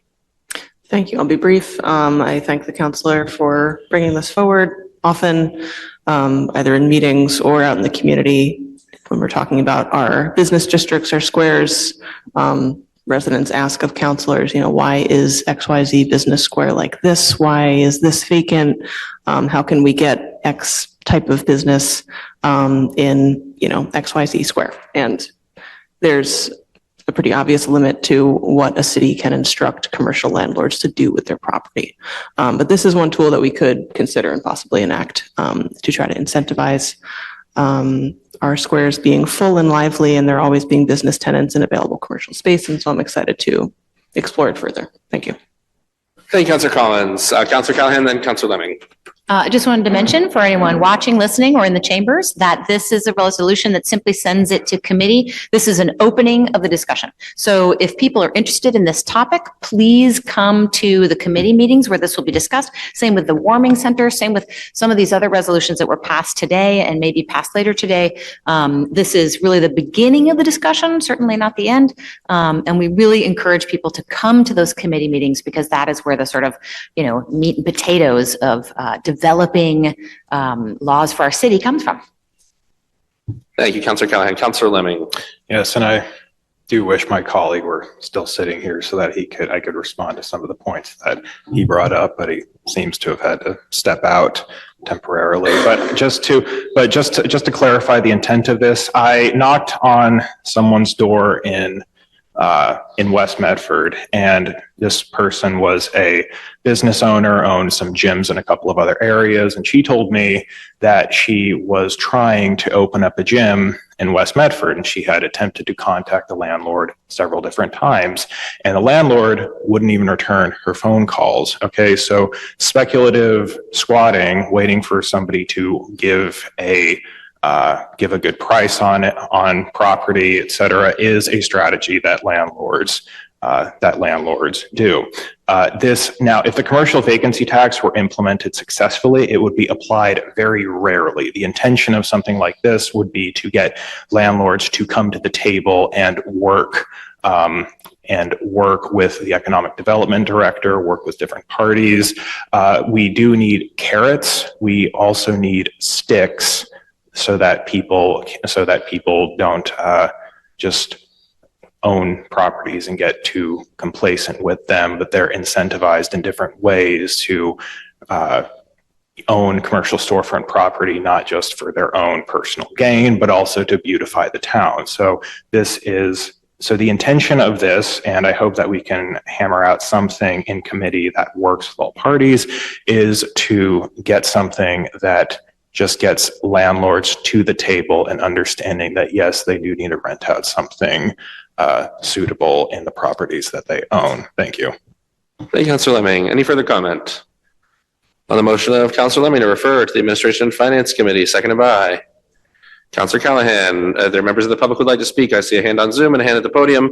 I will go to the podium. Name and address for the record, please. Sure thing. Nate Merritt, 373 Riverside Ave. I know it's getting a broken record. So why I'm actually concerned about this, I'm not a business owner. It is a little ambiguous. Does it only apply to storefront properties, or would it be all commercial and or industrial businesses? Sir. I don't think the detail has been worked out yet, so that's why it's being referred to committee for further discussion. I'm actually not sure what the legal mechanisms we have at hand under Massachusetts general law are to implement such a tax, but I think. There's an intent behind it, so. Right, I mean, the intent. I can't ask him, I gotta ask you, sorry. Yeah, I know you have to go through me. I mean, Councilor Lemming has kind of stated his intent here, I think relatively clearly. If you want to clarify, you're welcome to. I'd just like to, not that I'm responding, but I'm addressing. Yes, tell me, what's the chair? Nathan, what do you think? In a completely. If you tell me unrelated to what how you feel. Yeah, just totally unrelated to anything happening on this side of the room. I don't really understand it, but, so the intent of this is to only apply to the commercial storefront property. It's just a thought that came to. Thank you, Councilor. I mean, that's a question that I had. Okay, great, awesome, thank you, sir. Thanks, Mr. Barrett. So, and why I was concerned is because, right across the street from my house is a vacant commercial property, 400 Riverside Ave, which I was just informed tonight that I guess is not at the moment now being considered for a migrant shelter. However, one of the reasons that they're in that situation is because it's a vacant commercial building. Now, why it's vacant, I couldn't tell you. Initially, it was supposed to be, I think, a biotech company was the intent, which to me is awesome. I love commercial business. I love private business. Why? Because it's a place for people to potentially work in their community. That's awesome. And a large space like that is great.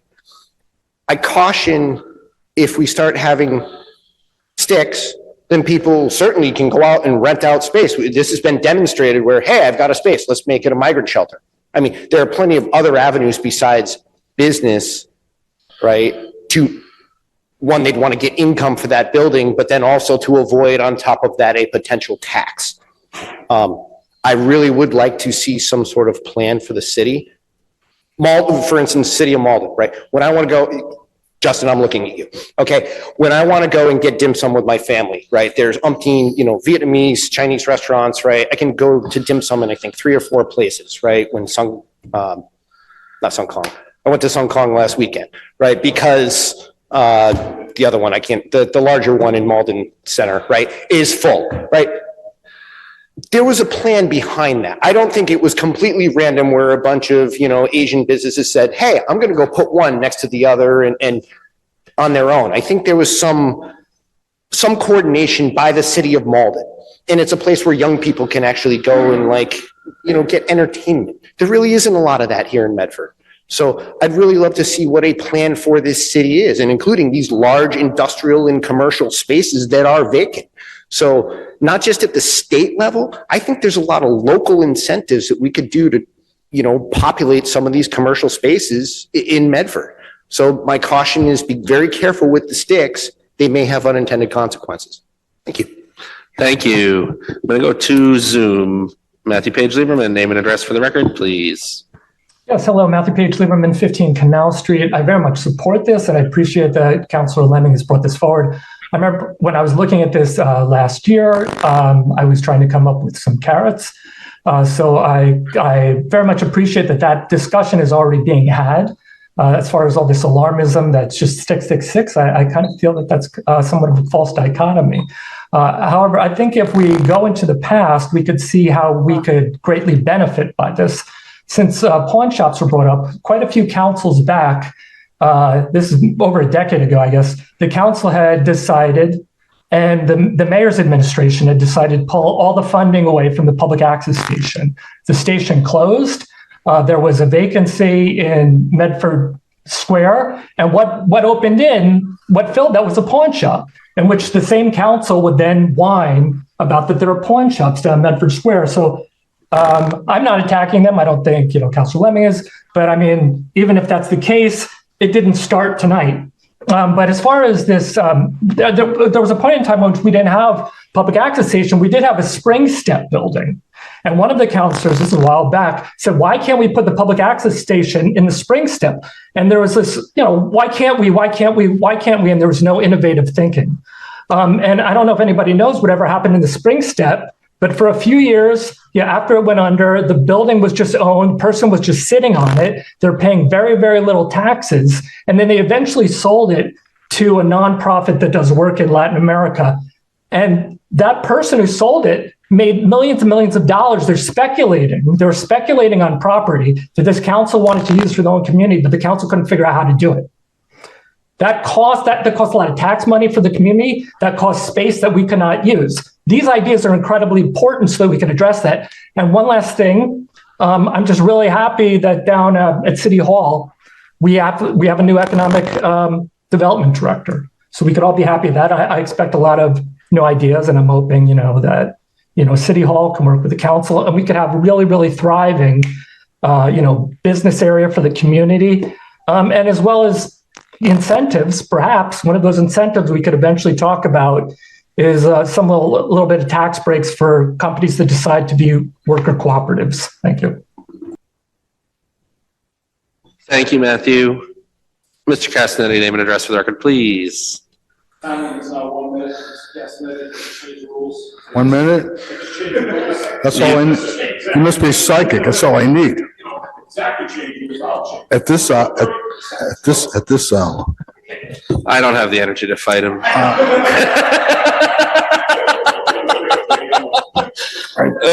I believe I understand Councilor Matt's idea here, commercial vacancy tax. So the West Medford squares and other locations can look fuller, like we were all selling on a full apple cart, and it looks better on a retail basis, I presume. And this may be an extra additional real estate tax, commercial real estate tax, on top of the existing, I presume, as a sort of penalty to push forward someone to rent it out and make the city look better. Nate brought up 398 400 Riverside Avenue. And I believe it was Life Sciences that bought that building a year or two ago. My son used to work there in the machining department. And I'm just guessing that I think the life science industry hit the fan. And he paid, or the entity paid $29 million, I believe, for that property.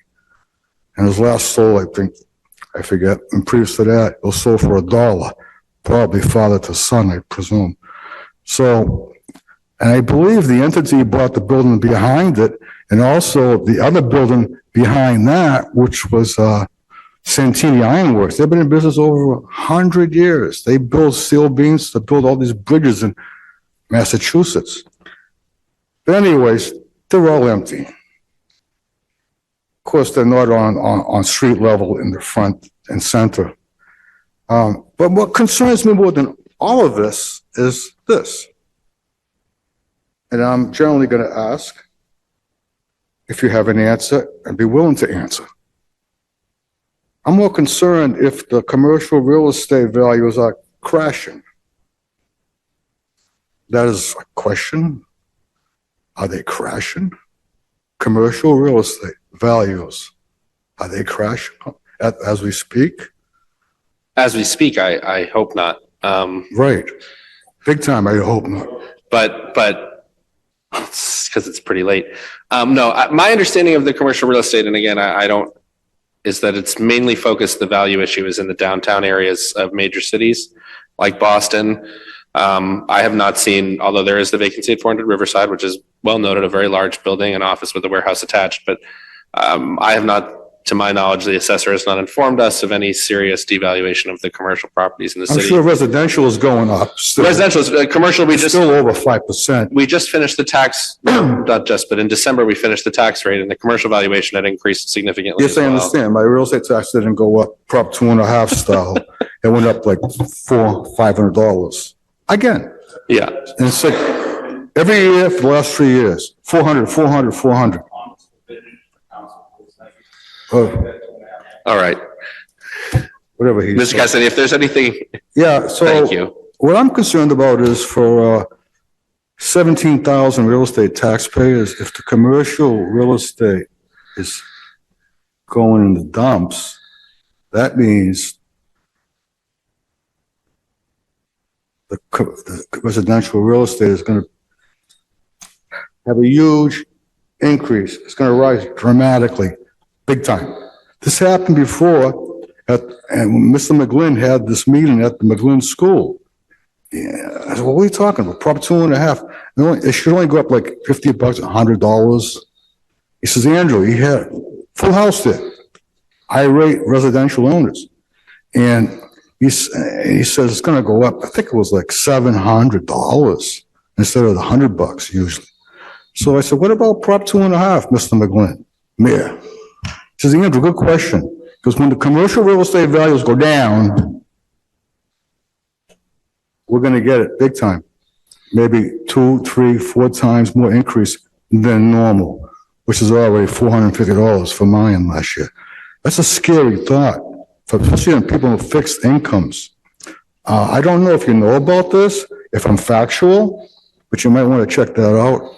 Thank you for listening. Thank you, Mr. Castanetti. Any further comment? Hearing none on the motion of Councilor Lemming to refer to Administration and Finance, seconded by Councilor Callahan earlier, maybe it was somebody.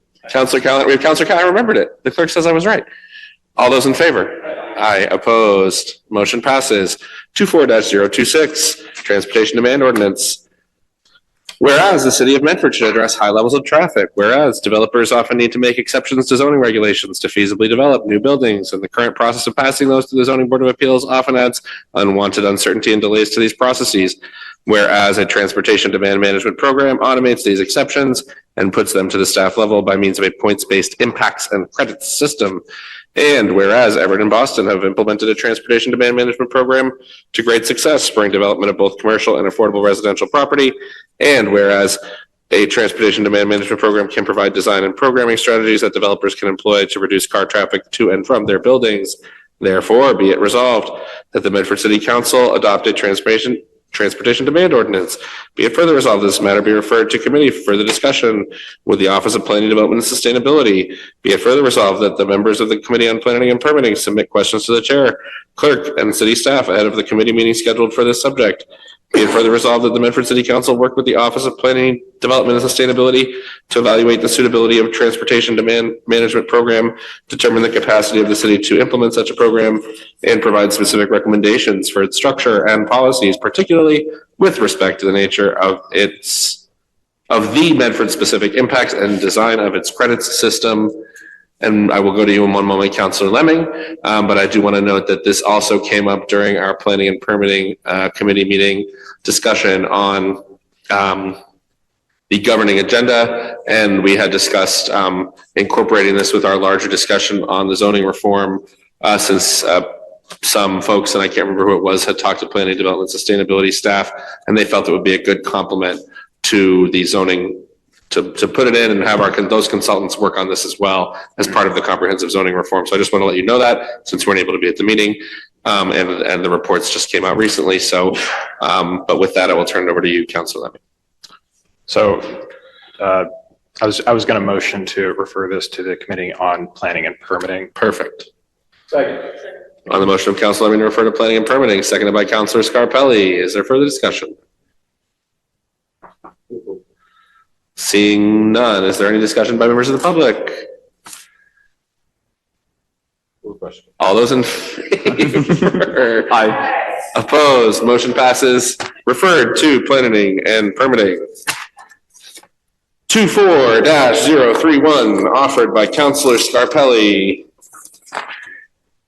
Be it resolved that the Medford City Council asks for a representative from BJ's Wholesale Club to meet with the council on construction updates and review neighborhood concerns. Councilor Scarpelli. Thank you, Council President. For our newer members, this is a very contentious situation with the neighbors of the BJ's neighborhood, with the implementation of the building of the new gas station at the corner of Middlesex Street and BJ's entrance. So, one thing that we wanted to make sure we're cognizant with the neighbors being informed with everything that's happening, so they are not left in the dark like they felt the last 25 years. And what's been happening, I guess, is the construction work. They were setting pylons, and as they were hitting the pylons to set the footings. They shook houses and neighbors were scared to death. Nobody was informed. They let everybody know. I give a lot of credit to our code enforcement officers. They ran to the site at 6:30 that morning and talked to the project manager, and he showed him some of the seismology equipment that they've had and said that it's not affecting them. But the neighbors want to have, would like to call for a meeting with the representative. What we did agree with, I believe, Council President, was that there would be a representative from BJ's that would be at our beck and call for our neighbors. So if we can reach out to them, I don't know where it fell, that it was with the building department or it was with the mayor's office. I don't know who has if we can ask who that connection is and ask him to come to the next meeting, because I think some of the community members really want their voice heard. And especially the fact that they did tell the code enforcement officer they'll be doing this again in a few weeks when they set the gas tanks underground. So there'll be more shaking, and some other people had some questions with the gas lines that are there.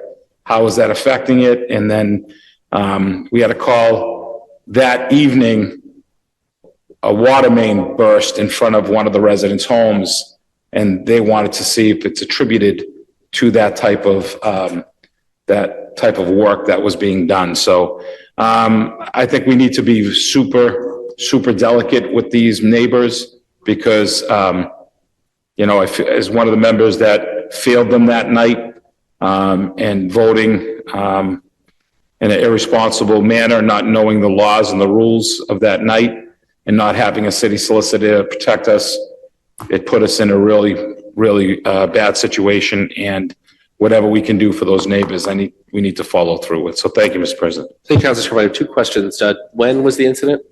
I believe it was last Wednesday. Last Wednesday, okay. And last Tuesday. I believe the last day that was Thursday was the last day they were doing it, and then I heard nothing else. So. And then they said on Thursday, it'll be a couple weeks, we're coming back and doing this again. All right. Gas tank. So even if by chance we can have them reach out to the neighbors in the immediate vicinity, First Street, Middlesex, just letting them know that this is what's happening. One resident said that at least I would know to take my pictures off the wall.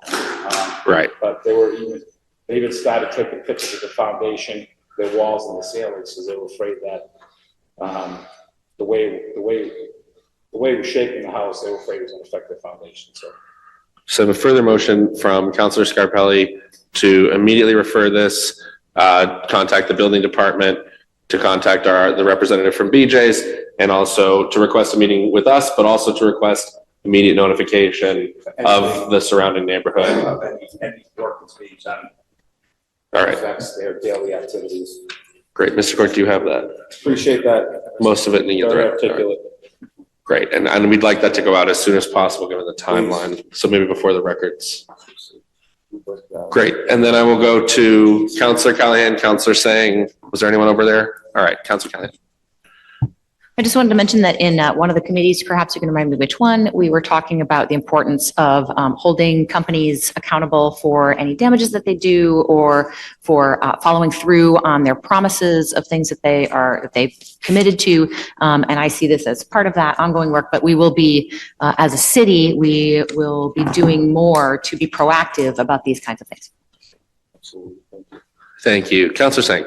I wanted to thank Councilor Scarpelli for introducing this resolution. I wanted to second it as well. Councilor Scarpelli and I talked, I think on Wednesday, about how we both called the building department staff over to notify, to talk to them, get some sort of solution out. I think Councilor Scarpelli's really gotten to the root of everything. We were promised liaison. We don't know who the liaison is. We haven't been who they report to. The community members deserve so much more. And while there are a lot of aspects of this project that we were powerless to stop, it just means that we need to do even more diligence on the other parts of this project. Thank you, Councilor Sang. Any further discussion? On the motion of Councilor Scarpelli, as further amended by Councilor Scarpelli, to refer immediately to the building department for a response, as well as to refer to BJ's for us to have a meeting. Is that to committee of the whole? Councilor Scarpelli. Regular meeting, okay. So we'll send it, there's a motion to send it to building department for immediate response. And then also we will put it on the table. We'll table it. So we'll take 2 votes. And if we have it on the table, then we can take it back up in regular session. So on the first motion to refer the question to the building department for an immediate response and to notify abutters of further construction. That was Councilor Scarpelli, seconded by Councilor Collins. All those in favor? Aye. Opposed? Motion passes. On the motion to table the paper, so it's on the agenda so we can take it back up at a regular meeting. Motion by Councilor Singh, seconded by Councilor Collins. All those in favor? Aye. Opposed? Motion passes. 24-033, offered by President Bears and Vice President Collins. Be resolved by the Medford City Council that the Planning and Permitting Committee invites staff from the Office of Planning, Development, and Sustainability and Innis Associates, the Medford City Council zoning consultant, to discuss our upcoming comprehensive review and update of the zoning ordinance. Vice President Collins. Thank you, President Bears. This is kind of a procedural resolution to formally begin the zoning project, which has been in a crescendo for longer than I've been on the council. Right at the end of the previous term into the start of the new one, the city officially brought on the zoning consultant that this council selected. So this is to assign the zoning project a new paper number and formally submit it to the Planning and Permitting Committee so that we can begin meeting with relevant staff and our zoning consultant to dive into that work in earnest. On a motion for approval. On the motion by Councilor Collins, seconded by Councilor Scarpelli, to refer the paper to the Planning and Permitting Committee. All those in, that's right? All those in favor? Opposed? Motion passes. 24-034, this is also offered by me. I actually might ask Councilor Callahan to speak very quickly on it. This is just a motion that I put on because we discussed it and Public Works Committee.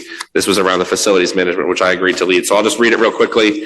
And then if you may be able to provide the context as the committee chair. 24-034, be it resolved by the Medford City Council that the Public Works and Facilities Committee request a report from the facilities manager containing the following information. 1, complete inventory of city-owned properties and city-managed properties. 2, cost to restore each property on the above inventory to a state of good repair. 3, cost to maintain each property in a state of good repair once restored. Be it further resolved that the Public Works and Facilities Committee invite the facilities manager to present and discuss the above report once completed. Chair Callahan. Thank you. Yes, as I mentioned earlier, today in this committee, we have discussed getting updates from the administration on roads, on sidewalks, and on all publicly owned buildings. We also have a new facilities manager, so we feel this is a really nice way for them to get themselves situated in terms of what all of the city-owned buildings are, what state of repair they're in, how much it might cost to repair them. So this is just something that we're, putting forward. And we think that it will both be beneficial to the city and also be beneficial to the facilities manager. On the motion to refer to the Public Works and Facilities Committee by Councilor Callahan, second by Councilor Singh. Any further discussion? Members of the public, yes, Mr. Castanetti. Thank you. I think this is great that Councilor Beers, you brought this forward because maintenance is key. I've said many times. And furthermore, the McGlynn School, I'm not sure if anyone here knows it, but it's been leaking for years. It's only a 23-year-old building, I think. That's when I asked for the bike path to be built from those schools to Medford Square. And finally, it looks like it's getting done. I'm impressed so far. But the point is, there's over 7,000 wood frame homes in this city. I'm guesstimating. And it seems like they're all still standing. And most of the people back 70, 80, 90, 100 years ago when they were built, most of them were legal immigrants. And they didn't make much cash, salary-wise. But yet, they kept them afloat, and they're still standing. So it hurts me to think I remember when they built the Medford Library in '59, and it seems like 63 years later, a brick and mortar building is condemned, and they had to rebuild it for the 30 million plus 2 from Bloomberg. And if you see the configuration of the two or three roofs, it's like an invitation for snow and leaks to occur, in my humble opinion. I'm not a contractor. So the police station, same thing. I remember being a customer there back in '63 when that was built, I believe. And two of my friends, it was their fault. They weren't quick on their feet like I was, so they ratted me out. That was 5-6 years before that. Get your history right, Councilor So Scarpelli. what I'm trying to say is, if I cut out the malarkey, brick and mortar buildings owned by the city of Medford, our most precious assets, are not being taken care of. And we don't need no debt overrides or Prop 2.5 overrides, or debt exclusions. Thank you. Thank you, Mr. Castanetti. Ms. Merritt. I'll make it quick. Just one question. Sorry, I can't ask you. I'll Ask you. me, and then I will. Sure thing. What about considering if the buildings, can't be fixed, maybe it's worth selling the property as a revenue generator for the city, if it makes sense, as a possibility, right? Versus if something's really bad and you'd have to tear it down and rebuild it, and you don't know what the city would want to do with it. Maybe it's in a location that's desirable to put something else, be it residential, commercial, industrial. I have no idea, but just as an option 4 in your list. Sure, yeah, and I'll go to Councilor Callahan in just a second. I think we'd certainly be open to the assessment that it's not worth the existing city capacity to restore it to a state of good repair. So I hear you there, Councilor Callahan. This resolution really is all about just getting the information that we need to make decisions like that in the future. Yeah. Personally, I don't think we should sell public land, but maybe a land swap of some kind could be good, but that's, neither here nor there, until it is. Any further discussion on the motion? Second. Councilor Callahan, seconded by Councilor Scarpelli. All those in favor? Aye. Opposed? Motion passes. President Bears? Public Works and Facilities, yes. 24036, Vice President Collins, who has asked to say something. Vice President Collins, yes. Thank you. I have two things. One, I'd like to table 24036 to our next regularly scheduled meeting. Also, why is that funny? I don't know. Okay, here's something that will not endear me to my fellow counselors. Sorry, George. I'm going to invoke Rule 28, motion to reconsider 24021. That's the plant medicine resolution that we voted on. That's the plant medicine resolution that we voted on previously in the evening. We took a vote to send it to committee. As a member of the person who voted on the prevailing side, I have the right to ask that the vote be reconsidered. And I'd like to. I don't know if it'll change the outcome, but the vote that I cast differed from what I plan to support. I just have to take these in order before you continue to explain the motion. On the motion of Councilor Collins to table 24-036 until the next regular meeting, and you'd like it to appear on the regular agenda. So it'll be back on under motions, orders, and resolutions at our next regular meeting. On the motion of Councilor Collins, seconded by Councilor Callahan. All those in favor? Opposed? Motion passes. Councilor Callahan, you're invoking Rule 28 to reconsider paper 24-021? Yes, I am. All right, give me 1 second. I just want to double check. I'm sure you're reading exactly what I'm about to read, and it's going to say exactly the same thing, but go ahead. I'm going to look anyway.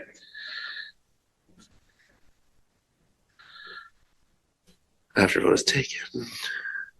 Same meeting.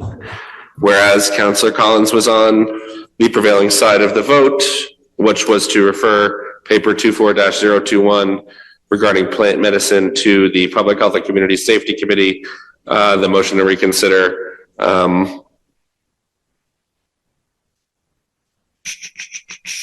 Yeah, you can just do that. So that's, it's back on the table. We're talking about it again. 24-021. I'm just going to read it. I'm not going to read it. Sorry. Do we have to vote to reconsider? Yes, you have to vote to reconsider. Hold on a second.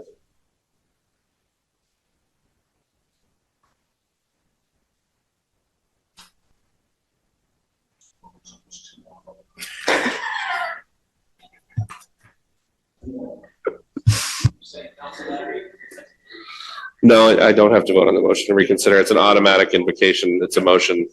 So it is under reconsideration. At least that's how I read it. Unless someone wants to overrule the chair. 24-021, resolution to support adult access and education for plant medicine. Councilor Collins, if you would like to explain your motion to reconsider. Thank you, President Bears, and I do apologize to my fellow councilors for bringing this back to the table, especially at this late hour. But to leave the meeting in good conscience, going into this meeting, having studied the resolution, having talked to advocates for it, I went in planning to support its passage tonight. My vote to send it to committee, I think, was more of a, my personal vote on that was more out of going with the flow than what was really in my plan or what was in my heart for this evening. So I don't know if it will change the outcome, but I personally would like to retake that vote, then have another opportunity to cast my vote for whether we should pass it symbolically tonight as an endorsement of the decriminalization policy, or if it is still the will of the council to send it to committee for further discussion. Is there a motion on the floor? Motion to move the question. Motion to move the To pass it. motion for approval by Councilor Lemming, seconded by? Second. Seconded by Councilor Collins. This is a motion to approve 24-021. Can I make a motion to amend? You can make a motion to amend. I'm going to take the motions in order. What's the motion? Motion to amend to approve and have the police chief report back. Okay. Councilor Lemming, are you comfortable with amending your motion to approve to also include that the police chief will report back to the council on the recommendation of the resolution? So so to be clear, if we would pass it and then the police chief would come back with his recommendations? His response to the resolution. Sure, that's fine. All right. So seeing that everyone's cool with that, or at least the two motioners, the two petitioners seem to be acceptable. On the motion to approve the paper 24-021, a resolution supporting adult access and education for plant medicine, as amended by Councilor Sang, to request a response from the chief of police to the resolution. Is there anything beyond that? Okay. Is there a discussion on the motion? Councilor Callahan. I was just going to say, I worked on this. I'm in support of this. I do, as a general rule, I think councilors should take time to understand everything that we pass. And I know that there's some state laws involved here. And that's why I just wanted to know, but I'm perfectly happy to pass it tonight. Okay, great. Any further discussion? Seeing none, on the motion of Councilor Lemming to approve as amended by Councilor Sang, seconded by Councilor Collins. All those in favor? Aye. Opposed? Yes. Motion passes. Do you want to be noted as opposed? Yes. All right. Motion passes, noting Councilor Scarpelli in opposition. Any further discussion on, public participation? Well, we just did Judy technically. Is there anyone who would like to say anything else? Speak now or forever hold your peace until February 20th. Larry would like to go home. On the motion of Councilor Callahan to adjourn, seconded by Councilor Collins. All those in favor? Aye. All those opposed, motion passes. Meeting is adjourned.